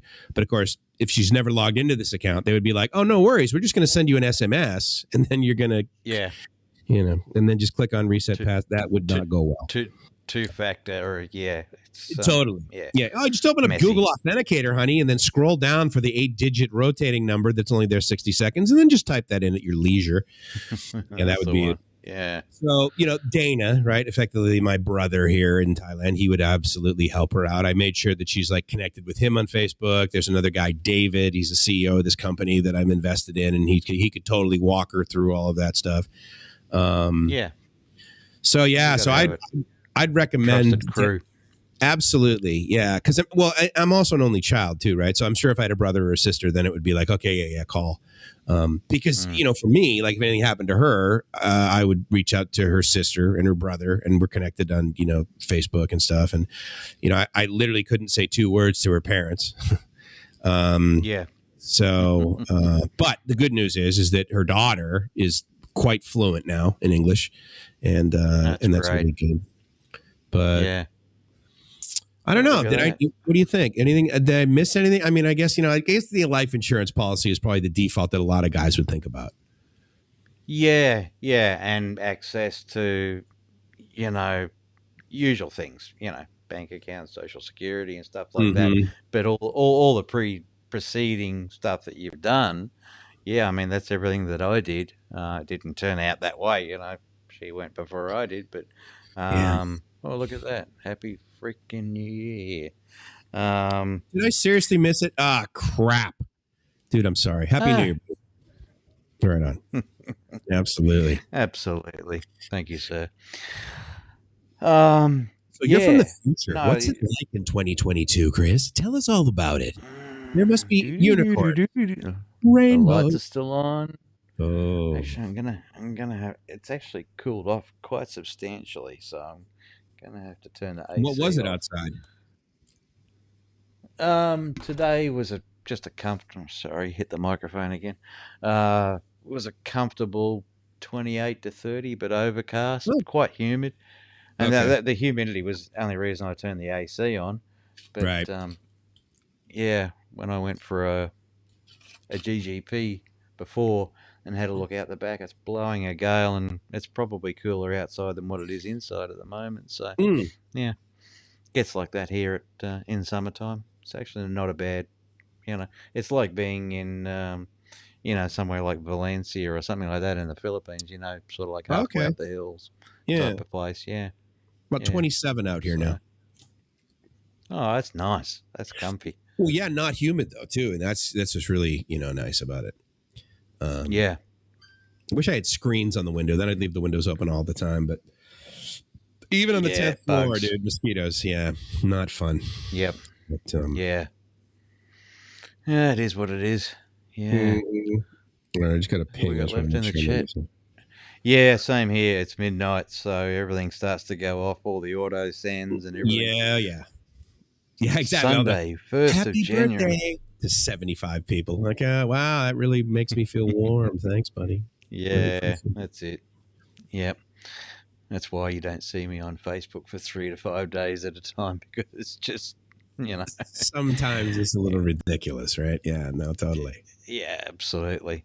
That's why on the phone I don't run Facebook. I just run Messenger separately. That way people can still get me in. Yeah, that's why you said you were on the browser, right? When you were testing before, when we were messaging. Yeah. Makes sense. Yeah, there's a new update now for OS X, so you can split Messenger away from Facebook. But I haven't done it yet because it's not high on my clock cycle list. Copy that. Yeah. I get that. Yeah. All right. So it's midnight. Hold on, honey. Let me see. She can't hear me because she's... Come here. I need you to talk while I use the restroom. Okay, well, do something about that. Luckily, you guys didn't hear what she just said. What? No, you're fine. Okay, here. Oh, it's... Yeah, Chris is in 2022. What's 2022? It's New Year's for him. Oh my God! Happy New Year! Yeah, Happy New Year, Gracie. You're advanced. Yeah, well, that's what. But 3 hours. That's all. How many hours? 3. 3 for Bangkok, 2 for Philippines. 2. Oh, okay. What time is it now? 9? It's I don't know. It's 9 here. 9. Yeah, 10, 9 o'clock. 11, Yeah. Oh, okay. I was just watching a video because. Yeah. Korean video. No, this time around, I just like watching what they're doing in the Philippines. Like they do live when they have a like party, like year-end party. So we Yeah, have yeah, that yep. in the farm. Yeah, Ah, like cool. in the church. Nice. Yes. So we do Yeah, have like lots of games as well. So yeah. I I guess we're here. We spent her like New Year 2019, Mm-hmm. and we sleep Yeah. early. We sleep like 8 o'clock in the evening, and I was so sad. And then because I told Mike like, oh, I wanna go to that Icon Siam. I guess that's the big mall somewhere here in Bangkok, the new one. Mm-hmm. But he Yeah, said yeah. like, oh, yeah, I don't wanna go there. It's because it's night, and then we won't gonna have like a train back home. So he Right. said like, Yep. okay, so we'll go the next morning, like which January 1st, and we went there. Of course, there's no more like people and there's no more fireworks. Yeah, it's all gone, all finished. Yeah. Oh my god. Yeah. But Uh, yeah, we I do have spent me. also party. What? Yeah, yeah.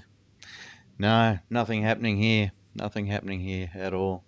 Um, I haven't had a New Year's party since the last time since I left the Philippines, couple of years ago. So Oh. New Year's is always fun in the Philippines. Yes, it is. And yeah, of course it's like a family party. I guess it's more actually a lot like there's a lot more people is celebrating a year end like New Year than Christmas. Yeah, definitely. Yeah, it's Yeah. family, food, and fireworks. That's the three Fs. Yeah. For us, I guess it's because my daughter's birthday is January 2nd. Oh, right, cool. Yeah, Yeah, so some before when I haven't have her yet, so we like celebrate 31st and January 1st. So it's like yep. year end and New Year. Then right now it's extended to another day. Another day. Yeah, yeah, Yeah. that's right. Yeah, it's painful not being able to travel at the moment. Yeah. Especially to see family. Mm. But yeah, what do you do? The Do you have I've got friends in Iloilo, which is the other side. So, the internet and everything at the farm is good. You can you can talk to Mm, her regular. no, No. actually, no. In the farm, no. But in Hamindan, where it's Hamindan is town, and Yeah. it's like 30 minutes by motorbike. And yeah, Mm-hmm. we have it's not as fine as like internet here in Thailand, but Yeah. sometimes we can do also like better video call.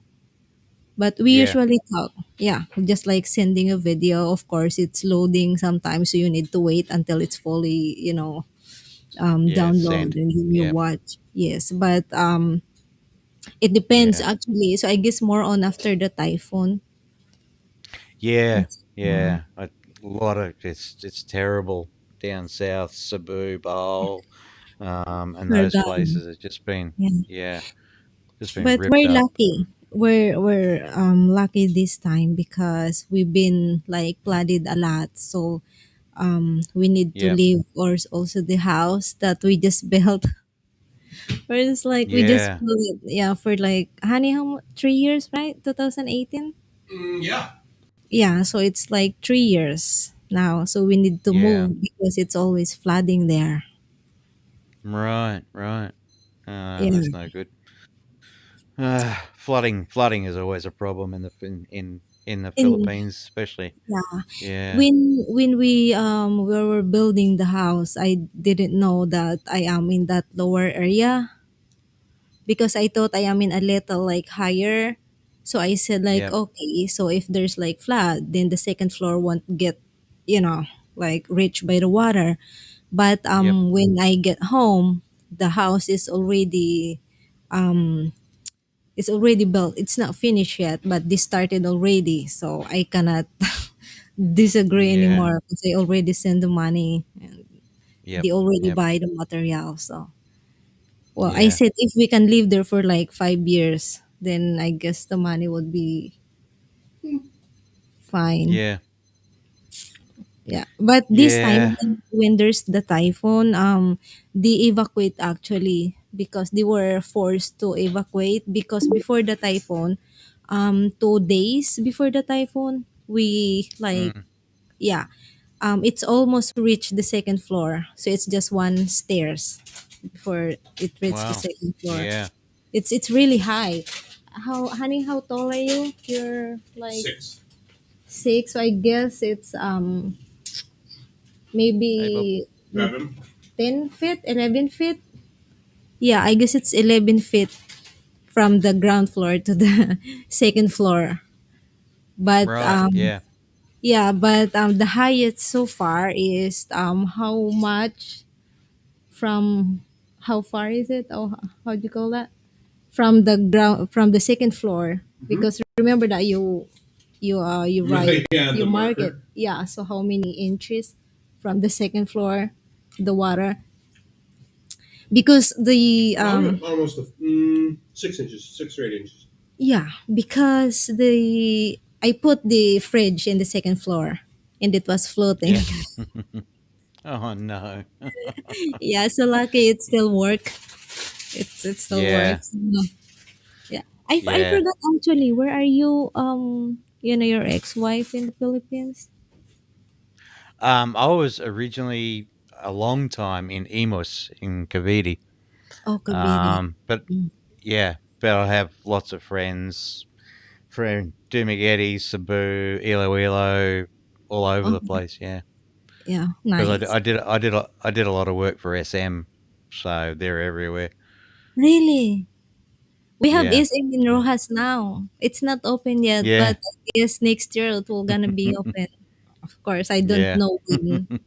But yeah, so at yeah, least we don't need to go to Iloilo anymore. So yeah, yeah. That's right. Yeah, it's Iloilo is new. nice, but it's a big city now. Yeah, Yes, yes, it's Iloilo is actually kind of Manila. There's it's lots getting that also way. like yes, I cannot walk. For example, just me alone, I cannot walk in the street, or I cannot walk alone. I cannot do the commuters. Like I cannot do ride the jeepney without like my brother or people that I know that they're used to it there. It's the Yeah, same in Manila, yeah. So but in yeah, Manila, yeah, it's good because we have the train, right? yeah. Yep. Yeah. So Yeah. Yeah, I used to get the jeepney from from Emos to Baclaran and back, and yeah, it was just crazy the amount of that's outside of Manila a little bit, but yeah, just the amount of time, opportune crime. Yeah, yeah, yeah, cell phones, wallets, and stuff like that, and that's the local people, the local folks. So, and I was reading today, Iloilo is now in the top 5 wealthiest, you know, community, cities in the Philippines now. So with money yeah. comes crime and problems. It's because mostly those OFWs that are working. Yeah, so Mm, they are how do you call this?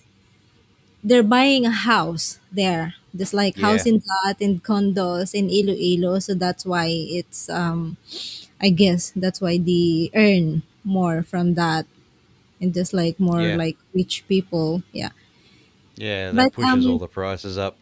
yes, but right now in Manila, you can walk on the street, or you can walk also in Baclaran holding your cell phone because it's Yeah. yes, but before you cannot do that. No, no, not at No, all. it's well just like yes, even if you, for example, even in like trains, you are riding in a train, you cannot Hmm. put your backpack behind you, just in front. But No. right, yeah, Yeah. but right now you can, and it's like it's more improvement and more like safety right now than before, since of course the president and the mayor, they are really like Yeah. working together. But of course you can hear that there's still people that disagree about that. They Yeah. still have Yeah. issues, but Yeah. what That's can you do? politics and issues. I Yeah. know. It's always. I know. Yeah. Well, even I Yeah. guess they want it to be like perfect, but No. whoever gonna be in the gonna win in this next election, I'm sure they will still have complaints. Oh, always. Yeah. You know, What's he? especially a giant. uh, no, thank you. Yeah, I know. But when I was in Manila, actually I can walk around, and then what I do is I don't really do jeepney, Yep. because I'll be lost. I'll be lost, and I'll be afraid. But what I do Yeah. is to save is I just ride the train, and then just to be Okay. closer to where I'm gonna go. For example, just to be closer to Baclaran. But Yep. yeah, so there is train that goes to Baclaran actually. So you Yeah. can ride a Yeah. taxi to the nearest train station, and then just ride the train to Baclaran. And also, I do that. I ride the train near the airport, Mm-hmm. and then from there I ride a taxi to the airport. So at least it would be cheaper. Yeah. Cheaper and easier. Yeah. Yep. Yeah. Yeah. But I Yeah. told No. Mike about Fort Bonifacio, Oh, yep. Taguig, Yep. Taguig. Yeah. It's Yep. nice there actually. I guess it's more Yeah. safe. Was Have you been there? Yeah. Yeah. Yeah. Yeah. I had friends that live in that area. Yeah. Too expensive for me. It is. It is really. It is too expensive, yeah. But what I mean is, when if you wanna just like walk around, because there is also like gardens, park. Yeah. Yeah, but everything Yeah. is like shops, and then expensive restaurants. But that's Yeah. And lots of safe there. security. Yes, yes. But yeah, but it's Yeah. expensive. But I guess just like a tourist, or how do you call this? Just like foreigners as well that are living there, for good. I Yeah. guess they like to Lots. stay Yeah. there. Yeah. Yeah. So, Yeah. oh, Definitely. that's it. Yeah, you want some? No, You don't thank want you. any? I'm good. Yeah. Okay. Thank you. Happy New Year. It's You 12 too. 7. Yeah. Yeah. Oh, You take care, Gracie. You're awesome.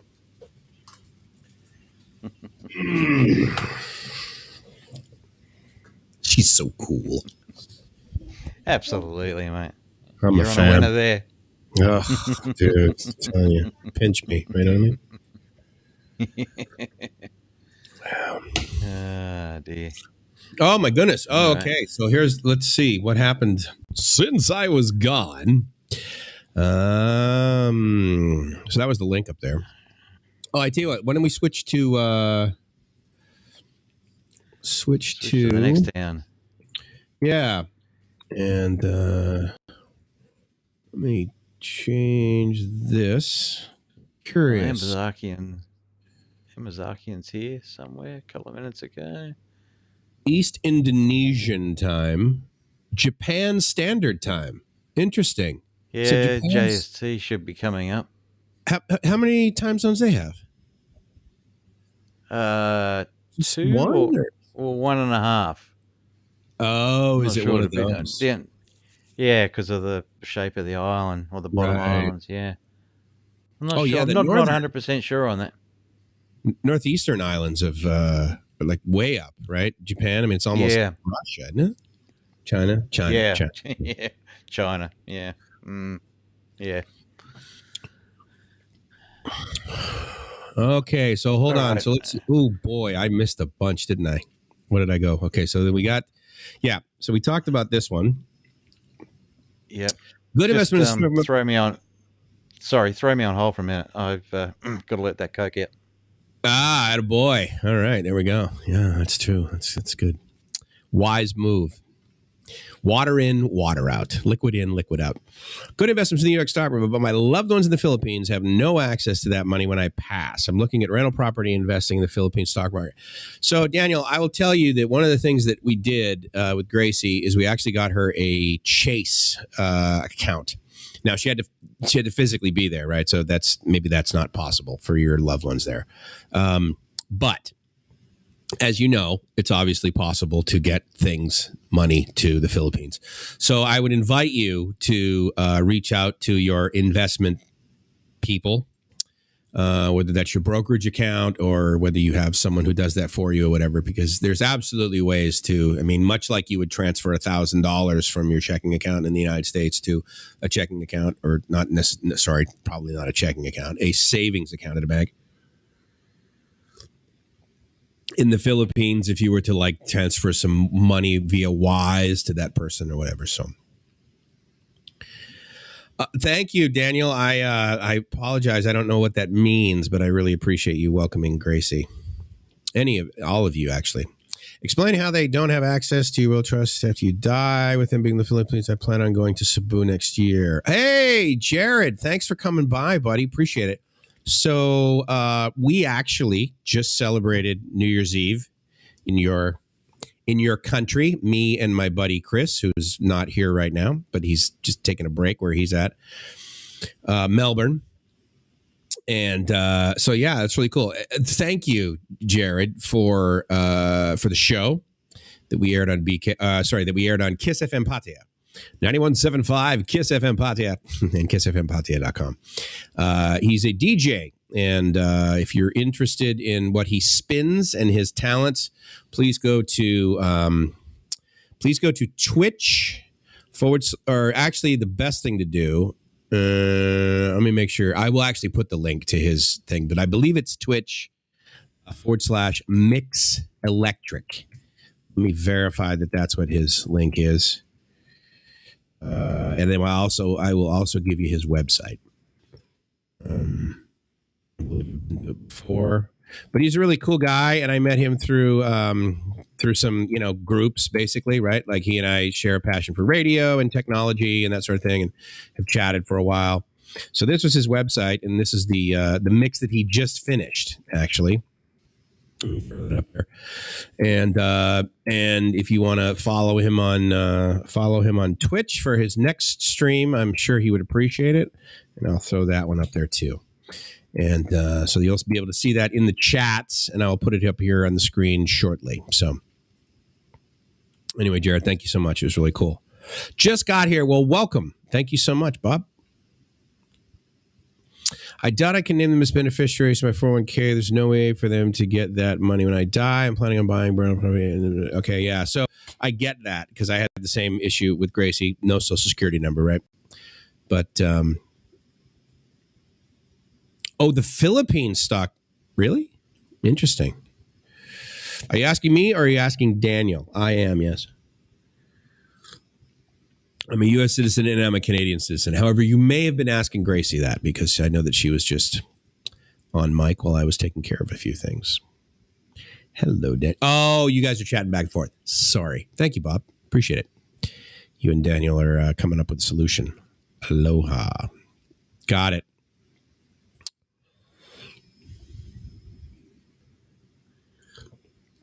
One jeepney honk honk for you, Gracie. Thanks, Bodo.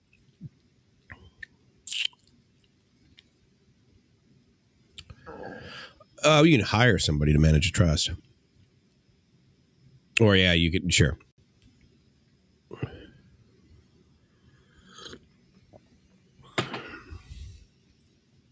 Okay, I see what's going on with these comments.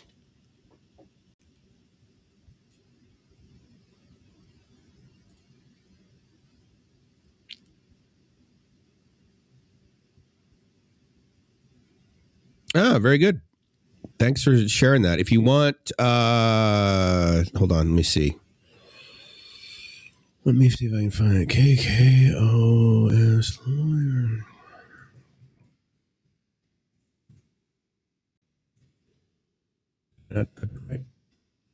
I do. I'm actually interested in that. KKOSlawyers.com. KKOS. And I type that in and I get nothing. So hold on. Let me make sure maybe they don't have their A record set up right. www.kko. No, doesn't work. Well, that's all right. I'm sure you probably talked about it. Indeed. Thank you, Bob. Hi, Grace. Can't wait to meet you. Bring Mike home for a visit soon. I miss him. Oh, Brian, thank you so much, man. Stoked to hang out. She liked Hingham. You know, I mean, it was, you know, it's not ugly. It's pretty clean, which is pretty nice, right?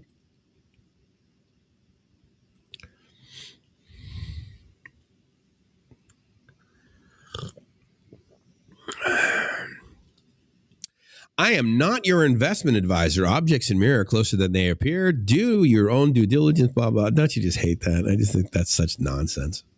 Give some advice, for God's sake. Give some financial advice. Give some emotional advice. Anyway, I put those in the chat, but that's Mix Electric is Jared's website that gives information about the stream that he did today between 8 p.m. and midnight Australia time. Australia Eastern time, I believe. Eastern Daylight Time. I'm not quite sure, but maybe. And yes. Sorry. I know. I saw you guys. That's my fault. I didn't catch up in time. Check the address. Yeah, do and throw it up there because it would be cool to be able to share it. I definitely want to do that.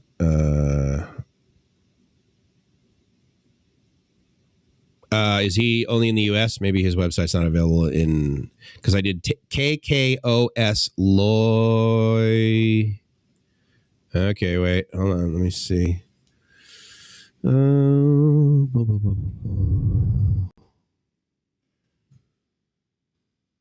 There we go. Thank you very much. Kyler Kohler, Ostermeyer, and Storensen. Oh, wow. Younger guys, huh? Good. This is the one that Bob shared. Here you go. That website if you guys have any questions or have any interest in speaking with lawyers.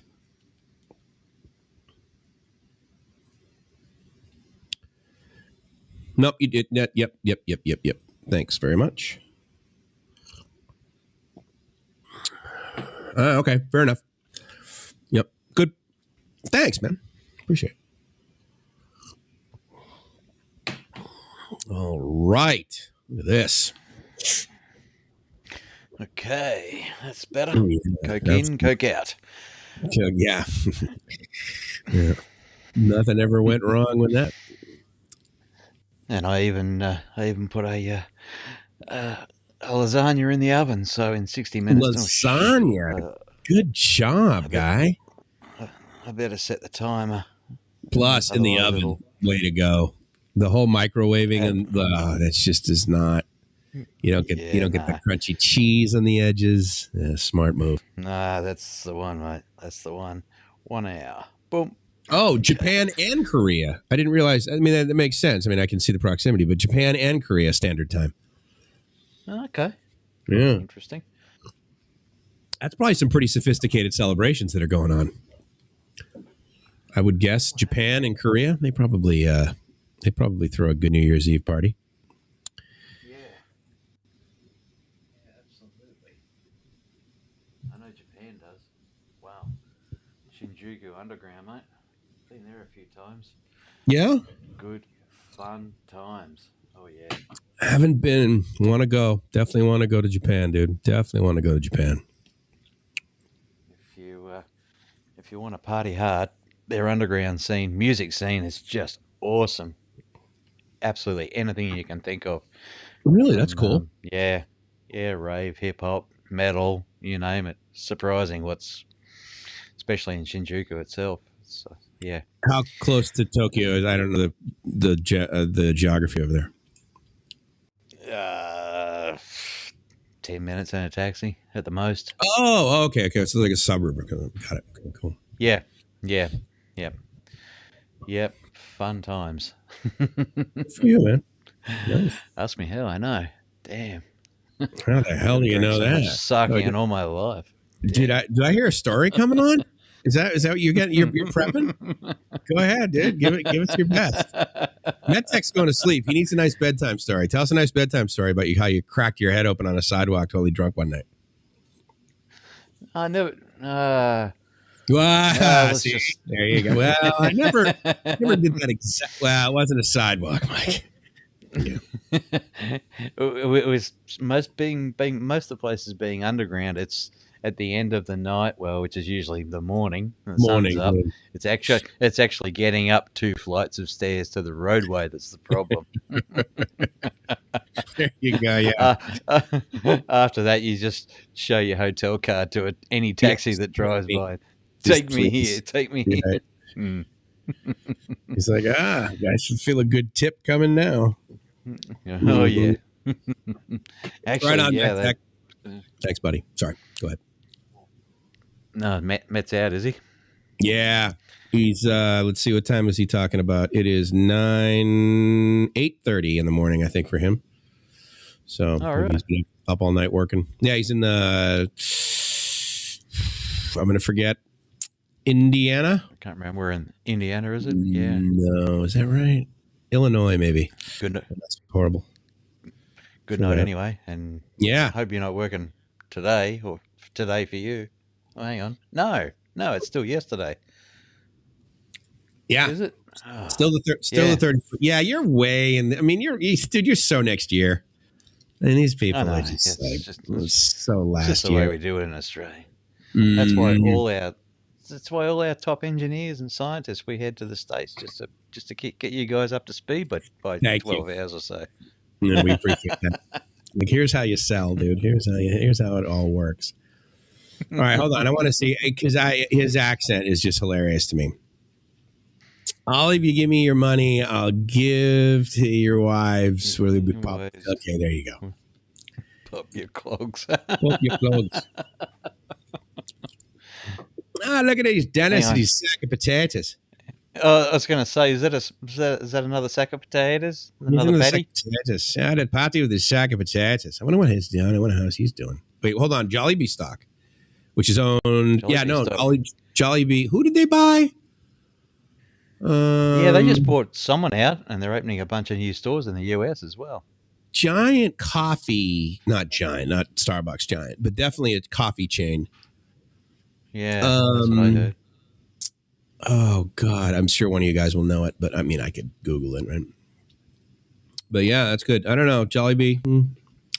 Yes, Jared, indeed. Jared. I shared the links, so thank you so much. Yeah, Jared was the DJ from Down Under. Yes, you mentioned Who that. Was spinning on Kiss Top FM. of the evening. Indeed. Yeah. Look at him, his little tux there. What an adorable young man. BD Jollibees as an owner, boss move. Yeah, there you go. Good job, bud. Buy the stock, buy the burgers. Their burgers, I think, are gross. Gracie likes their chicken, their fried chicken. I actually have to admit it's pretty decent, but their burgers, bad. Chicken yum. Yeah, you said honey none in Japan.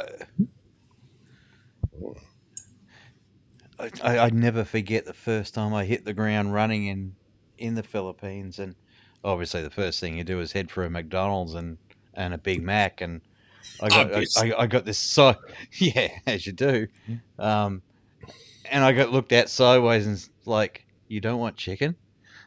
It's like, no, I want a Big Mac, and they're like, yeah, oh damn it, there's one in a freezer somewhere, but everyone eats chicken at McDonald's. Yeah, no, exactly. Or they eat that damn spaghetti with the freaking super sweet sauce. Super sweet and chopped up little sausages. Yeah. Pass. No thanks.com. Yeah, thanks for the stream. Made you a brief stream of New York countdown from the beach. We'll give you a shout out. Hey, thanks a lot. Yeah, so I'm trying to think of New Year's Eve countdown from the beach. I'm trying to think of where he was. His last video, I can't remember where he was, but yeah, he's a traveler. He's a traveling man, and by train. Oh, there we go. So you know he's Joy. Yep. Is that what it is? That's what they call their plates. Yeah, Bob just put it up. Spaghetti and Chicken Joy. What surprised me last time I was there was the amount of drive-throughs that they've got now, considering the limited amount of space. Jollibee and KFC drive-throughs, just like in what city? Manila? Outside of Manila, because I was living in Cavite, in Imus, Cavite. Yeah, it was just like, wow, not far off the national highway, and every new one that went up, which was regularly, had a drive-through. So surprising. Interesting. Though, I mean, the pace of the drive-through left a lot to be desired. It was usually faster to walk in, walk out again. Yeah, their level of urgency, actually, even in this country, is certainly different than what I was used to. Although I will tell you, the McDonald's here are pretty streamlined. I mean, I go to one for a ice cream cone regularly, and and I'm a big fan because with my Rabbit card, they're only 8 baht. I mean, come on, it's only 8 baht. Clearly, it's not fattening. Gracie's got it right. She likes the lot better than McDonald's and KFC. Yeah. I mean, I don't know. I like KFC chicken, crunchy. The not the original recipe, but yeah. The original recipe is pretty much almost off the menu in Australia here these days. And the hot and spicy is definitely not hot and spicy anymore. No, so I will agree with you on that. It's pretty lackluster. It's a little dull as far as spicy goes. I'm not a big fan. No, it's like most things that I eat. That's what I put on truff on most of. Yeah, look it up. Hotter sauce. Is it like is it just an Australian thing, or is that like a global? No, it's a US brand. It's imported from the US. It's a special. Yeah, it's actually based on a truffle sauce and all sorts of secret spices and bits and pieces. Oh, super smooth. And so yummy stuff. You gonna put that on your lasagna? I mean, are you that committed? No, it won't go on the lasagna, but pretty much everything else. Yeah, fair enough. Yeah. I got an American just up the road that runs a barbecue place, proper smoker and all the rest of it. So he imports it. So big outdoor metal brisket. Yeah. Nice to have some. You just getting good American brisket and pork and ribs and stuff is almost impossible in this country. But he just moved in like 3 streets away and it's just like yahoo. Yeah, I changed my life. I'm trying to think about barbecue here. I don't know. I don't know of one. I'm sure I could look it up and find, but I don't know if I've heard of one. A good barbecue place here. There were some pretty decent barbecue places in San Diego. I don't know. I mean, I guess I don't know. I haven't been really in the mood for beef lately, and maybe that's just a thing here. I think I'm more in the mood for like the salmon I had tonight was amazing. I like that. Chicken though, I eat a lot of chicken in Thailand. Yeah, me too. Even here in Australia. In the south. Yeah, Gracie barbecue. They're good, right? Yeah, their chicken's pretty good. Mm-hmm. It's not outstanding, but I mean it's decent, right? Yeah, no, it's great. Yeah, it's something you can eat most days without any problems. Mm-hmm. I love the vegetables in Asia, full stop, especially Thai vegetables and everything was with vegetables, which is great, There's a little guy down the street on the sidewalk. We get our vegetables there. That's our farm. Yeah, I think Dana's got the same. Big time. He lives in a very Thai neighborhood. Yeah, it's great stuff. I don't know if Gracie will know the answer to this question. What do you think, Chris? Keto restaurants in the PH? Wow. Yeah, that'd be a tough call. You can find a lot of fat and fried. So you have type 2, yeah. If you do, well, I mean, if you were on earlier, right, you could hear Dave talk about how he's not diabetic any longer, and that's the beauty of type 2, right? But, you're not sort of behaviorally, you can change that. So, but again, drop the salt, drop the sugar, and lots of veggies. Yeah. So that's a good question. How would you define that? for Gracie. How would you define ketogenic diet? Yeah, I know. Me too. In the Philippines, it's just wow. Yeah, exactly. Like, what would you? You're right. That's what I was talking about. Like, what would you ask a restaurant to make for you? I don't think. Yeah, it'd be. Yeah. Wow. Yeah, that's a tough one. Because I mean, you could do as far as meat goes. Yeah, you can do the pork, but again, a lot of the pork in the Philippines is very fatty, and that's not exactly the goal with keto. Yeah. No, there's nothing lean about any of the heavy meats in the Philippines. Avocados aren't easy to get. Yeah, true. The sliced veggies, long beans, all that sort of stuff. I mean, but you can only have so many of those before they get boring. Yeah. Yeah. Yeah, just eat more veg, less meat, and walk a lot. And right. Well, that's for sure. That's all I did for a long time. It is live, Jared. Absolutely. On Facebook, YouTube, Twitch, Twitter, vk.com,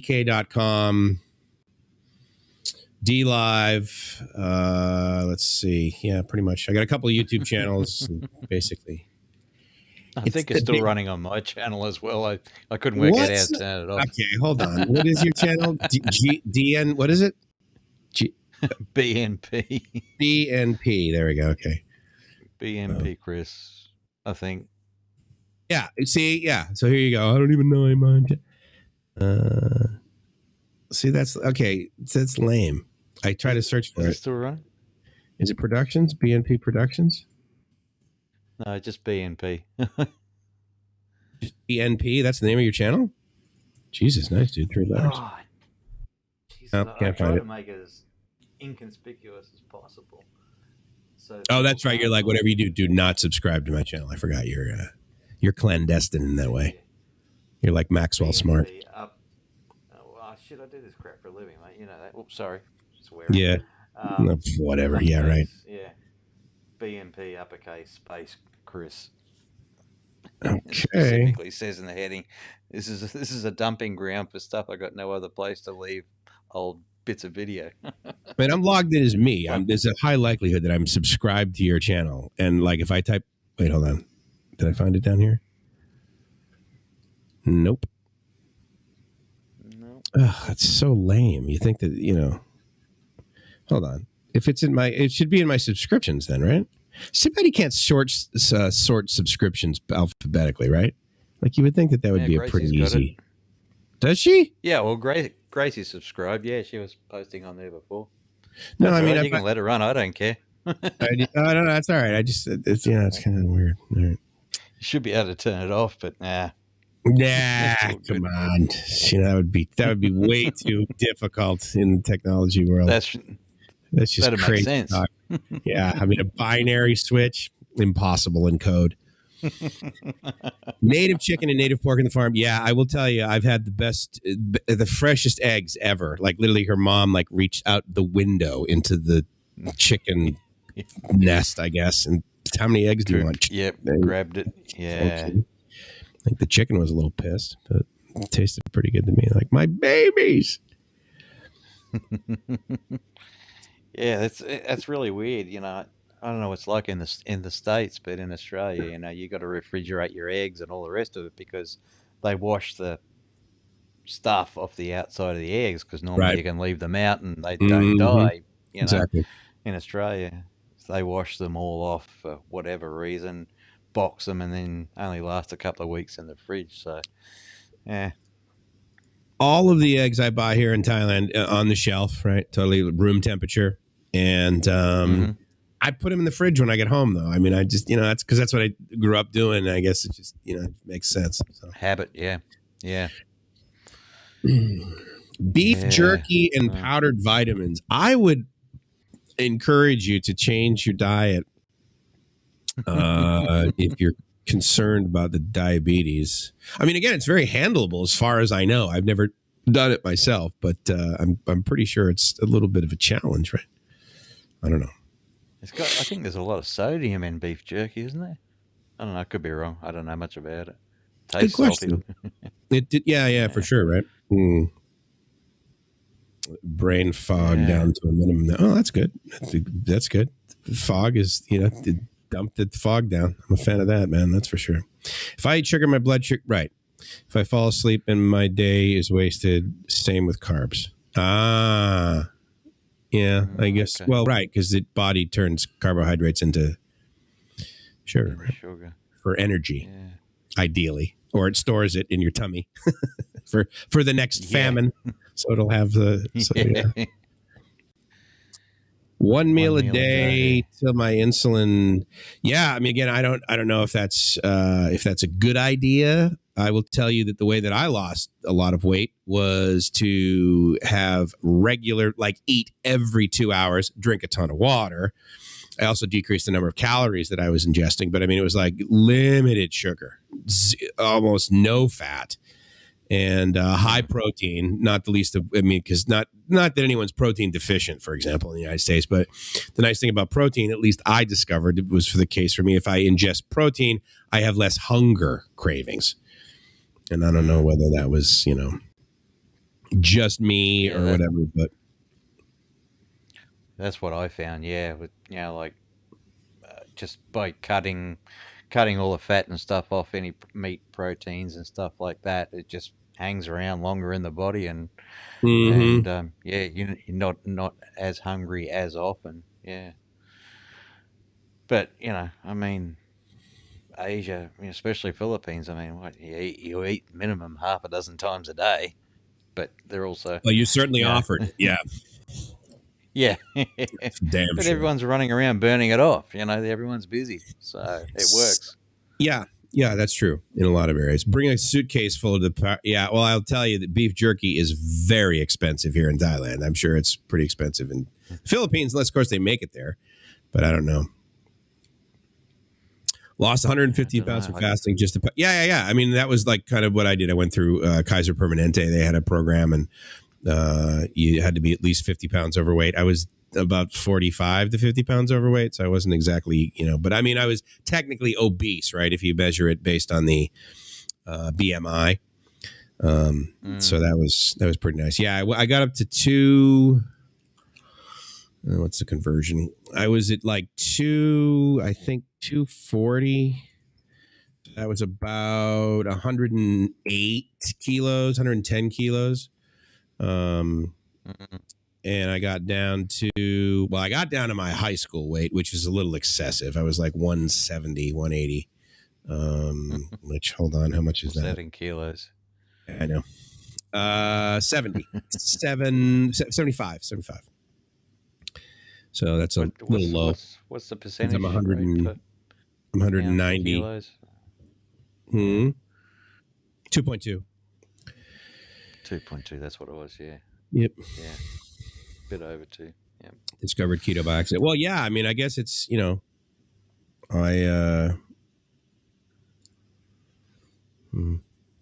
I can't really, I mean, again, I think it's, if you're working on it with a doctor and a nutritionist, that sort of thing, that's probably a wise move. But I mean, I know a lot of people think the keto is the best solution to everything, but then they also thought that, what was it? The Atkins diet, which is kind of similar, right? High and so that didn't work for everybody. Didn't work out too well.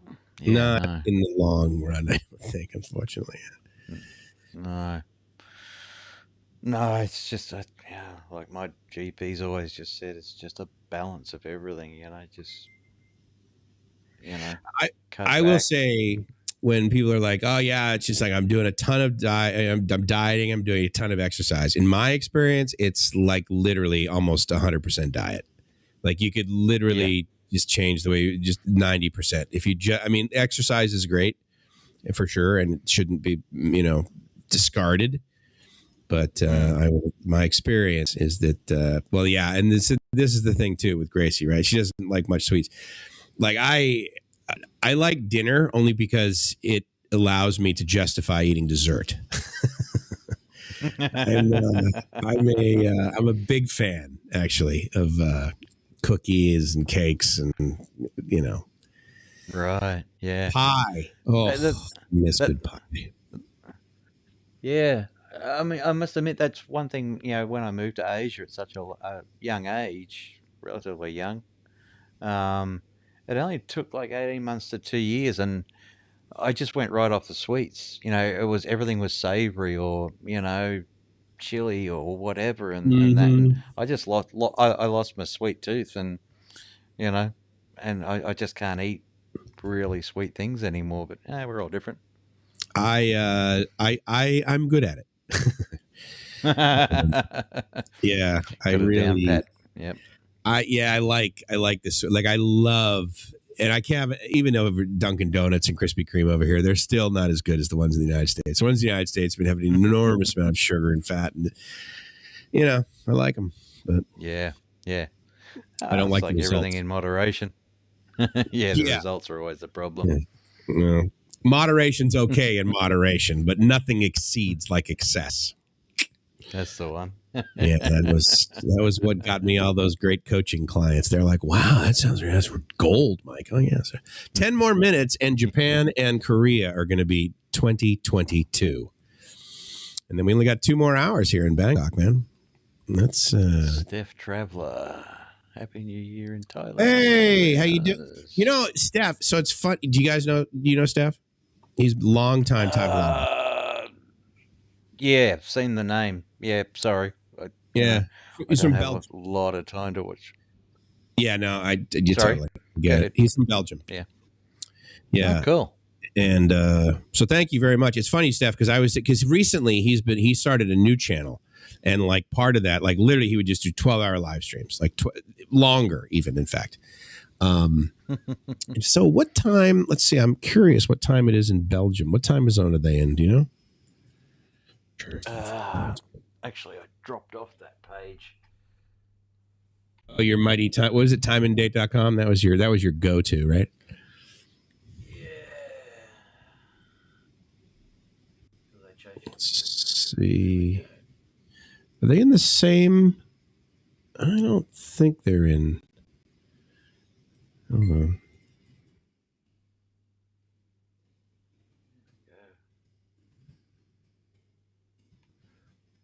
Oh, Central European. So just +1. Yeah, I was going to say it can't be too far from UTC. Mm-hmm. Yeah, just 1 over. And I really need more hosts here. Yeah, no, I know for sure, Steph.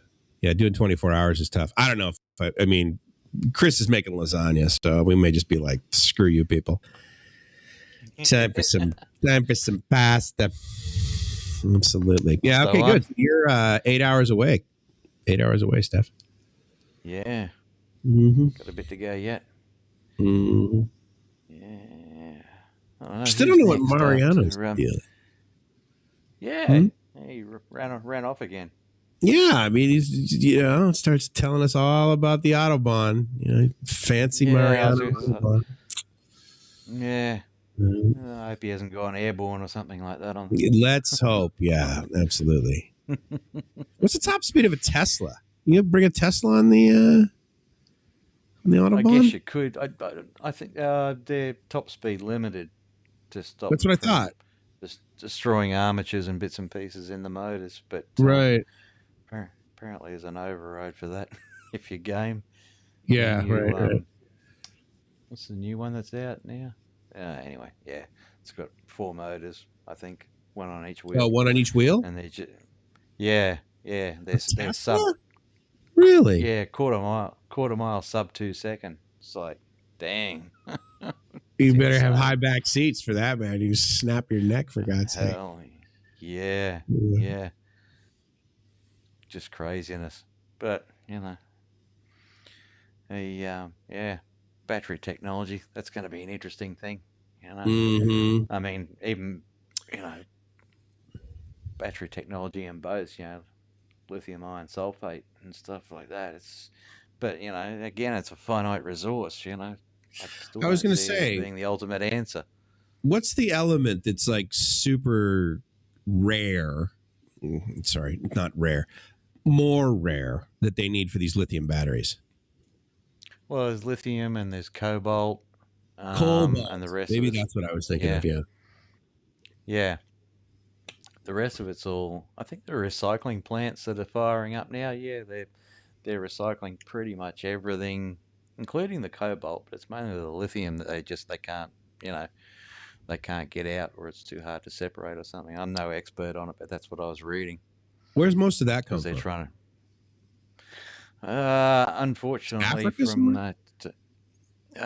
Yeah, Africa, but a lot the mines, the major mines, are controlled by that big country that everyone's complaining about at the moment. That makes iPhones? So, yeah, that's the one. Where's my damn beef? Yeah. You guys, Venezuela. You're getting morons. That's the one. How dare you? Yeah, Cobalt, thanks for that. Yeah, that would probably work real well, wouldn't it, Steph? Get some plutonium, 214. I actually am a big fan of the flux capacitor because, as you know, that makes time travel possible. Yes, absolutely. 88 mile an hour. I'm going to see some serious shit when that occurs, actually. I think in any... My buddy had a DeLorean, actually. A really neat car. Poorly made. I mean, it's completely unreliable, but neat looking, right? Yep. Yeah, Virus Land. Yeah, nice one. There you go. Todd's back. Hello, Phuket. Hey, Todd. India pumps out lithium? I didn't know that.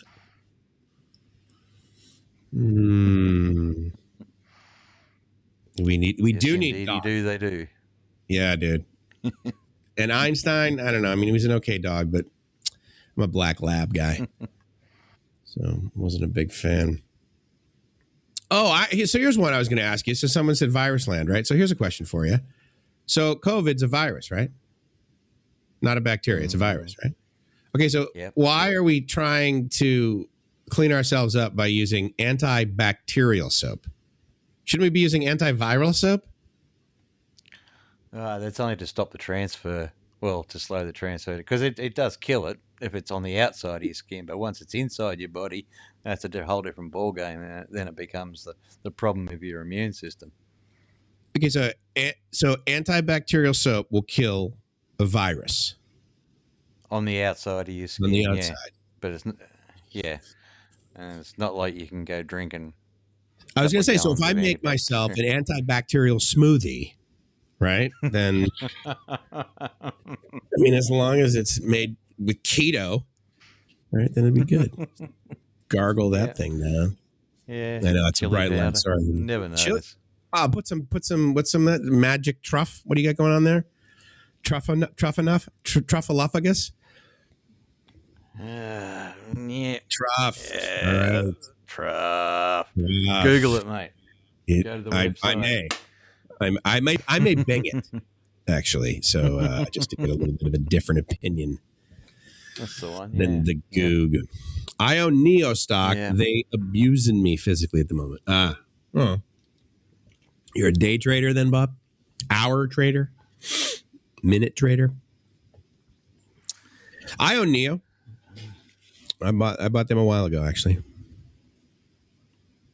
They're the electric car company. Yeah. And they are up shit creek with Apple because of their labor law. Oh, I saw it. Yeah, I saw some of that. But I mean, come on, that's happened before. Like, oh my God, they're treating people so poorly. We're never going to make Nike sneakers again until next weekend when there's a demand for Nike sneakers. And then we'll put the factories back online. Oh, so Gracie and I go out today to buy sneakers, right? I need to do some new sneakers. Super Sports. Yeah, I saw the photos, yep. And, did she? That's good. Yeah. She's updating the world on our feet purchase. And so Super Sports is like, I mean, I don't know what the chains are in Australia, but of course there's, I don't know, I guess Roadrunner Sports maybe. I mean, that's not a chain. Anyway, so we go to get sneakers. You got Adidas. I get Nike. Adidas and Nike. I got Nike. Yeah. And Skechers. Yeah, Nikes and Skechers. Thank you. Yeah. I know it's red, right? I'm like Rudolph. Right? Maybe I need some of that awesome makeup you have. And all of it made in Vietnam. Yeah. Yep. Vietnam and Bangladesh are big on clothes and shoes these days. Yeah. Right. Yeah, a lot of people moving that stuff offshore. Swing trader. From where it was originally made. What's that about swinging? the country that you know. Yeah, he's a swinger, I think, actually. Okay, each to their own. Hey, sure, whatever works for you, man. I don't think he'll be affected. No, none, really. Actually, I'm a big fan of the. Oh, dude, look at me! Thank God, I just looked up right now. 40 seconds, and Japan and Korea. You'll be happy to know. Actually, Reese will also be happy to know that probably BTS and what's the other one? Blackpink. Blackpink, yeah. BTS and Blackpink are actually going to be celebrating with Reese, obviously, in 18 seconds. I'm just talking to her right now. I just to Reese? Yeah. Okay. She's sending me I said, "Are you happy?" She said, "I don't know." Okay, that's good. It's better than no. Yeah, that's good. All right, awesome. Yeah. 3, 2, 1, boom. Hello, boom. Japan. Welcome to 2022. Welcome to your side of 2022. Yeah. That's it. Yeah. So, that's good. I eat soap, actually. Yeah, that would probably be a wise idea. Yeah. I think wasn't that the idea of one of the presidents of the US or something, to eat something along those lines? I don't know. I don't know. Gargle bleach every morning. You see, exactly, Dennis. You have a solution for everything, and I genuinely appreciate it. There is a supply shortage of everything. Keep lowering my basis point. Yep. What is this? Yes, Adidas by Korn. Big BKK.FM plays that. We actually play our own remix of it, which is pretty good. That's actually a really good song. Do you believe that Adidas stands for All Day I Dream About Sports? You believe that's the folklore behind that, the name of the company? Yeah, I don't know. And the joke, of course, is All Day I Dream About Sex was the right, which is what the Korn song is. But yeah. Indeed, yeah. There we go. Leave your shoes on, it's fine. Sure. I mean, just come on, and just you have shoe fetishes. Don't show any toe cleavage. That'll just blow me out of the water. Somewhere in China. What China? What are they in? What China? What's China's time? We really care. They're the next one, actually, as it turns out. They are GMT +8. +8. So, yeah. So let's see what we on here. Let's just crank that up a little bit. Yeah, we definitely need next year, we definitely need a graphics package. Definitely. Yeah. Brunei. Oh, what am I? You know what's so funny is I'm sitting here going, Brunei. Wait, that must mean it's like really close. Yeah, Thailand, dude. UTC +7. So yeah, I got 2 hours, which seems like quite a. It's so weird. This is like only a 5-hour live stream. I used to double click on 7-hour live streams all day long. Like a 12-hour live stream was a long one for me. Remember that? Yeah. And now it's like. Back in the day when you were young. Ah, boy, marriage changes everything. Jesus, Mary and Joseph. Yeah, so Hong Kong is going to be. Yeah, so China and China Standard, Hong Kong, Philippines, obviously. Yeah, so we're an hour away from the Philippines. Yeah, nice. Mongolia, yeah, it's 11:02 there. At the moment. Yeah, that's kind of weird, that setup. Yeah, the whole country, right? Yeah, that is. I mean, considering. Yeah, that's a good point, Steph. How many does Russia have? What if there were only a global information network where I could just like have answers to these questions at the ready? How many Russian?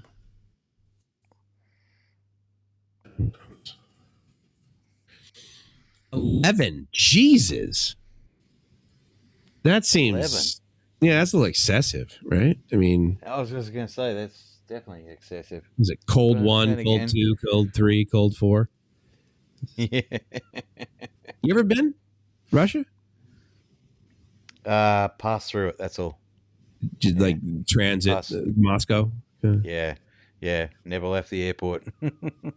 Yeah, probably wise move. I'll tell you, I was in Turkey, right? So I'm flying from Barcelona to get to Gracie, actually. And so Barcelona cruised over to, oh God, that's horrible. I can't think of the fucking capital of Turkey. Look at me. I'm talking like a sailor. Yeah.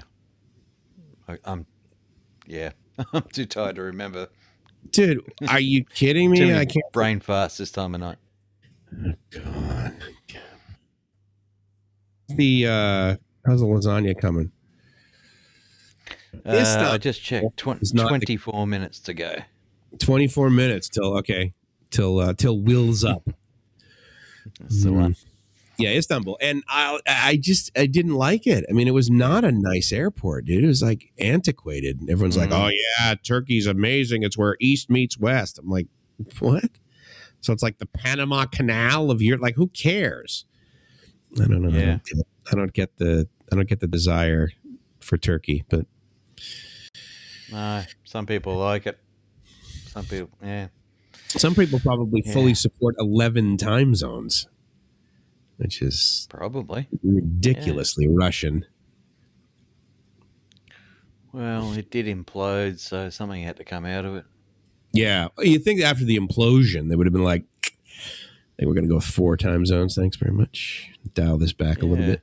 Get our arms around it. Put a pin in it." 11:05, Hong Kong and the Philippines and Brunei and all of China. So, I will say there are some interesting things about what's that? What happened? Did Jesus literally just like materialize in your living room? Is that why you said that? It's just your wife secretly texting me. Oh my God. I'm going to throw her off the balcony. Nice. How dare you? Was it tell Mike to go to sleep when it gets midnight here? Non-restrictions may be what Turkey is all about the past 2 years. Oh, yeah? Oh, okay. I didn't know that. Okay. 11 time zones. Dude, what the fuck are they? Come on. That's insane. Yeah, I wonder if they're all off. And they're all off by an hour? Because if it's 11, almost half hours in some places. Well, yeah, because otherwise, you're looking at. I mean, that would literally be like one time zone every. Yeah. And considering how far north they time are, zone in some countries or states at the time, yeah, that's just bonkers. That's freaky. I hate them just because of that. It's the only reason. I blame the Russians for everything bad, including the time zones. We turned off the pigeon cam. I know. I pulled it in. Too dark. It was, I got the 2. And in fact, now that it's after 10, the lights in the pool are gone. So, yeah. So here's a question for you. Gracie asked me this, and I was just like, it's a fairly interesting question. So you're in a pool, and the lights, that have the, let's say the cover comes off, right? So obviously water and electricity. Do you get electrocuted? Proper pool lights are 12 volts, 6 to 12 volts, some 24, but mainly 12 volts. Non-lethal across the electrodes, yeah. So agreed. And obviously they're probably LEDs too. And then they have a ground fault interrupter, so it's going to go off immediately. But more to the point was the question of if you are in a pool and you're just floating there, right? Yeah. And then let's say someone drops a toaster in there, right? 220 volts. I mean, at 50 hertz. See, that's the rub. If it was at 60 hertz, you'd be like, I'm immune. This is not going to touch me at all. Immune, rather. Impunity. Yeah, I'm going to be impugned by this. No, immunity, Mr. Lack of caffeine. I don't think it would electrocute you. I mean, where is the flow of current? Of current, yeah. It would depend on whether it was a fiberglass pool. It would depend on whether it's past the ground. If you're floating in the water, it's like a bird who sits on one power line wire. Relative to everything else, there's no current that can go through them. Well, it depends on the consistency. Well, my next one was going to be whether it's a saltwater or a freshwater pool. Okay, saltwater. More. Yeah. Salt water, you're probably less likely because it's going to be more conductive around you, wouldn't you think? Yes. But I would Providing literally the think top that layer of water has a path to ground, it's going to pass through you as well. Yeah, but It's not about the voltage. It's more about whether there's enough current to stop your heart. so, totally, yeah. No, I get that. But at the end of the day, it's like the reason people get electrocuted is because the current is passing through them because they have like one side. And I would submit that if you're laying in a pool, you're sitting there floating in a pool of water, the delta in potential from like your left hand to your right hand coming from both is the voltage effectively across your body is zero because there's no voltage. Well, that's drop. true. Yeah. Because we're watching a movie, right? And in the movie, someone drops a toaster, and this guy's, and of course he jumps around like crazy, and he dies, flailing around. Yeah, and I'm like, Well, it's like if you or I were to hang off one phase, for instance, of 420 or whatever you guys have, just hang off it in thin air, 60 hertz, of course. We'd be like the birds; nothing would happen. But if we were to actually hang off the wires of something around, half a megavolt or something, one of the big feeders or something. But then again, you've got the power line guys that jump off helicopters and work on those lines, and they're fine. So, and what do they do to not get electrocuted? They touch themselves to the one phase because therefore there's no potential difference. So but that's an air insulator. Water is a much higher conductor. So if it's got a path to ground... Salt water, yes. Fresh water is an insulator.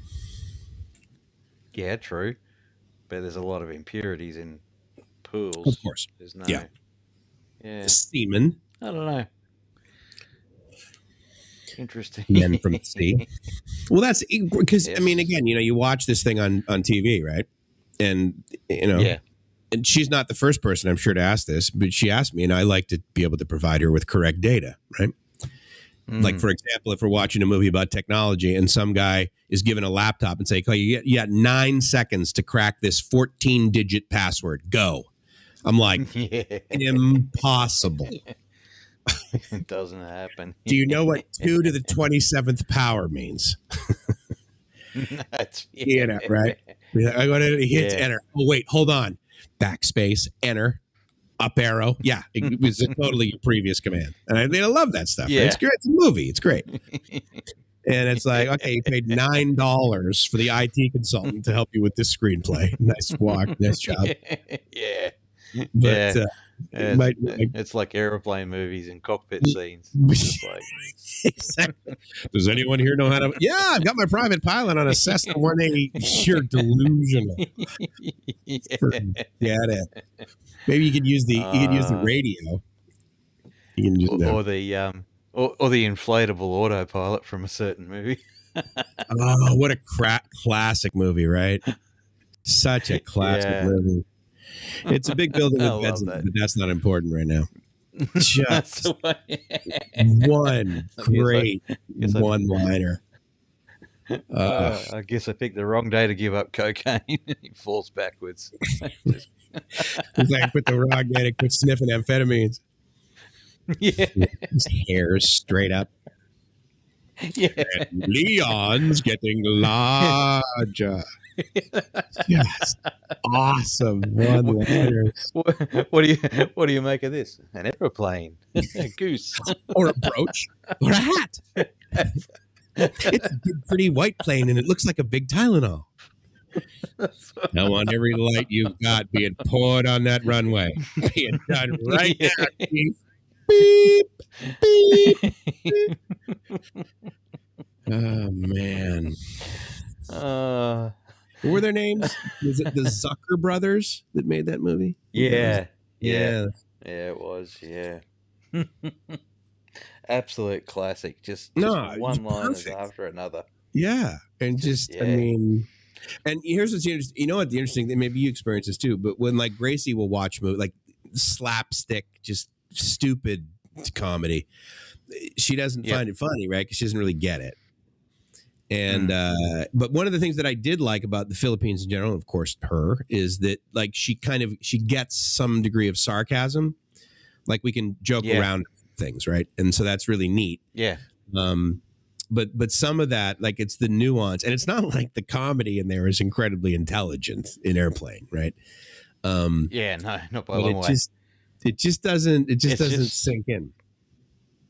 Yeah, no, but you know, like Mr. Bean in Asia is just phenomenally popular, and right, and I'm like, you know, Dullsville. Yeah, me too. But you know, different cultures and stuff like that. That's fine, you know. Rowan Atkinson is a very rich man from, you know. Yeah, right. Well, the other thing too is like Monty Python. I never found that funny. But many people, it's like an institution.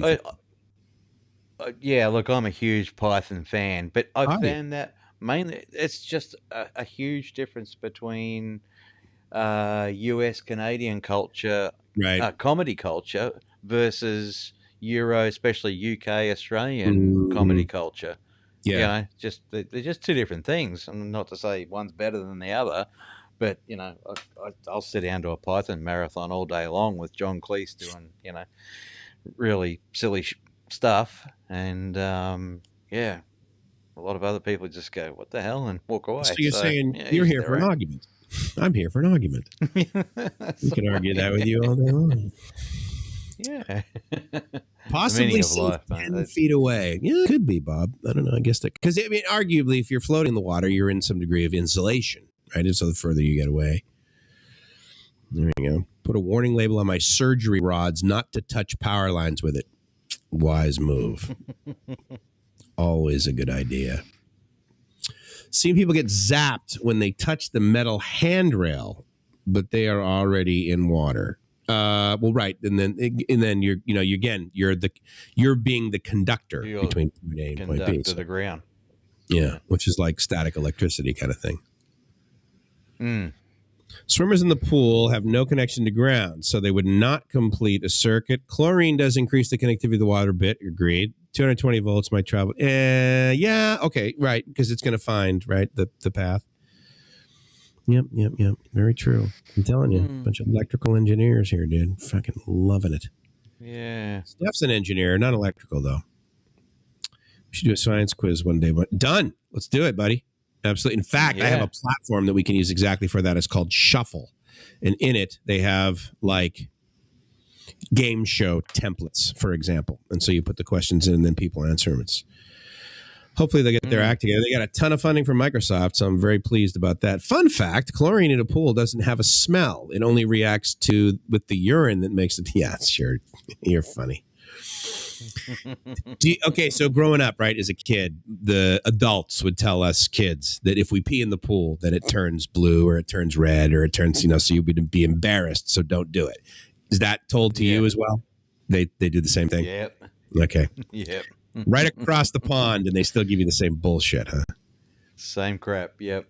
Mm-hmm. There's even ads on TV here, for could be something, and the kids are playing outside.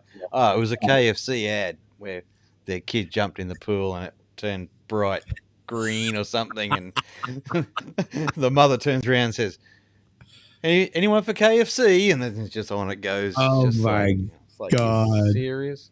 Yeah. It's like, well, yes, if I have ADD, Mom, then I'm peeing. Yeah, now I definitely want some chicken.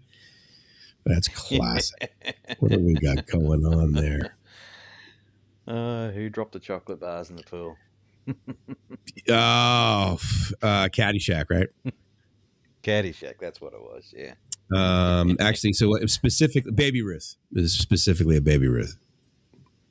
Was it? Yeah, okay. That's what he found, yeah. Randy, how are you? What's up, Buttercup? This is my longtime friend. I have known Randy for almost 30 years, and Randy drives the tram at Disney World, Florida. Nice. Yep. That's a cool gig. Mm-hmm. For sure. For sure. My problem with Disney is that they have, I don't know what they've done. I was going to say they've gotten lax. I don't know what they've done with their leadership or whatever, but the equipment in their theme parks. Now, again, I've only been to the ones in the U.S., so I mean, who knows? Everything brand new in Hong Kong might work 100% of the time. But man, for some reason, the upkeep, they are just not able to keep up. Gracie and I waited in line for 2 hours, then they closed the ride. And it was the Indiana Jones ride. So, I mean, again, it's not like it's Space Mountain. It's not like the first one. You know, I mean, I'm like, okay, yeah, the bearings wear out. Replace them, dude. Yeah. But this was, you know, I mean, again, it was a ride. And of course, you know, what you're in is basically a Humvee is effectively what it's modeled to be. And you're going over these, breaks down, and then, you know, they fix it, I guess. And then people get back on and they're doing it. We wait another hour and a half and it breaks down again. And I'm going, you need to really get some more better sensors on this because it's all mechanical. Yeah. Like there is it's not rocket science. Identifiable reason why these things are failing, you know? Yeah. And yeah, we had one down the road from us. Oh, you have a Disney an property? Unnamed, but in Australia? No, it's not Disney. It's not. No, we don't. But this is modeled on the same, almost identical theme. And it was last year or the year before. I think it was the year before last. There was Universal Studios? I don't even know what you guys have there. Okay, we got Dreamworld one side of the highway. We got Warner Brothers plus the movie lots and sound stages on the other side. Warner Brothers, okay. And then we got SeaWorld further down towards the Gold Coast. So they're the three main ones up here in Queensland. And what's the one that you were? Dreamworld. Yeah, they had a ride malfunction and the operator froze and didn't hit the e-stop button. And Jesus. I think there was 3 people killed and 1 severely. Yeah, and it was all they went all through it and. It hadn't had the maintenance schedules done, and the gaps were too big here and there. It was that typical stack of small errors that led to dragging the whole device. It was almost like a boat type of thing that took 4 people, and it just got sucked between. The drive system's got umpteen horsepower, and it just dragged the whole lot in. I mean, that's tough. I mean, because a lot of it's like electrical, right? I mean, it doesn't necessarily float, but in other words, it's the varying magnets, right, that pull it along, which is nice because then you have less. This one's not even that technical. Yeah, this is not much more than an old school roller coaster type drive system. Oh, okay. Okay, but there should it's not hard to put sensors in place to go. Hang on, there's something in this area that shouldn't be here. Stop the system. Yeah, no, I mean, slam the brakes on. Yeah, take the human element out of it. It's crazy. Whoa, I'm sorry. Okay, wait, no. So, if the guy was in charge of determining the emergency? Yeah. Just a kid is this operator. Recently, or is this in like 79 this happened? No, this is the last couple of years, yeah. That sucks. Yeah, I've never heard of that brand. Is that a global brand that just simply isn't? No, Dreamworld's modeled on the Disney profile type of thing, but it's Australian, and then it had US owners for a while. Then it went back to Australian, and then the guy went broke, and so I really don't know who owns it now. Well, I mean, SeaWorld, right? You know that they obviously used to be owned by Anheuser-Busch, and but that's not the case any longer. Yeah, crazy. But so Warner's is Warner's.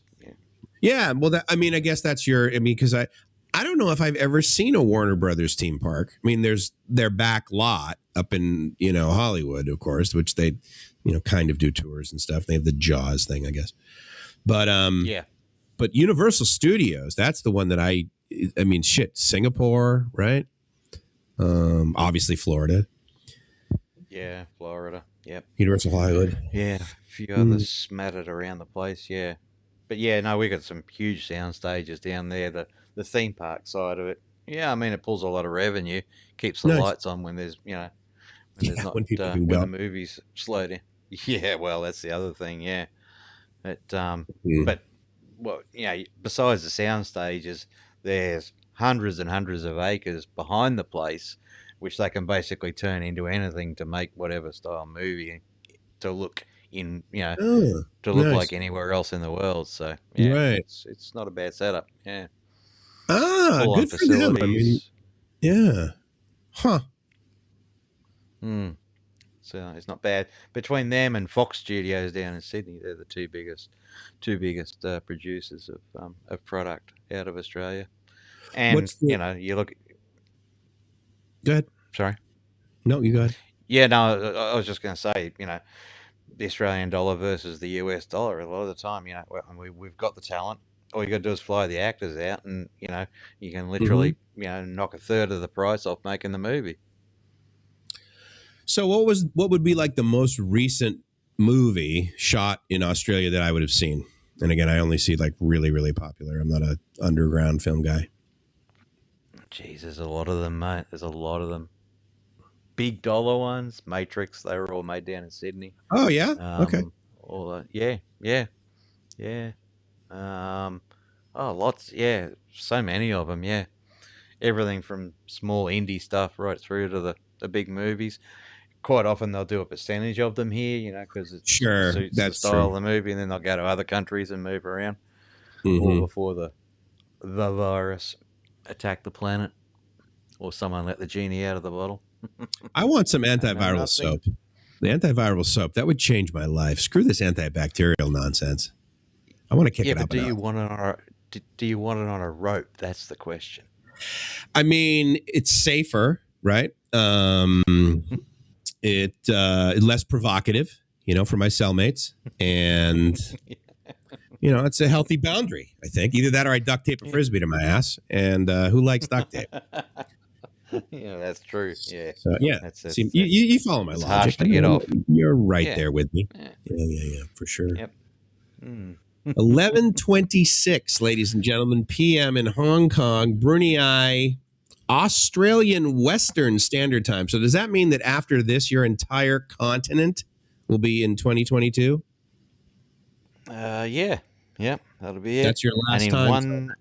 1 minute and 12 seconds, my lasagna will be ready. So I shall disappear for a short while, just a short while. A pause in transmission from jingle Australia. Package for that. We're gonna need definitely a graphics package. I just like saying graphics package. Yeah. Graphics package. It's got a graphics package. Yeah, absolutely, dude. It just makes me feel so, I don't know, entertainment. Just warm and fuzzy. It's warm and fuzzy, dude. I mean, I just like, what do you need? You want a couple of PDFs? Oh no, I need a full graphics package. The whole package. I need the entire package, ladies and gentlemen. I need the full Monty. God, remember that movie, Full Monty? Yeah. You're watching the whole thing, and you're going, "Why in the fuck is this movie called The Full Monty?" What was it? The last 30 seconds, right? Yeah. You're just like, yep. You're like, all right, well, like, really? I guess we could have fast forwarded to that one. Yeah. Yeah. Still. All right, hold on. How much time do you have? How much time do you have before lasagna? Oh, you now, bitch. All right. You go get your lasagna. I'm going to go to the restroom, and the world is going to really understand what dead air means. Absolutely. Okay.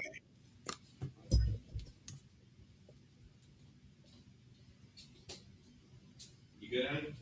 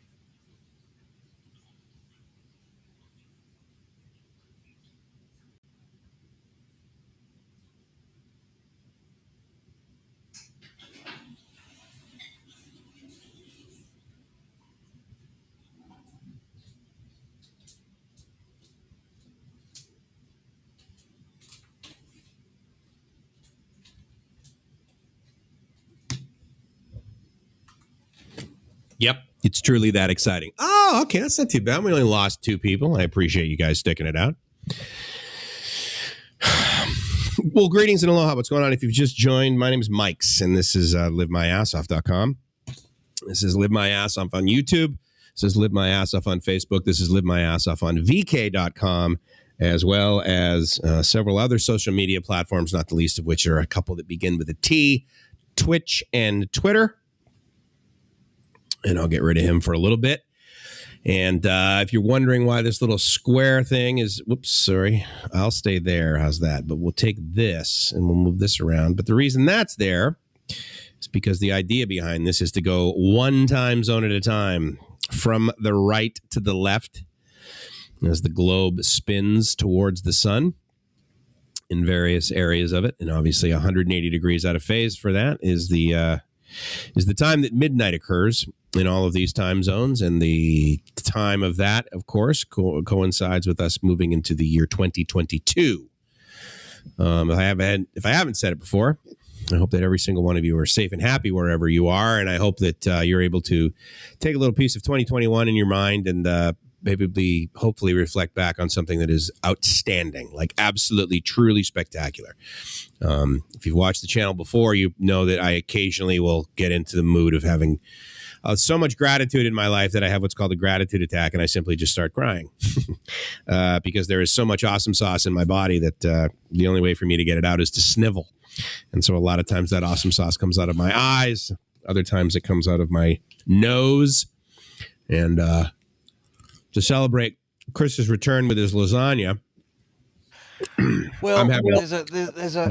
Would you like to hear the absolute epitome, just of what stupidity? What happened? When you put the oven on to preheat, yeah, and then come back to a live stream and forget to put the lasagna in the oven. So guess what? I got another hour before my lasagna's cooked. So I feel your pain. I'm having some peanuts. I'm having some nuts in your honor. You still got your what is it? Walnuts or cashews?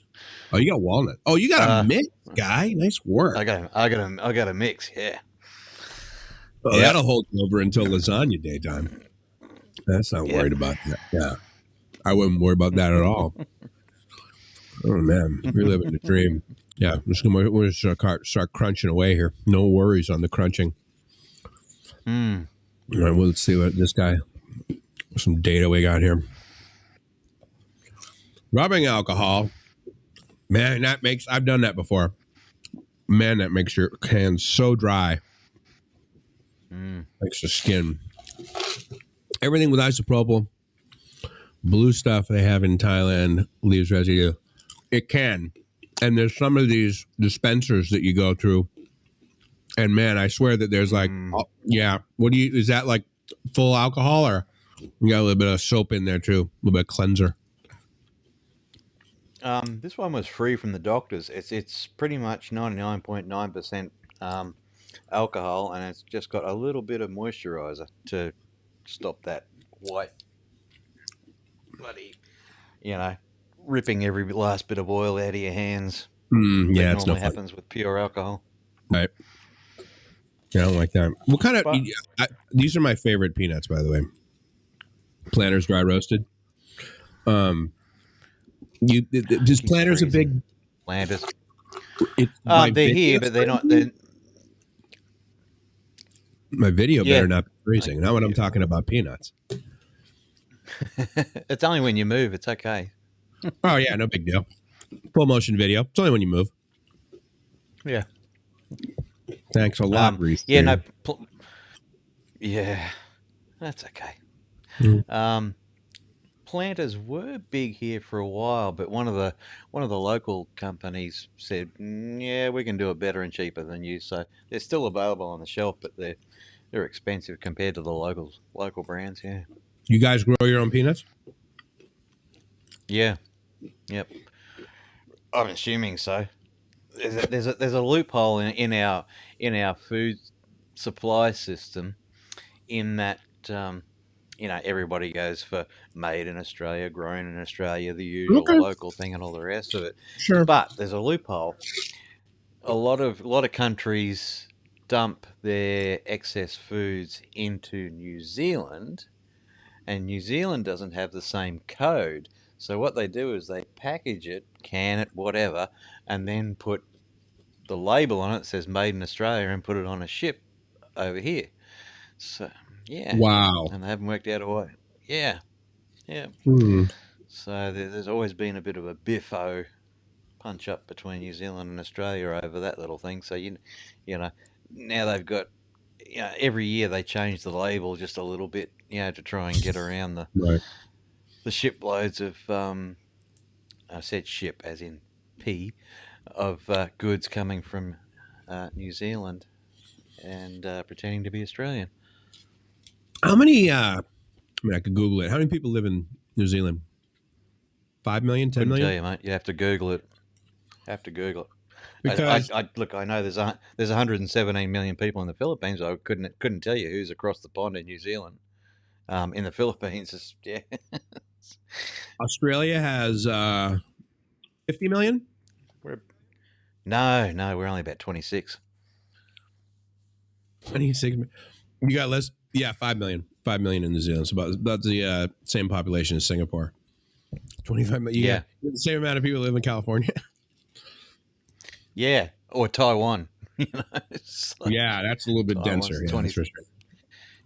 Yeah, and yet you drive from one end of Taiwan to the other, or take the train or a bus or whatever. I've done them all just to be something different. You can fly if you want. But the beautiful mountains and stuff in between the main cities, between Kaohsiung at one end, Taichung in the middle, and Taipei, obviously the main. Everything in between is just green and mountains and foresty and stuff like that. So they've still got a lot of room to move in. I want to go there so bad because I've heard the cost of living is really good. The people are cool. They're relatively intelligent. I think there's a lot of people that graduate from university there, right? Oh, yeah. Smart cookies. I mean, that's why, what was it, MSI and all those, the big brands, the chip manufacturers are in Taiwan. So, yeah, interesting stuff. And it is a nice place, and the culturally, the people are just super cool, really nice, yeah, and they're just like, no, we don't want anything to do with that other big country across the way that says they own us. So, yeah, it'd be interesting to see what happens down the track. Own you? I think there's probably people in the United States actually that think that Australia and New Zealand are the same country. Yeah, I wouldn't be surprised. Yeah. Yep. I mean, we used to have the ANZUS Treaty, which I think is finished now. Australia and New Zealand, something or other. Anyway, whenever we went to war. No, it was more military than anything else. So when we join wars with the US or the UK or whatever, and that the Kiwis and the Aussies would get together as the ANZUS mob and all head on over and have a big punch up, as you normally do in a war. Okay, so Australians are called Aussies, right? Yeah. And we call them New Zealand and they even call themselves this, right? Kiwis. Kiwis, yeah. That's their national bird. It's bird. It's an animal. I thought it was a fruit. Yeah, it's only found in New Zealand. No. Oh, well, there is a kiwi fruit. I don't know how that got its name, but the Kiwis came after the bird. If you Google it, you'll see a picture of this weird looking, looks like a porcupine with a long beak and long legs. Really? Yeah, that's what it looks like from a distance. They eat them? I don't know. No, I think they're protected species. Yeah, see? Yeah.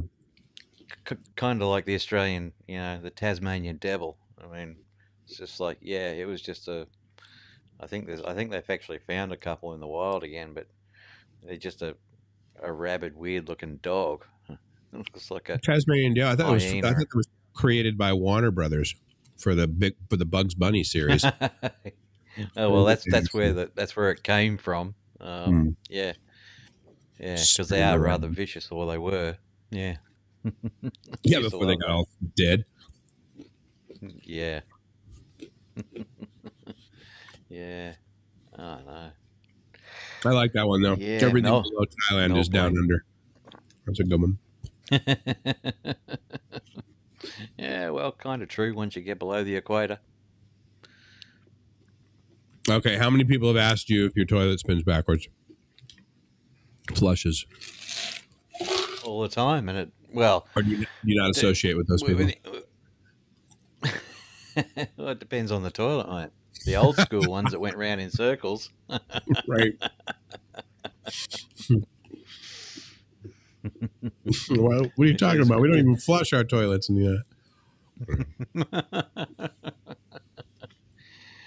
Oh, yeah, US toilets always amaze me. This giant pool of water. It's just like, splashback, dude. No, not before dinner. Not before dinner, not before lasagna, and not during peanut. Yeah, exactly. I think I'm ready for a Coke. When was your last? You still got your Coke Zero? Mm-hmm. Oh, you drink out of a glass. You're like royalty. Well, it's only because it occasionally gets a splash of scotch in it. Ah, I see how you are. You're a big boy. But not very often these days. Well, you made it through New Year's Eve sober. Absolutely. Yeah. Is that a big thing anymore? I mean, do you guys have a drunk driving problem over there? Or do you guys in the United States, there's always these pockets of, drinkers and stuff, of course, New Year's Eve. But they have this thing called First Night. Many cities have it, and it's completely sober, total sober event. It's not just a bunch of alcoholic, AA members. It's like people that are just like, no, we're just not going to drink, and they call it First Night. They have that. Do they do that there? On a really small scale, but because drink driving in Australia has been just hammered into people for so long, they dropped it down to 0.05. Wow! And for the first, that's nationwide. And for if you're a new driver, for the first 2 years, it's 0 alcohol. If you're caught driving, wow, it's 0. That's it. Instant loss of license. And if how you long? go, sorry, for how long do you lose your license if you get caught in the first two? Like forever? Or no. I think it's like 3 months or something for the first offence or something like that. Okay. Not 100% sure because it's a long time since I got my first license. Yeah, but yeah, once you're over 0.05, it's like a sliding scale of fines, and then you lose your license, and then eventually you end up in jail. Right. So, yeah. But yeah, the mobile breathalyzer vans and cars, every cop car's got breathalyzers, everywhere you go, and they can just pull you over and breath test you. It's part of the law here, and drug test you now as well. And is it effective? Like, in other words, are there just simply less every single year? Less, deaths? Yeah, I think it just keeps it under control, to a certain level. As more people try, they just put more cops on the road and, a ton of resources and stuff like that. But I mean, now we've got cameras at all the intersections and stuff like that. We've got the red light and we've got the speed cameras, but now we've got extra cameras to make sure that people aren't picking up and using their telephones, while they're sitting at the lights. That's like a $380 fine. Oof. Yeah. I get the whole texting and driving thing. Yeah, that's wrong. But, to pick up and go press play on bkk.fm at the lights, that shouldn't be a fineable offense. Or maps, quite frankly, right? I mean, so do people have their phones on a suction cup on the windshield and then they have Google Maps going, or is that not allowed? Yeah, no, that's allowed. But technically it's not allowed. It's stupid. If the phone is in the area of where the windshield wipers would clear the screen, that's illegal. So you've actually got to find a spot on the screen or on the dash that is in a part of the screen that's not cleaned. That's how anal they've got with, what you can have, where you can have it, when you can use it. So you guys drive on your steering wheel's on the right. So that means the wipers So so the only place that wouldn't be wiped where you're it would be the upper left-hand corner in front of the passenger. Just about, or the very bottom right-hand corner, which is sort of kind of where most people put them anyway. But is that they don't hit? Yeah, they don't hit on that side of it too much. But if you look into the laws, which I did a while ago, it was when the GPS units became really popular. The cops thought, oh, here's a cash grab, So they made up these new laws, when Garmin came out with their standalone units and that. So I don't think they police that much, with phones in holders and stuff these days, especially with Google Maps and a million Uber drivers and whatever, all the other brands of drivers, they've all got them these days. What do you got? You guys have Uber, I guess, right? You just mentioned it. What's the other? Yep. You have another competing one, I'm sure. Yeah, we got two other competing ones. I mean, I won't use Uber because they're just a pain in the butt. The one that I use occasionally. One in the U.S. was Lyft. Lyft was us. They used to, the way they started out, they had literally giant, puffy, pink mustaches that the drivers would strap on to the front of their cars. But then, of course, the taxis, right, would like beat the crap out of them and trash their cars and everything. Because, hey, I'm not a licensed driver and whatever. But so yeah, Uber and Lyft are pretty much in the U.S. Yeah, Uber, and the other one here is Ola, O-L-A, is the other major one. And most of the drivers, you'll see the car pull up. It's got Uber and Ola stickers on it, so they work for both of them at the same time. So, and in all honesty, I mean, our taxi services have been so abysmal for so long because they've had the monopoly for so long. Yeah, right. That's why these ride services took off so quickly here, much to the disgust of it made the taxi companies clean their act up because getting drivers, most of them couldn't speak any English. So how do you tell them where to go? Most of them wouldn't use a GPS and take you the really long way home. And, you don't want to deal with that when you get off a plane at the airport and you know exactly the way home. Yeah, no, it's offensive. It is, and it's just insane. And, these ride services, they do it. I haven't had any complaints. I know in a lot of parts of the US, there's been certain problems, but we just don't have the density of people and cars to have that many problems. Well, that's pretty good. I think down in Sydney they've had one or two rogue drivers and stuff like that, and you're always going to get the bad crazy passengers. Dude. So yeah, sure, of course. Treat me like I'm in a limo. Respect me. Yeah. Oh, yeah.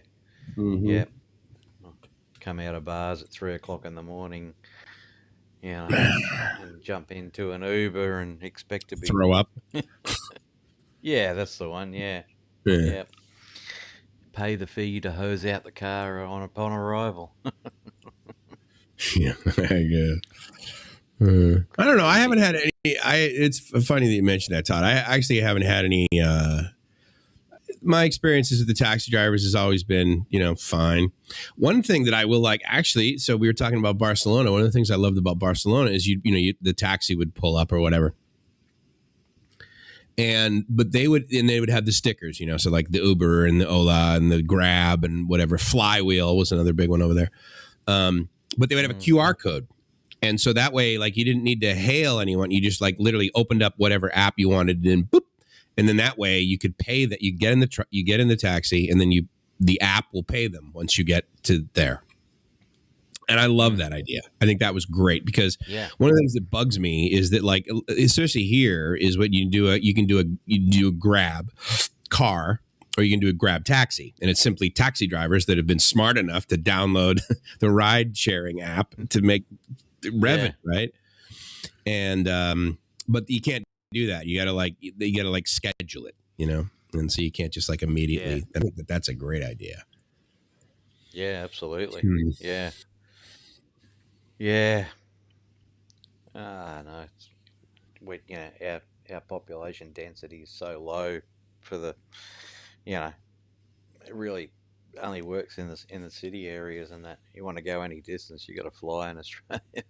Yeah, no, I'm sure, right? Yeah. So do you have a car? Six and a half hour. Yeah, I just when I landed back in Australia, I just picked up a cheap box of. It was actually a really good deal. It's a Mitsubishi 4-wheel drive thing, and that the mate that works at a car yard, it was traded in from a one-owner family. Perfect. So it's just cost me next to nothing, and I'll just give it away to somebody when I leave again. Right. So I don't have to pay rego and insurance and all that crap. Yeah, I'm thinking about doing that for the Philippines. I kind of, because where Gracie's farm is, there's these little, I don't know, I guess they're 4-wheel drive, but they're these pretty small ones. They're called Roscoe's. Do you remember? Oh, yeah. I've heard the brand. Yep. Yeah. And, pretty nimble, right? But then also like 4-wheel drive, or you get them in both, 2 or 4. But going up to the mountain, I mean, like that would be really cool. Now, the downside, though, is that nobody in her family knows how to drive a car. I mean, her mom has never learned how to ride a motorbike. And so I'm like, okay. And we were talking about that earlier today. And she's like, well, maybe we should just rent. I said, yeah, I think you're probably right. But the renting of cars in the Philippines, we had actually pretty good luck with that in Palawan. But when we were in Kalibo, we landed there, landed in Kalibo, and then got one, then drove down to her family in Hamandan. Yep. But, we had a price agreed on, right? The guy shows up, and it was like literally like, I don't know, it was like another 1,000 or another 2,000 pesos like a day or something. I mean, it was ridiculous extra money. Gracie was pretty pissed. I was still working, so my mind was in US dollars. So I'm like, whatever. Yeah. Doing the conversion on the fly, going, damn, this is cheap. Yeah. Oh my God, it's another $8, or whatever. Like, but now I'd be like, hey. Yeah. It's so weird. Like, we're out the other day, and I'm like, I don't know, 300 baht. This is it's getting up a bit. That's about $8-9 for the exchange. And of course, I get a new message every day. Oh, by the way, the exchange rate's 33.7, 33.8, 33.9. Yep. I was worried about my rent. I mean, I wasn't worried about it. I was like, well, maybe we could get it down cheaper. I'm 12,000 baht, right? And I do the exchange rate the other day. I'm like, okay, I'm paying $349 a month for rent. Okay. Yeah. In 1989, I moved to Southern California and had a studio apartment that was a block and a half from the beach, but it was 1/2 the size of this approximately. And it was $475 a month. Yeah. So it is now 33 in about 8 minutes, 34 years later. Yep. And I'm paying $350.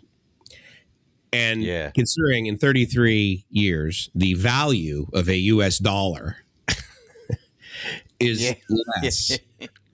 I mean, arguably, I'm living here for like $200 in 1989 value kind of thing. Yeah. And I'm like, okay. And then again, gratitude attack, because I'm like, wait. This is a quality. Wait, lasagna? Oh, shit.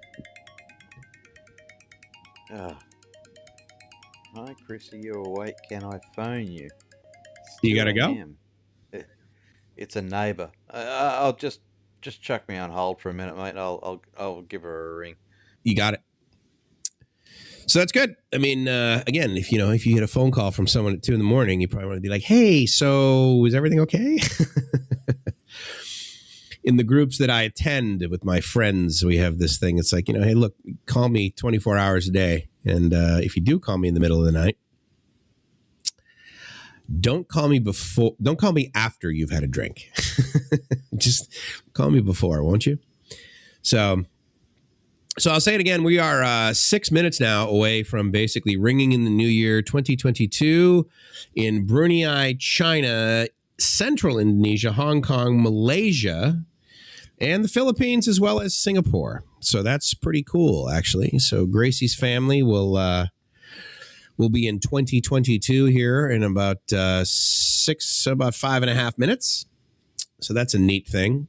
Thank you for the 8 people that are watching. Todd, I know that you said you were leaving, but thank you for the extra messages, buddy. I really appreciate you sticking around and hanging out. It's always cool. I want to thank everybody that's come by. Definitely want to thank Reef and Joe. And who were the other 2 people that basically super chatted? That was just, I'm always honored by that. I'm a big fan of that. I'll tell you what, though, I am kind of feeling sleepy. So here's what I'm going to do. I am going to throw this up there. And if you feel like buying me a coffee or basically buying me a smoothie, that is it is caffeinated, I am more than happy to do that. So buymeasmoothie.com if you want to go there. And basically all that is buymeacoffee.com/live my ass off. And so I tell you what, let me do this. Let me put a couple countries up there. So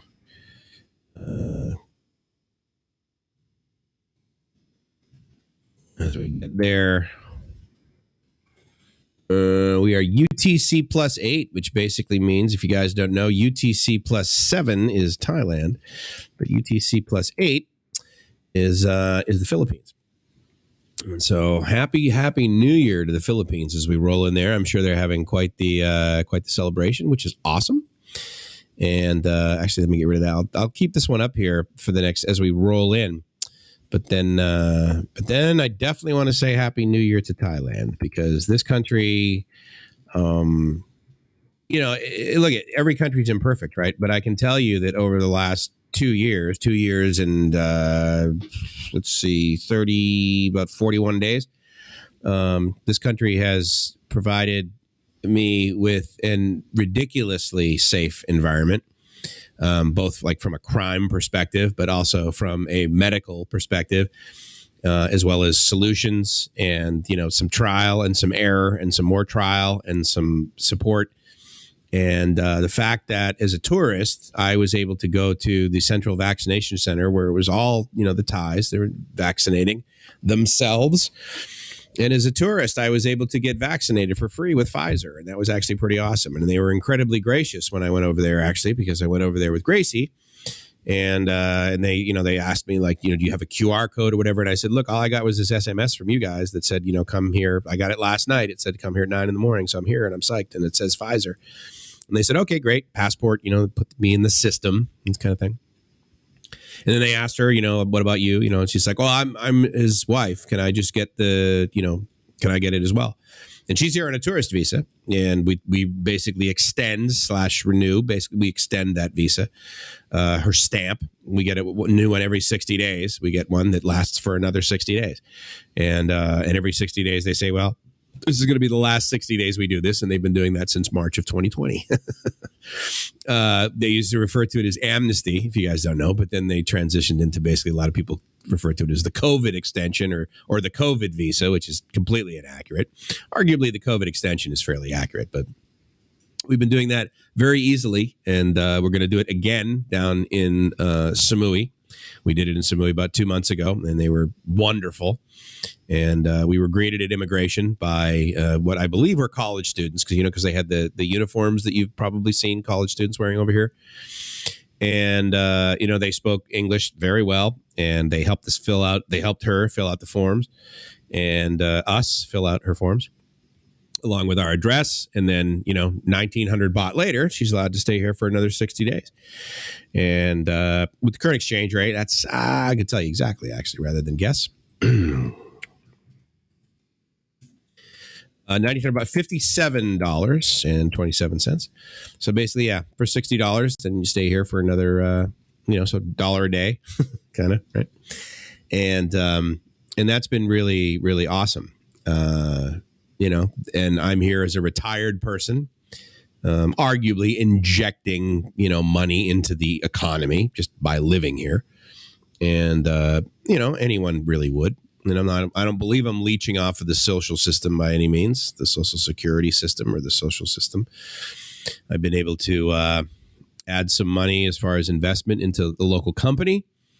And, buy insurance and do all of the things that involve, being able to live in a country. I pay our electric bill. I pay our phone bill. I pay, so it's just like standard stuff.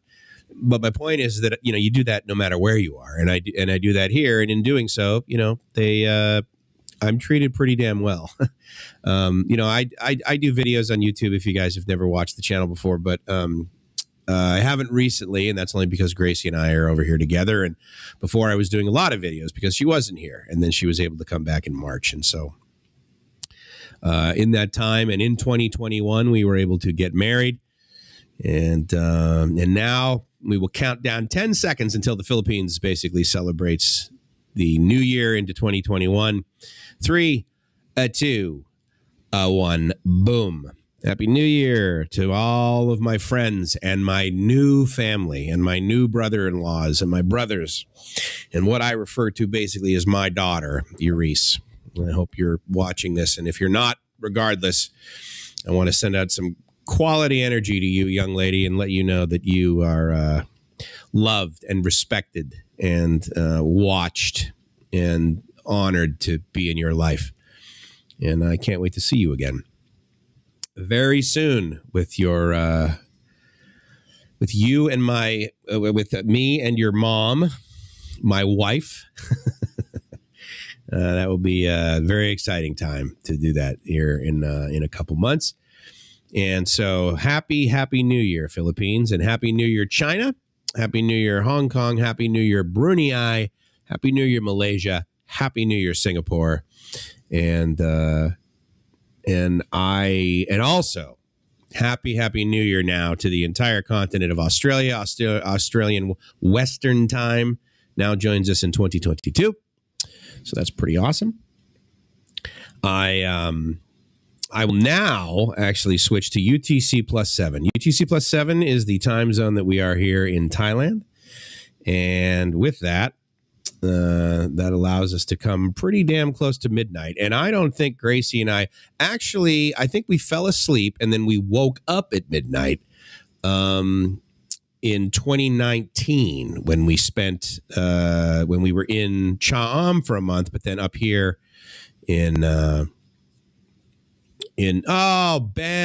Ben, thank you very, very much, my friend. Wishes from Kansas.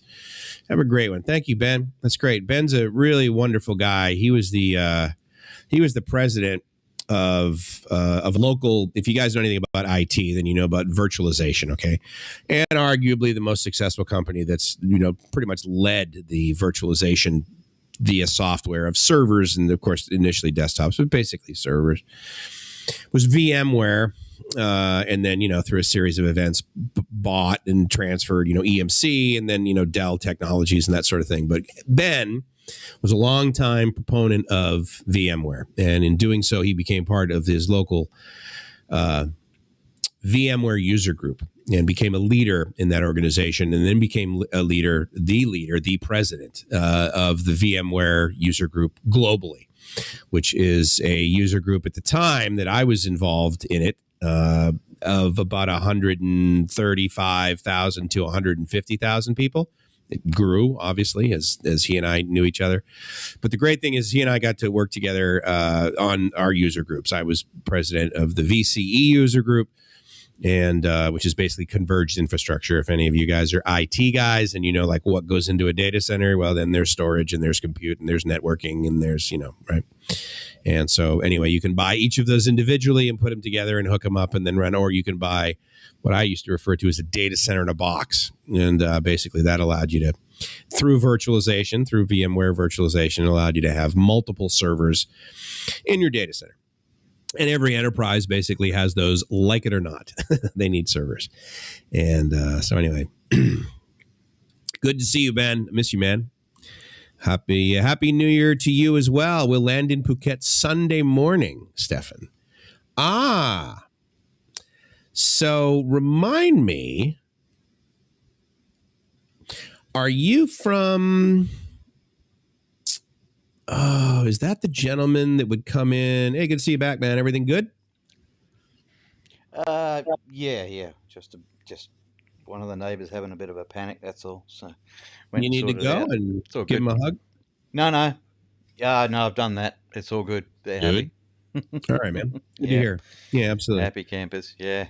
Yeah, I mean, on New Year's Eve, I suppose if you get a phone call at 2 a.m, it's like, okay, cool. They're going to, celebrate, whatever. But it's like, wait, no, that would have been at like 12:02. Yeah. This is 2:02. What's going on? So, yeah. Yeah. No, I managed to.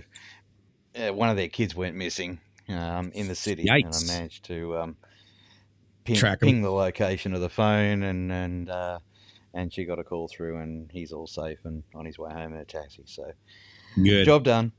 Yep. Get the Alka-Seltzer ready. Yeah, there you go. Yeah. No, they're all good now. That's right. And yes, Stefan, that's right. Gothenburg, Sweden, right? Gothenburg. Is it Gothenburg or Gothenburg? Is it like Gothenburg? I can't remember. Do you know how to pronounce that, Chris? Gothenburg.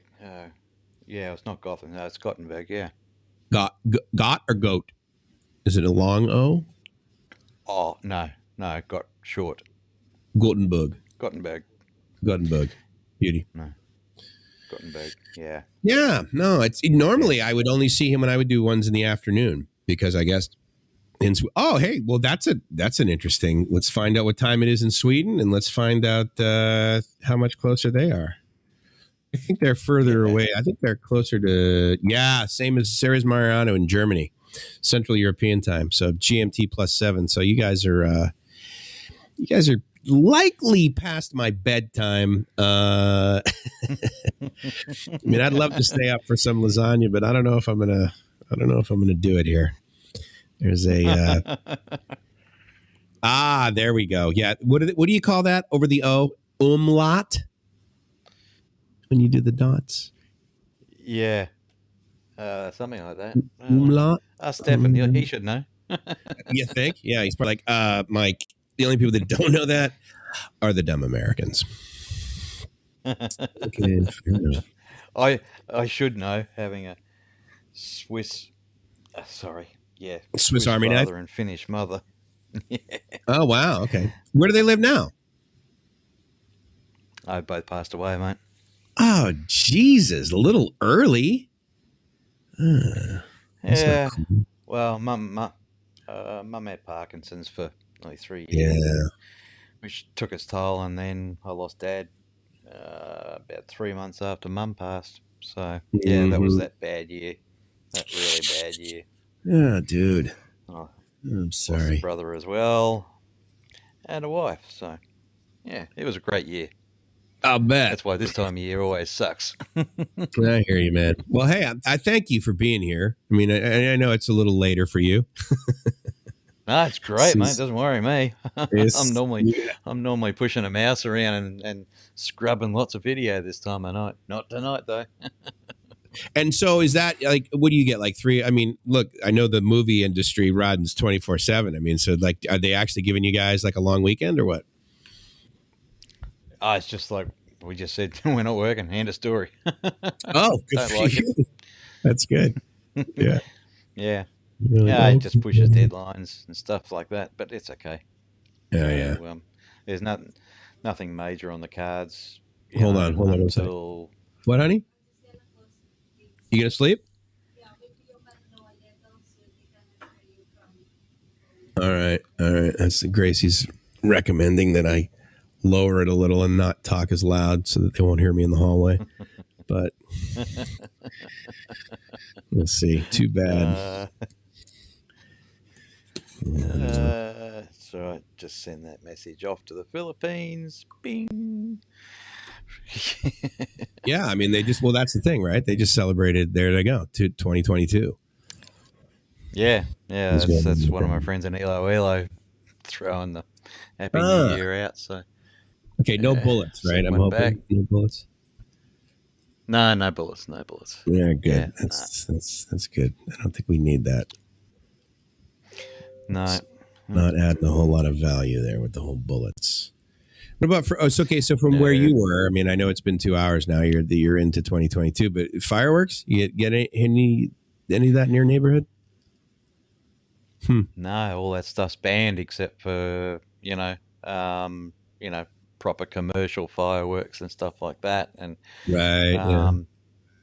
and Christmas New Year doesn't really happen a lot. The Chinese community, they get a hall pass on that, and they usually have Chinese New Year and have fireworks and stuff. And then, like a couple of months ago, we have a big thing here in Brisbane anyway called River Fire, where they basically, the whole of the Brisbane River, they've got barges upon barges, top of all the buildings. Right. Yeah, and the Air Force comes out and run around under the bridges, over the bridges, through the buildings, and in helicopters and fighter jets and in the old days, they had the F-111s to do a big dump and burn over the city, and everybody got drunk and fell down. Showing their might. Yeah, that's the one. Yeah. We'll protect you. Using all three jets that were still operational at the time. Yeah, right. We're getting a great deal on these used parts. Let me tell you, these are last forever. I think we were the last country on the planet to use the F-111s before they finally retired them. It's just like they got refitted so many times with avionics. Right. It was just like, it went from steam gauges to glass cockpits and new engines. There was nothing left that was original, I don't think. It was the old axe head and the handle routine, brand new. Only had 3 heads and 5 handles. Jesus, I don't know, man. I mean, I guess, trying to get, I don't know. I mean, hey, at least it doesn't sound like they're wasting taxpayer dollars, but one I could argue. No, well, that's all changed. They bought a bunch of F-18s, and I think we've got some F-35s coming, and they've just passed a bill because of all the tensions in the region, so to speak. They're just about to pass a bill for some huge amount of military spending, and we just bought a heap of a dozen nuclear subs off the US. So yeah, that's going to be fun. Huh. Well, yeah. Right. I mean, as long as you're staying safe, I guess. I don't know. Yeah. I guess that's the point, right? It's funny, Australia and New Zealand still has a non-nuclear proliferation thing. It's mandate that we don't use nuclear arms. So we're buying all these nuclear powered subs, but they're going to have standard, all the standard missiles and stuff like that. But wouldn't be too hard to sneak a few nukes in. Yeah, black powder, right. Flintlocks. Like the Minutemen will be out there ready, time. We reload. Yeah, lob those cannonballs. Yeah, I mean, especially you coat it in tar, set fire to it, then really that's the one into their sails, right into the enemy's sails. That's the one. Yeah. Interesting. All right, dude. How much more time on the lasagna? Great. How much more time? I feel bad for you, man. You sat through you preheated your oven for an hour. You are committed for an hour. That is impressive. 17 minutes and 50 seconds. Oh, left. Beauty. That's cool. You'll be able to grab some for the new year here in Thailand. That's great. Yeah. I knew it was like, okay, so Indochina time is what they call it. Right? Okay, for sure. Thailand, Western Indonesia, but also Christmas Island. I didn't realize. Yeah. I guess I kind of forgot where that was on the globe. That's down near our way. Yeah, exactly. Super south, right? Yeah.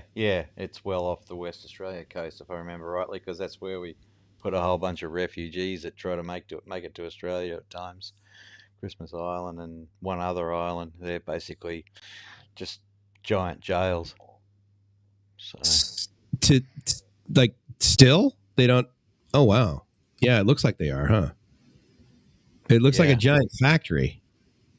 Like the pictures of the that's beaches. Where they store the people while they work out visas and where they're from and whether they're true refugees and all the rest of it. It's a right cock up, as you would say. Is it owned by you? It's owned by Australia? It's a territory? Yeah, sort of, kind of. It's like a territory. Yeah, they run them themselves. until we need it type of thing, and then we just roll in and take over the place and use it and then bugger off again. Manus Island, that's the one, Mark. Yeah. That's the big one. Yeah, not Christmas Island, Manus Island. Manus, that's what. Hey, Mark. Yes, indeed, you are back. Thank you, sir. Appreciate it. You want some peanuts? That's not a bad idea. I got to wait 17 minutes for my lasagna. No. Yes, indeed. What kind? Is it like a homemade kind of thing, or is it Stouffer's? I hope it's not Stouffer's. What, my lasagna? Yeah. Yeah, no, I made it 2 days ago and put it in the fridge. A giant one. And cut it into 4s. And you make lasagna. The last bit, so nothing else to do some days. Yeah, okay, that's fair. Okay, so ricotta cheese, right? What else? Mozzarella? Mozzarella on top. And as for the, all sorts of different meat, depending on what part of the planet you're from. I just use ground beef with the usual spices and bits and pieces in it. It's not a legit Italian lasagna as such, but that's too plain for me. I like it spiced up a bit. So, yep, you're right, Mark. What kind of pasta? The layers, right? You put the layers. Yeah, I just buy that from the supermarket pre-cut. Yeah. Like in a sheet. Yeah. Mm-hmm. Just make a few layers, pour it on, another layer, pour it on, then throw a whole bunch of cheese on top as well, and ready to roll. Where do you get your sauce? From the supermarkets. We've got some really good ranges here now. Oh yeah, genuine Italian sauces and bits and pieces. Yeah, nice. At the smaller, more not boutique, but smaller supermarkets and stuff like that. They tend to carry that sort of stuff. So it's not bad at all. It's like a gourmet brand. Makes for a that type of thing. Woolworths, Mark. Yeah, not quite, mate. That's a big company down there. It is. Woolworths and Coles, two biggest fighting it out. And you got the little guys like the IGA, which is the Independent Grocers Association, whatever they call themselves or whatever it stands for. But the IGAs are pretty good. They're like a giant mini mart, Oh, okay. They basically carry the same thing, just less amount of stock because they don't have the room. But quite often they'll get a lot of the boutique items in and stuff like that and set them up and see how they sell. So, whereas Woolworths and Coles, Right, yeah, Coles, yeah. No Woolworths in the United States. Coles in the United States. I don't know if it's the same company, though. How do you spell Coles? Coles. Oh, definitely not. No, Coles in the United States is KOHLS. Okay. Mm-hmm. Yes, and Foodland, as Mark says, out in the bush. What about Tesco Foodland Lotus? used to be bigger. Wasn't that is that a British company? Oh. Yeah, I think so. Well, they're big in the UK, whether they started off there or not. I mean, they're big here. I mean, what's the other competing one? The German brand. They're out here. But yeah, Tesco's English. Okay. Yeah. There's another brand of supermarket where it's all, not all. They got some good stuff, but they've also got some no brand stuff, and you got to pack your own bags, a whole lot. Oh, right. You Yeah. don't really save a lot of money. Aldi, that's it. Thanks, Mark. Yeah, I generally don't shop there because a lot of the time it's unknown what it's going to be like when you open the can or whatever. So that's pay just a little bit more on my weekly shop and know exactly what I'm getting. I haven't been able to find like really awesome spaghetti sauce here, But the cool part of that is that when I bring it home, Gracie's like, okay, well, clearly I have to, she cuts up fresh tomatoes, puts that in it, ground some, ground pork, puts that in it, add some, all these other vegetables. So it's probably working out. If I don't have if I had really good sauce, she'd be like, oh, cool, I'll just heat it, so. Yeah, absolutely. Yeah. I can't remember that big one. You guys have Costco? Yeah, but not here in Queensland, I don't think. Oh, okay. Probably Sydney. Down south. Yeah, probably Sydney and Melbourne. Mark would probably know, being from down that neck of the woods. But yeah, it's like, it's the membership thing. Like, you pay a yearly membership thing. That's how they get around a lot of the pricing and bulk pricing and stuff. So yeah, all their products are marked up 17%, which pays for everything. They make profit on the membership. Yeah. Great business model. It is, yeah. Just got to make enough to keep the lights on, basically, and the forklifts running. Mm-hmm. Marco? Like Marco here. Or Macro? Stuff. Oh, Macro. Yeah, that's, Macro and entire. Yeah, we have those here, but, yeah. No, no, not in Australia. No membership with Macro here, though.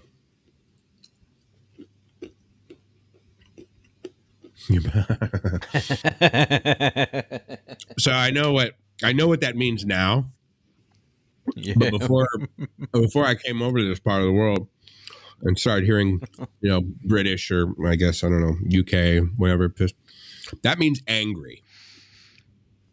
So well, yeah, it's the same here. You can be pissed at someone, or you can be pissed and falling over drunk here. It's interchangeable in Australia. Oh, it is. Oh, okay. I didn't realize that. It's got both. Okay. Yeah, it does not mean like if you could never convince somebody in the U.S. that it means I'm drunk. You'd be like, no, dude, you're shit faced. You're not pissed. You're shit faced. No, you can be really pissed here and be happy as hell. Yeah, exactly.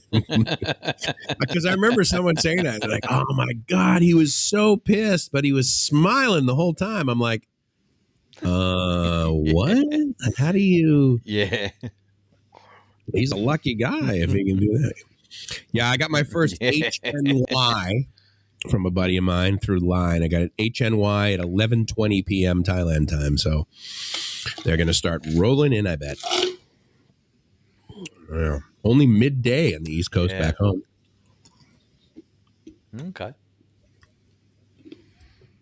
Yeah. Yeah, that was what's Hawaii? What's its time zone? Because I remember as I would do a service run, I'd leave New Zealand and then fly, doing the circle ticket, hop into Hawaii and do the 2 theaters there. And it was the day before, but it was only an hour or so's difference in time. So it's got to be well the other way around.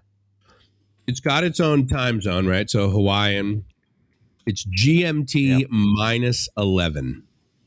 So yeah, it is, let's see, 7. Yeah, so it is 18 hours. Yeah, I remember it wasn't that bad when you got off the plane. It's only a couple of hours difference, but it's a whole different day going backwards in time. Yeah, right, exactly. I would love to be able to make New Year's Eve in Hawaii, but there's not enough caffeine in these peanuts.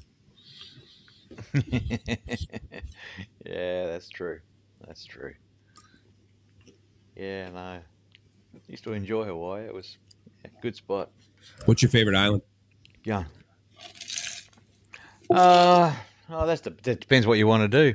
Whether you want to work, drink, play, surf, ocean side. Definitely not the tourist side for me. Right. The Big Island. It just really depends on, what you're doing there. 99% of the time I was working, so, two theatres on. Well, there's only one now at the Polynesian Cultural Centre over on the other side, and the one at Waikiki's been bulldozed now. So Really? that's right. Oh, okay. Yeah. They couldn't afford to go digital, so and the property, you know what the property prices are like there, Of on the course, strip. So not economically viable, even if you could keep all those seats, bums on seats, 24/7. Not a big fan of Oahu. I mean, I know it's very utilitarian. You can get a lot done there. You can do like real banking and all that sort of thing. Okay.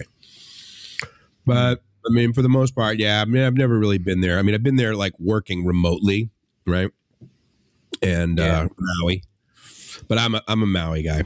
I love Maui. It's got everything for me. Maui's just chill. Yeah. Yeah, absolutely. The closest you would get to that is probably the Turtle Bay Hilton on the other side of the island, for quietness, but it's still very touristy and stuff like that. You really got to head to Maui if you want to drop it down a couple of notches of speed. That's what I found anyway. Yeah, I like that part of it. I was, like we were talking about yesterday and the day about, how I can put too many responsibilities in my life. And then of course, one domino falls and suddenly you're freaking. I'm freaking. I shouldn't say anything. I'll speak for myself. I'm freaking out about 1.6 terabytes of data approximately. And where the hell am I going to get that back from? But the stuck it in the glacier. Yeah, right. Exactly. I got to put it there next. But yeah. I mean, I was in need of some downtime, so I went to Maui, and hey, Joe, it was. I know. I just saw that, dude. That's so cool. Joe, thanks for coming by, man. I'm telling you, I was sitting there going, wait a second. Yeah, it's late here, but it's morning in Florida. Where's my Joe? So now I have my mojo. So that's good. Yep. But yeah, I love Maui, man. I used to, I just walk down I went there. I parked my car. I don't know if you know Maui, but you know Wailea, right? Okay. Yes. Yep. So I'm south of Wailea, and you know how the road, like it's kind of modern there in Wailea, and then the road gets narrower and narrower and narrower. Yeah. So I'm just driving down there. I pull over under this tree, park my car. There's like this little jetty that goes out maybe 10 meters. Some guys fishing there. And I sat there and I sat there and I sat there and I sat there and I sat there. And I was just having a wonderful time just sitting there. And every now and then I'd have to take a leak. So I'd walk to the nearest tree, and then come back. And I had like, some waters and some soda and some. And I'm just like hanging out there. Maybe I like walked down the street because I wanted a peach or the plum or whatever they had available. Did that, came back, sat there. After a while, I looked down, I'm like, oh my God, I've been here 8 hours. And it was one of the best days of my life, dude. Just like sitting there, just like staring. Just look at that. Chilling. My mojo. Double clicks on a super chat, dude. You're my hero. Good job, Joe. Thank you, buddy. I really appreciate that. Was that the same place the guy asked you what day it was? Or was that somewhere else? Yeah. So you remember that story? Yeah. He did. And for the folks that don't know, so I'm sitting there, right? And there's this guy, and he's got a van, and he's been fishing like slow fishing, like he's been just like fishing.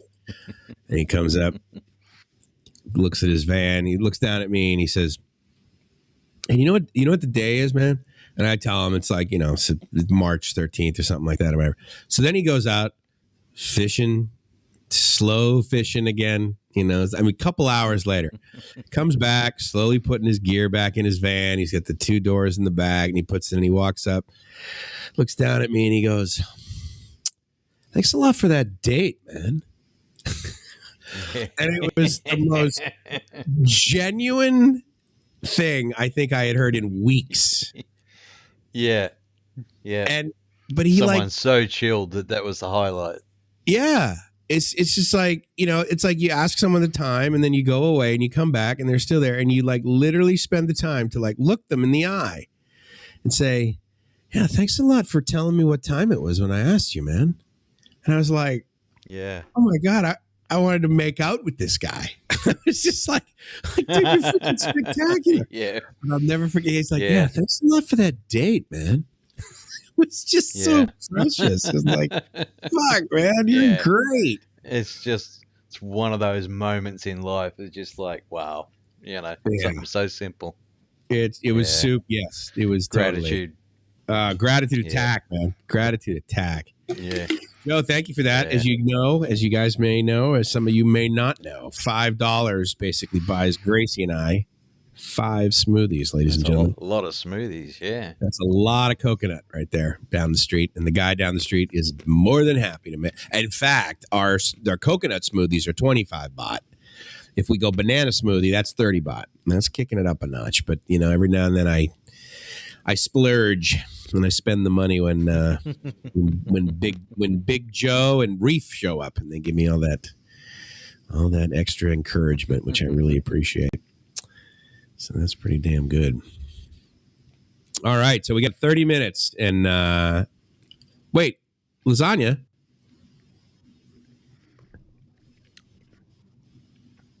Lasagna is 28 seconds away. Oh, you star. What did you have to do? Did you have to twist when you went last time? No, I had to actually put it in the oven. Oh, for the love of God, I forgot. See, that's how. Now I'm losing it. That's just like, yeah. Oh, boy. Let me go get it out. Do it. Go smoothie or go home. So this is actually quite fun for me, if you guys don't know. I really like doing this. The downside is that I'm not a night guy. I am a early morning guy. I am a 5 a.m. is not a problem guy. And but yes, absolutely, Joe. 30 minutes, buddy. UTC +7 is Thailand Standard Time. And we shall celebrate. We recently welcomed Singapore and the Philippines and Malaysia and parts of Indonesia. And so that's it's pretty awesome. I didn't realize that they had a couple of time zones in Indonesia. But UTC +7 here is Western Indonesia time. So they will also be celebrating 2022 with us here in Thailand, which is pretty awesome. But as Joe can testify, it is literally 12 hours before even New York City drops the ball. So I know I cannot last that long. So I will likely, after this, I will edit the name of this event from 24+ hour New Year's Eve marathon and on to many time zones New Year's Eve marathon and on and on and on. But what I will likely do is come back in the morning, in my morning, actually. And so that will be approximately 7:30 or 8 o'clock in Joe's evening. And then that will allow for my friend Randy, who stopped by here. I will allow him to begin his evening. But then, there's still a lot more hours to go before Hawaii celebrates. So anyway. Yeah. That's right. Lasagna's cooling. It's about 4 million degrees at the moment. So you do. That is it's interesting, right? Because, in other words, let's say the boiling point of sauce is probably a little bit higher than water. Right, just a little, yeah.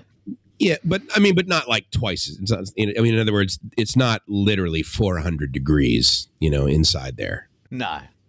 Well, it can't get the oven set to 100, for 180, whatever temperature. I was going to say, what do you bake? What do you bake lasagna at?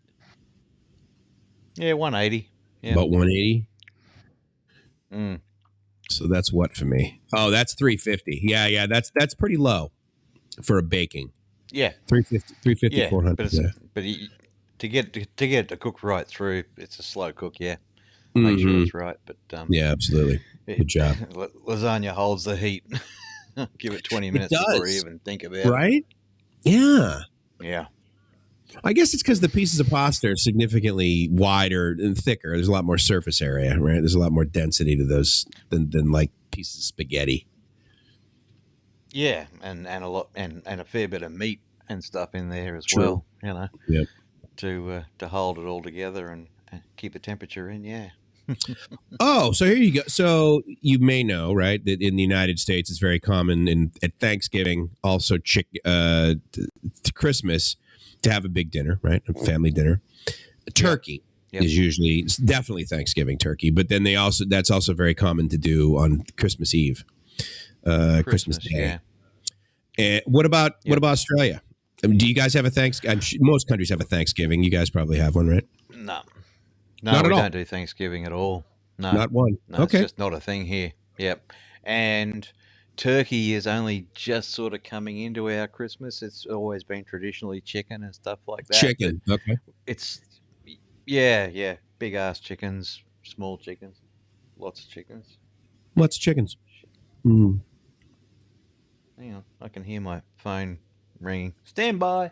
Standing by. Absolutely. Oh, thank you, Mark. Yeah, I was wondering about that. Yeah, ham. So that's it. So Joe, do you do the ham? Do you do the ham like Christmas Eve dinner, or do you have a Christmas dinner? And do you do a New Year's Eve dinner? Gracie, where her family is, they do Christmas or New Year's Eve is a big deal. And so up near their farm where the church is and stuff, they have a big New Year's Eve celebration they did tonight, and they probably had games and that sort of thing. And let's read about this. Victorians have had turkey and chook for Christmas. Chicken is chook chicken. Is that yeah. You're pissed. I forgot, Mark. Yeah, you can't type. Everything okay? Your neighbor all good? They find the child? That's where it's exactly what the message was coming through. Yeah, he is home safe. Okay, cool. Thank God I didn't really need to know that, but well, yeah, but that's right. Probably thank you. Thing, yeah. Yeah, for sure. At least they didn't say the dingo ate my baby. That would have been bad news. It had just been a bit. Dingo ate my baby. Is that too soon? I mean, if you live in that kind, is it still not? Bring that up. Kind of like, hell no. If I'm on a grassy knoll, make sure the Kennedys don't come by. You don't usually lob that over the net in Boston. That's for sure. It was definitely a giggle for a while. Yeah, too soon. Because. No, that was God. I was a kid when that happened, and there was a huge investigation, and then they went to jail, and then they got out of jail, the parents, and then I don't know what happened in the end, whether they eventually, what do you call it? Now I'm having brain farts. Basically, whether they were exonerated or whatever you want to call it. Oh, yeah. So-called Yeah. So anyway, it's not in the news, and it's quite a common giggle with comedians and bits and pieces, and American comedians always like to say, "A dingo ate my baby." Yeah, and having no knowledge of what that means, of course, in the United States, we all just laugh at it and say, "Oh, yes, we're very educated." Yeah, thanks, Mark. Yeah, acquitted. That's the word. Acquitted. That's not bad spelling for someone who's pissed. Yeah, I mean, if you're looking a little pissed, Mark. You look pissed. Hot dinner. Oh, okay. So hot dinner, Christmas lunch on a day. Is that what you got? So you do like a midday meal for Christmas. Yeah. Yep. And that can be a combination of chicken, turkey, and quite often, because you're in the middle of summer here, a lot of barbecue bits and pieces. Sausages and steaks and you name it. And how falling down drunk. Where did you grow up as a kid? Like, in other words, originally as a kid. The reason I'm asking is weather. This is a weather question. Where did you have your first Christmases as a kid? My first Christmas was in Melbourne, in Victoria, down south. Okay. Chilly in winter and very hot and very dry in summer. Yeah. I was there till I started my apprenticeship in uni, and then moved to Queensland, finished my apprenticeship, finished uni. Last year of uni, got hijacked by the company and went to Toronto. Did the training and been on the road ever since. That pretty much Did you spend Christmas in Toronto? Yeah, the IMAX Christmas party. I got dragged into that so many times, and dragging your ass and your colleagues through 6 feet of snowdrifts back to the hotel. Yeah, barrel loads of fun. Here's the reason I ask is growing up where I did, New England, okay? And the very common way to get a tree at the time was me and the old man. Me and Dad would go find one in the woods. But then it became easier to just simply buy it at a tree factory. But the point is that it was cold. Like you would go out and get a tree. It was cold, even in November. Sorry, early December. And, you know, and then, of course, the fantasy, right? The beauty fantasy is that you open your windows on Christmas morning and there's a white Christmas, right? So there's like snow coming down, you know, and it's romantic and it's like, you know, Charlie Brown Christmas and, you know, all of the Christmas. So, you know, I go through that. I did that as a kid. And that's really when when I really experienced Christmas. Because, of course, it's about presents and about attention. And it's a huge party and you're off school and all you and your buddies get all these little gifts and everything. Family and all that stuff. Family. It's great. Yep. And then I moved to San Diego. And I'm like, okay, well, I guess I still need to buy a tree, you know, right? So I'm in my flip-flops and shorts. And I go to buy this Christmas tree at Home Depot. And I'm like, this is weird. And for a few years, I would like buy lights and I would like put lights like around the bushes. Or literally, I put lights on the orange trees out in my front yard in my house. And I was like, this is kind of weird. And then like I just lost interest in it. And then I started going to my house in Mexico, even hotter in December, right? So and it just lost the flavor. Then coming over to this part of the world. And I mean, come on, man, it's 35 degrees outside and it just doesn't feel like Christmas. So because of that, I've always wondered, like when you're Australian, I mean, your Christmas day is regularly 30 degrees, right? Oh, absolutely. And because it's been that way forever since the planet's been rolling around in circles, we've always had hot Christmases. So it's just normal. Right. It's like you know, we just poke fun at each other, the end of the planet. You know, you guys are in snow and we're always, you know, 30 degrees plus. And are you just laughing at us going, these jackasses? Like they're walking through combination of laughing and envy, because we've been, you know, a few white Christmases that I've had have definitely been fun, but some degree of romance to it, I suppose. Yeah, absolutely, yeah. Whereas ours normally end up with drunkenness and people falling in swimming pools afterwards, or you know, the usual food comas. Right? Yeah. All this tryptophan, right? Yeah, I get it. Yeah. So Joe and Mark are going back and forth about legs in the window and thongs, and I'm very. Oh, you mean flip flops? You guys don't call them flip flops, do you? You call them thongs. Thongs in Australia, yeah. Which is but an English tradition, kind of weird. Thongs are kind of weird because it's the same thing as those, you know, female dental floss underpants, but they, you know, thong bikini. Yeah, right. Totally. Bottoms. Yeah. Yeah, known as female dental floss in places. Yes, jandals in New Zealand. Jandals? What are jandals? Those are. That's flip flops or thongs. That's what the Kiwis call it. Jandals. Okay, interesting. Okay, that's kind of don't know where that one came from, but that's. I love. There's a lot of cool words actually that I've heard come out of Australia and New Zealand. That just is like, oh, it's kind of a thing.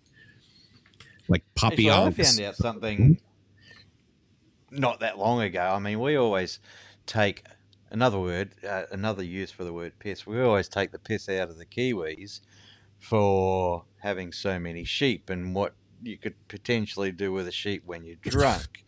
Yeah. Because of the sheep that, you know, there's more sheep than people. But right.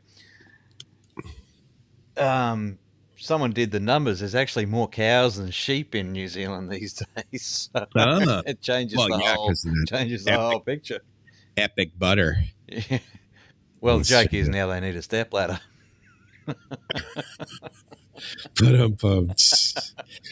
We had a thing. What was the phrase where you would describe an area that was traditionally like less classy or something like that, and you would say where the men are men, the women are men, and the sheep are scared. Yeah, I remember saying that. That's the one. Yep. Yeah, you're right, Mark. We've got more sheep in Australia now. Yep. Flip flops and a thong on now. Joe, pictures posted on Facebook, or it doesn't count. Yeah, that's it. See? Exactly right. I know. The pissed gentleman in the chat will absolutely support that. Dear. Put that down there so it doesn't fall down. Sheep are used mainly for wool, correct? Like you don't wool eat in Australia. meat. Yeah. Oh, we eat lamb. Young sheep. Lamb is beautiful meat. Very tender.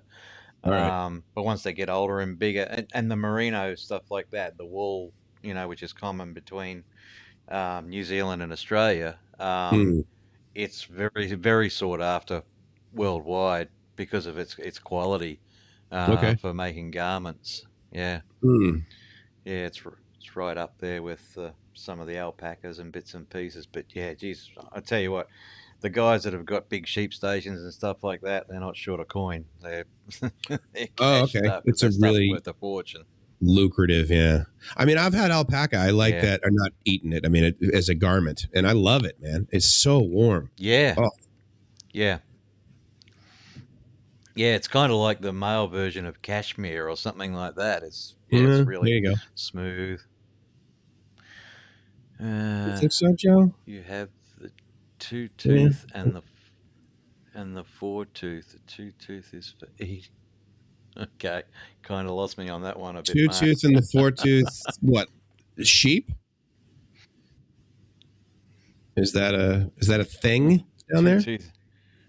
I don't know enough about. Mark probably knows more about sheep than I do. Don't take that the wrong way, Mark. No judgment, Mark, but clearly you're quite the expert in farm animals.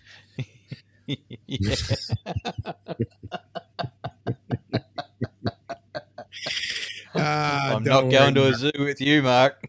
Don't worry, Mark. We're not laughing with you. We're laughing at you. So, farmer's son. Okay, that explains it. All right, that's okay. You lost your virginity. We don't judge here. I'll find it. Yeah, absolutely.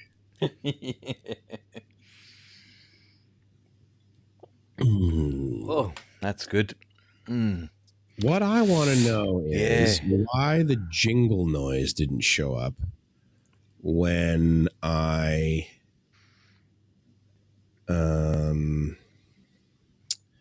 got the notification on the recent ring. Let me just try one thing here. Let me just test this. See if we hear it. No, there's a jingle, right? Yep. Maybe. Hold on. What if I do? Yes, Joe. We occasionally do eat kangaroo. Sorry, Mike's. Do you seriously playing with his jingles? My jangles. Yeah, not so much. Yeah, sorry. Yeah, jangles that side of the equator. There we go. Yeah, not so much. But they used to, and I think they still do, used to make a lot of pet food out of it. But yeah, you're right, Mark. Very lean meat. A little gamey depending on where they come from, but not bad eating at all. Same with rabbit. Rabbit, yeah. I've actually had rabbit before. I've had porcupine, rabbit. I've had venison, of course, Yeah. Bambi. And venison used to be quite big here in Australia, but it sort of, I don't know, it just fell out of play. Well, I mean, it tastes okay, but one could argue like a good steak, is much, I would say it tastes better, but I don't know. Maybe I'm just unsophisticated.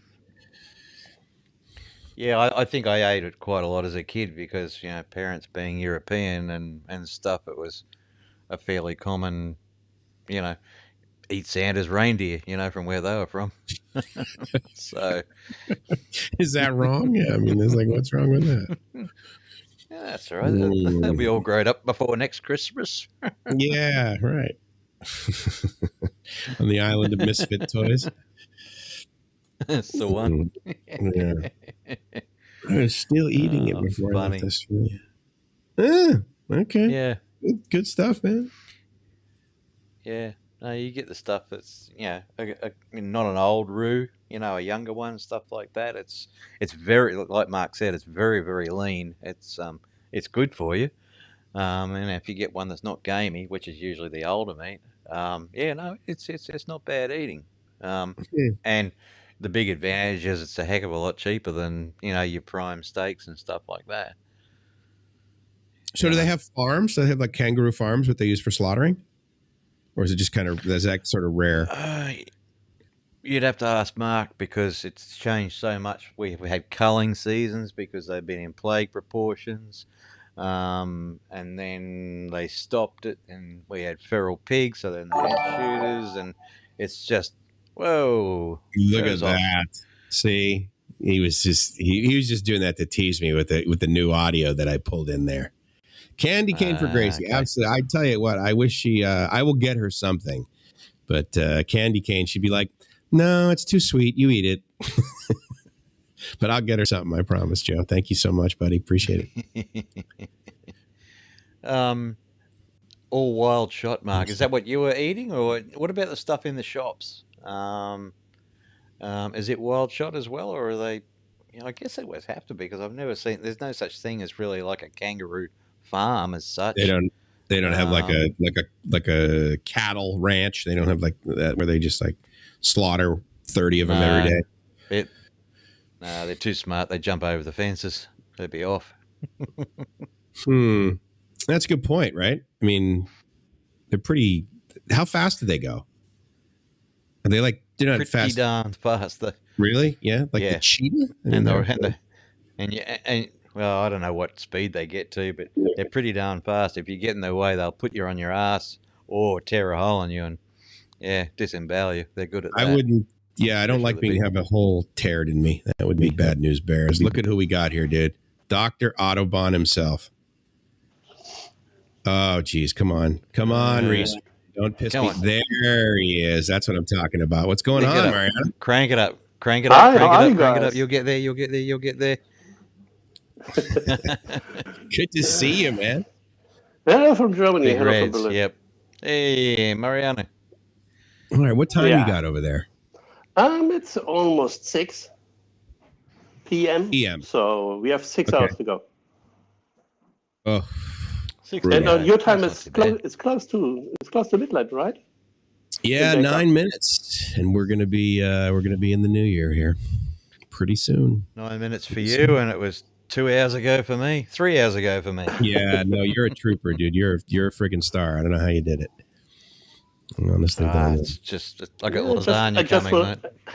True. I just want to test, because I'm coming back online in about 6 hours. In about 5 hours, I'm starting to fire up the grill, and then we have some steak. If it is not raining anymore, because right now it's raining, 11 degrees. Oh, okay. So I hope I can fire up the grill. I don't know. We will see. You can get snow this time of year, though, right? In Berlin? Yeah. Usually we have snow this time of the year. Last week, it was about minus 12 degrees, and we had snow for Christmas. Dude. Yeah, that's good. No. I used to smoke, and when I go outside, because you can only smoke outside, then it was really, really good to have a cigarette, go outside. But that's 20 years ago. Now I go outside just for the fresh air. Okay. No worries, Mark. So no more smoking and stuff like that. So wise. Good for you. Yeah. And it was the last day in Dresden, Yeah, congrats, man. Finished up that project. I saw your clean board there. Congratulations. Yes, the board was clean. I had a little more stuff to do on Monday and Tuesday, but that's okay. I can do it from here. So there's no need to go to there's no need to go to south of Germany, to Dresden, because it's the south of Germany, east and south of Germany, and Berlin is east in the middle. Right. So it's about 230 kilometers to drive. So on the Autobahn, that's 1 hour. If it is free, but you cannot drive how fast you want on the Autobahn for almost 50% of the time, because the Autobahn is, it's a bad shape, and then they're reducing the speed to 130 or 120.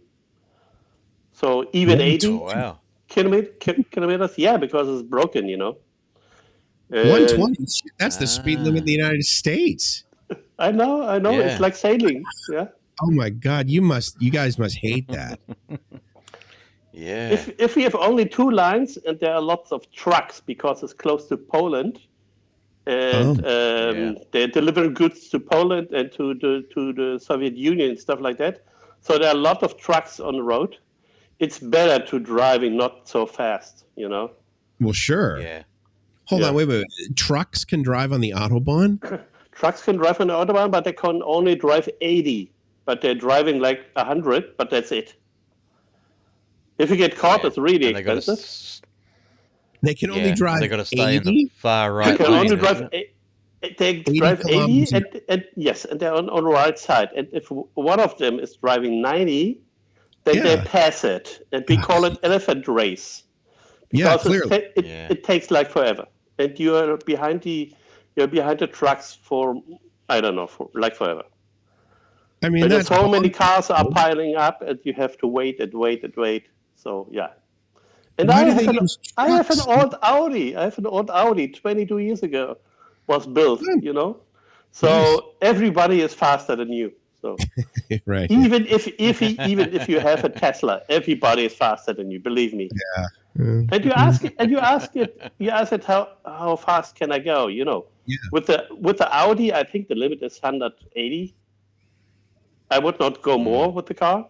But when I have a rented car, they usually they stop at 250. Okay. But you can go, if it is your car, you can go to a shop and they can have a little chip tuning, and then you can go up to you can go up to 320, 330 in a car. That's pretty quick. Yeah, my friend has a ticket from the police. Yeah, my friend has a ticket from the police. Was driving 270 in a 120 zone. So. And you get a ticket for that? You don't go to jail?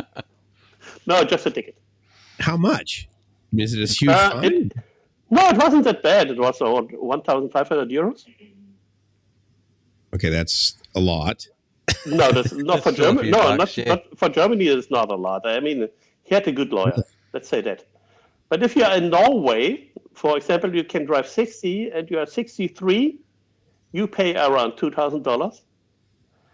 That's really expensive. In Norway, never speed. Clearly, yeah. No speeding in Norway. No speeding in no speeding in Switzerland. It's extremely expensive. Yep. Australia, if you're 30 k's over any speed limit, you immediately lose your license, plus a huge fine. In Germany, it's 21 over the limit. But if you have a good lawyer, you can discuss things. Yeah, sure. Yeah. Yep. I mean, 120 over. I don't know what the lawyer does, but he didn't lost the license. So, I mean, let's face it, though. You're going that fast. Your car must be a really decent car. Otherwise, I mean, it would just simply be ridiculously unsafe. Oh, he's driving an Mercedes S-Type, I think. Yeah. Okay. S-Class. Yeah, the S-Class. So. It's reliable. It can go fast. I think Mercedes Daimlers, they are pretty safe. Yes, I would. Yeah. I think the world respects the vehicles you guys make quite a bit. So that's, I would agree. Wow. Yeah. All right. So let's see. I got a minute 40 until I become next year. Where's Gracie? Yeah. She's asleep. Okay. Yeah. Nodded off. Yeah. It's the Filipino way, mate. They just slowly nod off. We celebrated La La Land. It's great. Right? An hour ago, it was 2022 in the Philippines. She's like, okay, I get it. Makes sense to me. But when you're living in Thailand, you celebrate your or your let's say Christmas or your New Year's Eve, or you spend you go into the time zone and doing it the Thai way. No, or doing both.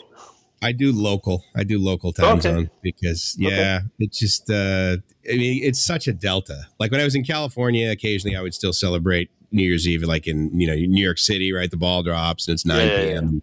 But I would also then do it locally. But then once you get on this side, I mean it's just so different. I mean the stroke of midnight is like noon here. Middle of the day, everyone's bright, everyone's asleep, right? Because it's a holiday. And so it's like, I guess we kind of just did it before. But what about the Super Bowl? You watch the Super Bowl live then? No. 10 a.m. or something? No? I don't. Football? Come on, dude. American football, give me a break. I'm a Packers fan. I'm a huge Packers fan. So when it comes to sports, I am all about hockey, ice hockey. 4, 3. Of course, you're Canadian. 1. Boom. 1. There you go. Thank you. Yeah, no, that part of me is definitely Canadian. I mean, I'll do the U.S. passport occasionally, but for the most part, when it comes to sports, ice hockey all day long. Absolutely. Absolutely. All right, let's see. So who else just celebrated? Okay, so Indochina now is in 2022. Obviously, Thailand is too. Let's see who UTC. Taiwan. It's now Taiwan and Malaysia, Indonesia. That was UTC +8, as it turns out. That was a learning moment for me. Did we miss that one? Mm-hmm. Okay. Oh, they have winter time over Roger there. McGee. Happy New Year's, mate. Mr. I wondered. I'm sitting there going, oh my God, maybe I'm being too loud. People are knocking on the door. No, it's fireworks. $5. There's no pitching cam. I know. Exactly right. Well, trust me, where it was pointed, they're not going to be shooting them off from the 10 feet above the pool. I'm quite certain it's above. They shoot them off from the top of buildings, actually. So that's kind of a neat thing to do here. All right, so let's see. So +6. The next one is Bangladesh. Some part of Russia. That's getting across a bit. Kyrgyzstan. Yeah. How do you pronounce that? Kyrgyzstan. What is it? It's Kyrgyzstan. Kyrgyzstan, yeah. So Kyrgyzstan. There's always a Stan somewhere. Yeah, right. Obviously, always a Stan. Stan the man. All right, so let me double click on this. So that's good, Mariano. I'm psyched you made it, dude. That's cool. You made it celebrate New Year's Eve with me. Yeah. But now we have to, do the dinner stuff like that, and call the sun. But I'm coming back in about 5 hours. If you are awake. Well, no, so that's the thing. So I just made an executive decision, which is I'm actually going to go to sleep. So it's going to be the 24-hour live stream that I fantasized about because I think now's a good time. And then Gracie is now coming out of the... Did you see any of the fireworks? Okay, I guess it woke her up. So anyway, so I'm going to go... yeah, I think I'm going to go. Yeah. Okay. You're gonna go. Yeah. I'm gonna eat lasagna, and you're gonna eat lasagna. Bloody New Year, everybody! Absolutely, dude. Good to see you, Mariano. To the thousands of viewers, we love you. To all the 1,000 of you, every single one of us. Each of us loves over 3,000 of you individually. So all you 10,000 viewers, yes, that's it. All right, guys. Great to see you. Chris, thank you so much for sticking it out. I really appreciate it. Yeah. Really, really awesome. Anytime, mate. You know that. And Mike, I see you in February, I think. Yes, absolutely, sir. I got your dates. If they let me in. If they let me in. Yeah, who knows what's going to happen, right? I mean, yeah. I think I have to go. I think I have to go over Phuket for 7 days, and then going over to Koh Samui. Okay. Yeah, because of the, I think it's the travel thing. Could have changed 5 times by then. Yeah, I know that's the thing, right? I mean, I know they have the next decision on Friday. I think on Friday they have the next decision. What about the the Trevor thing in Phuket? And what's about Test and Go or free Test and Go or whatever it's called? Oh boy, yeah. Well, we'll see. Yeah. Fingers crossed, right? I mean, Fingers Yeah, crossed. that's it. Yep. Yeah. Yep. Okay. We'll get there. I see you guys later. All of us. I see you guys One way or later, another. or not. We will see. yes, sir. Awesome. All right, you Yep. guys. We'll Okay, Talk to you good soon. to see you, Mariano. Very good. Have a great one. Wicked dream.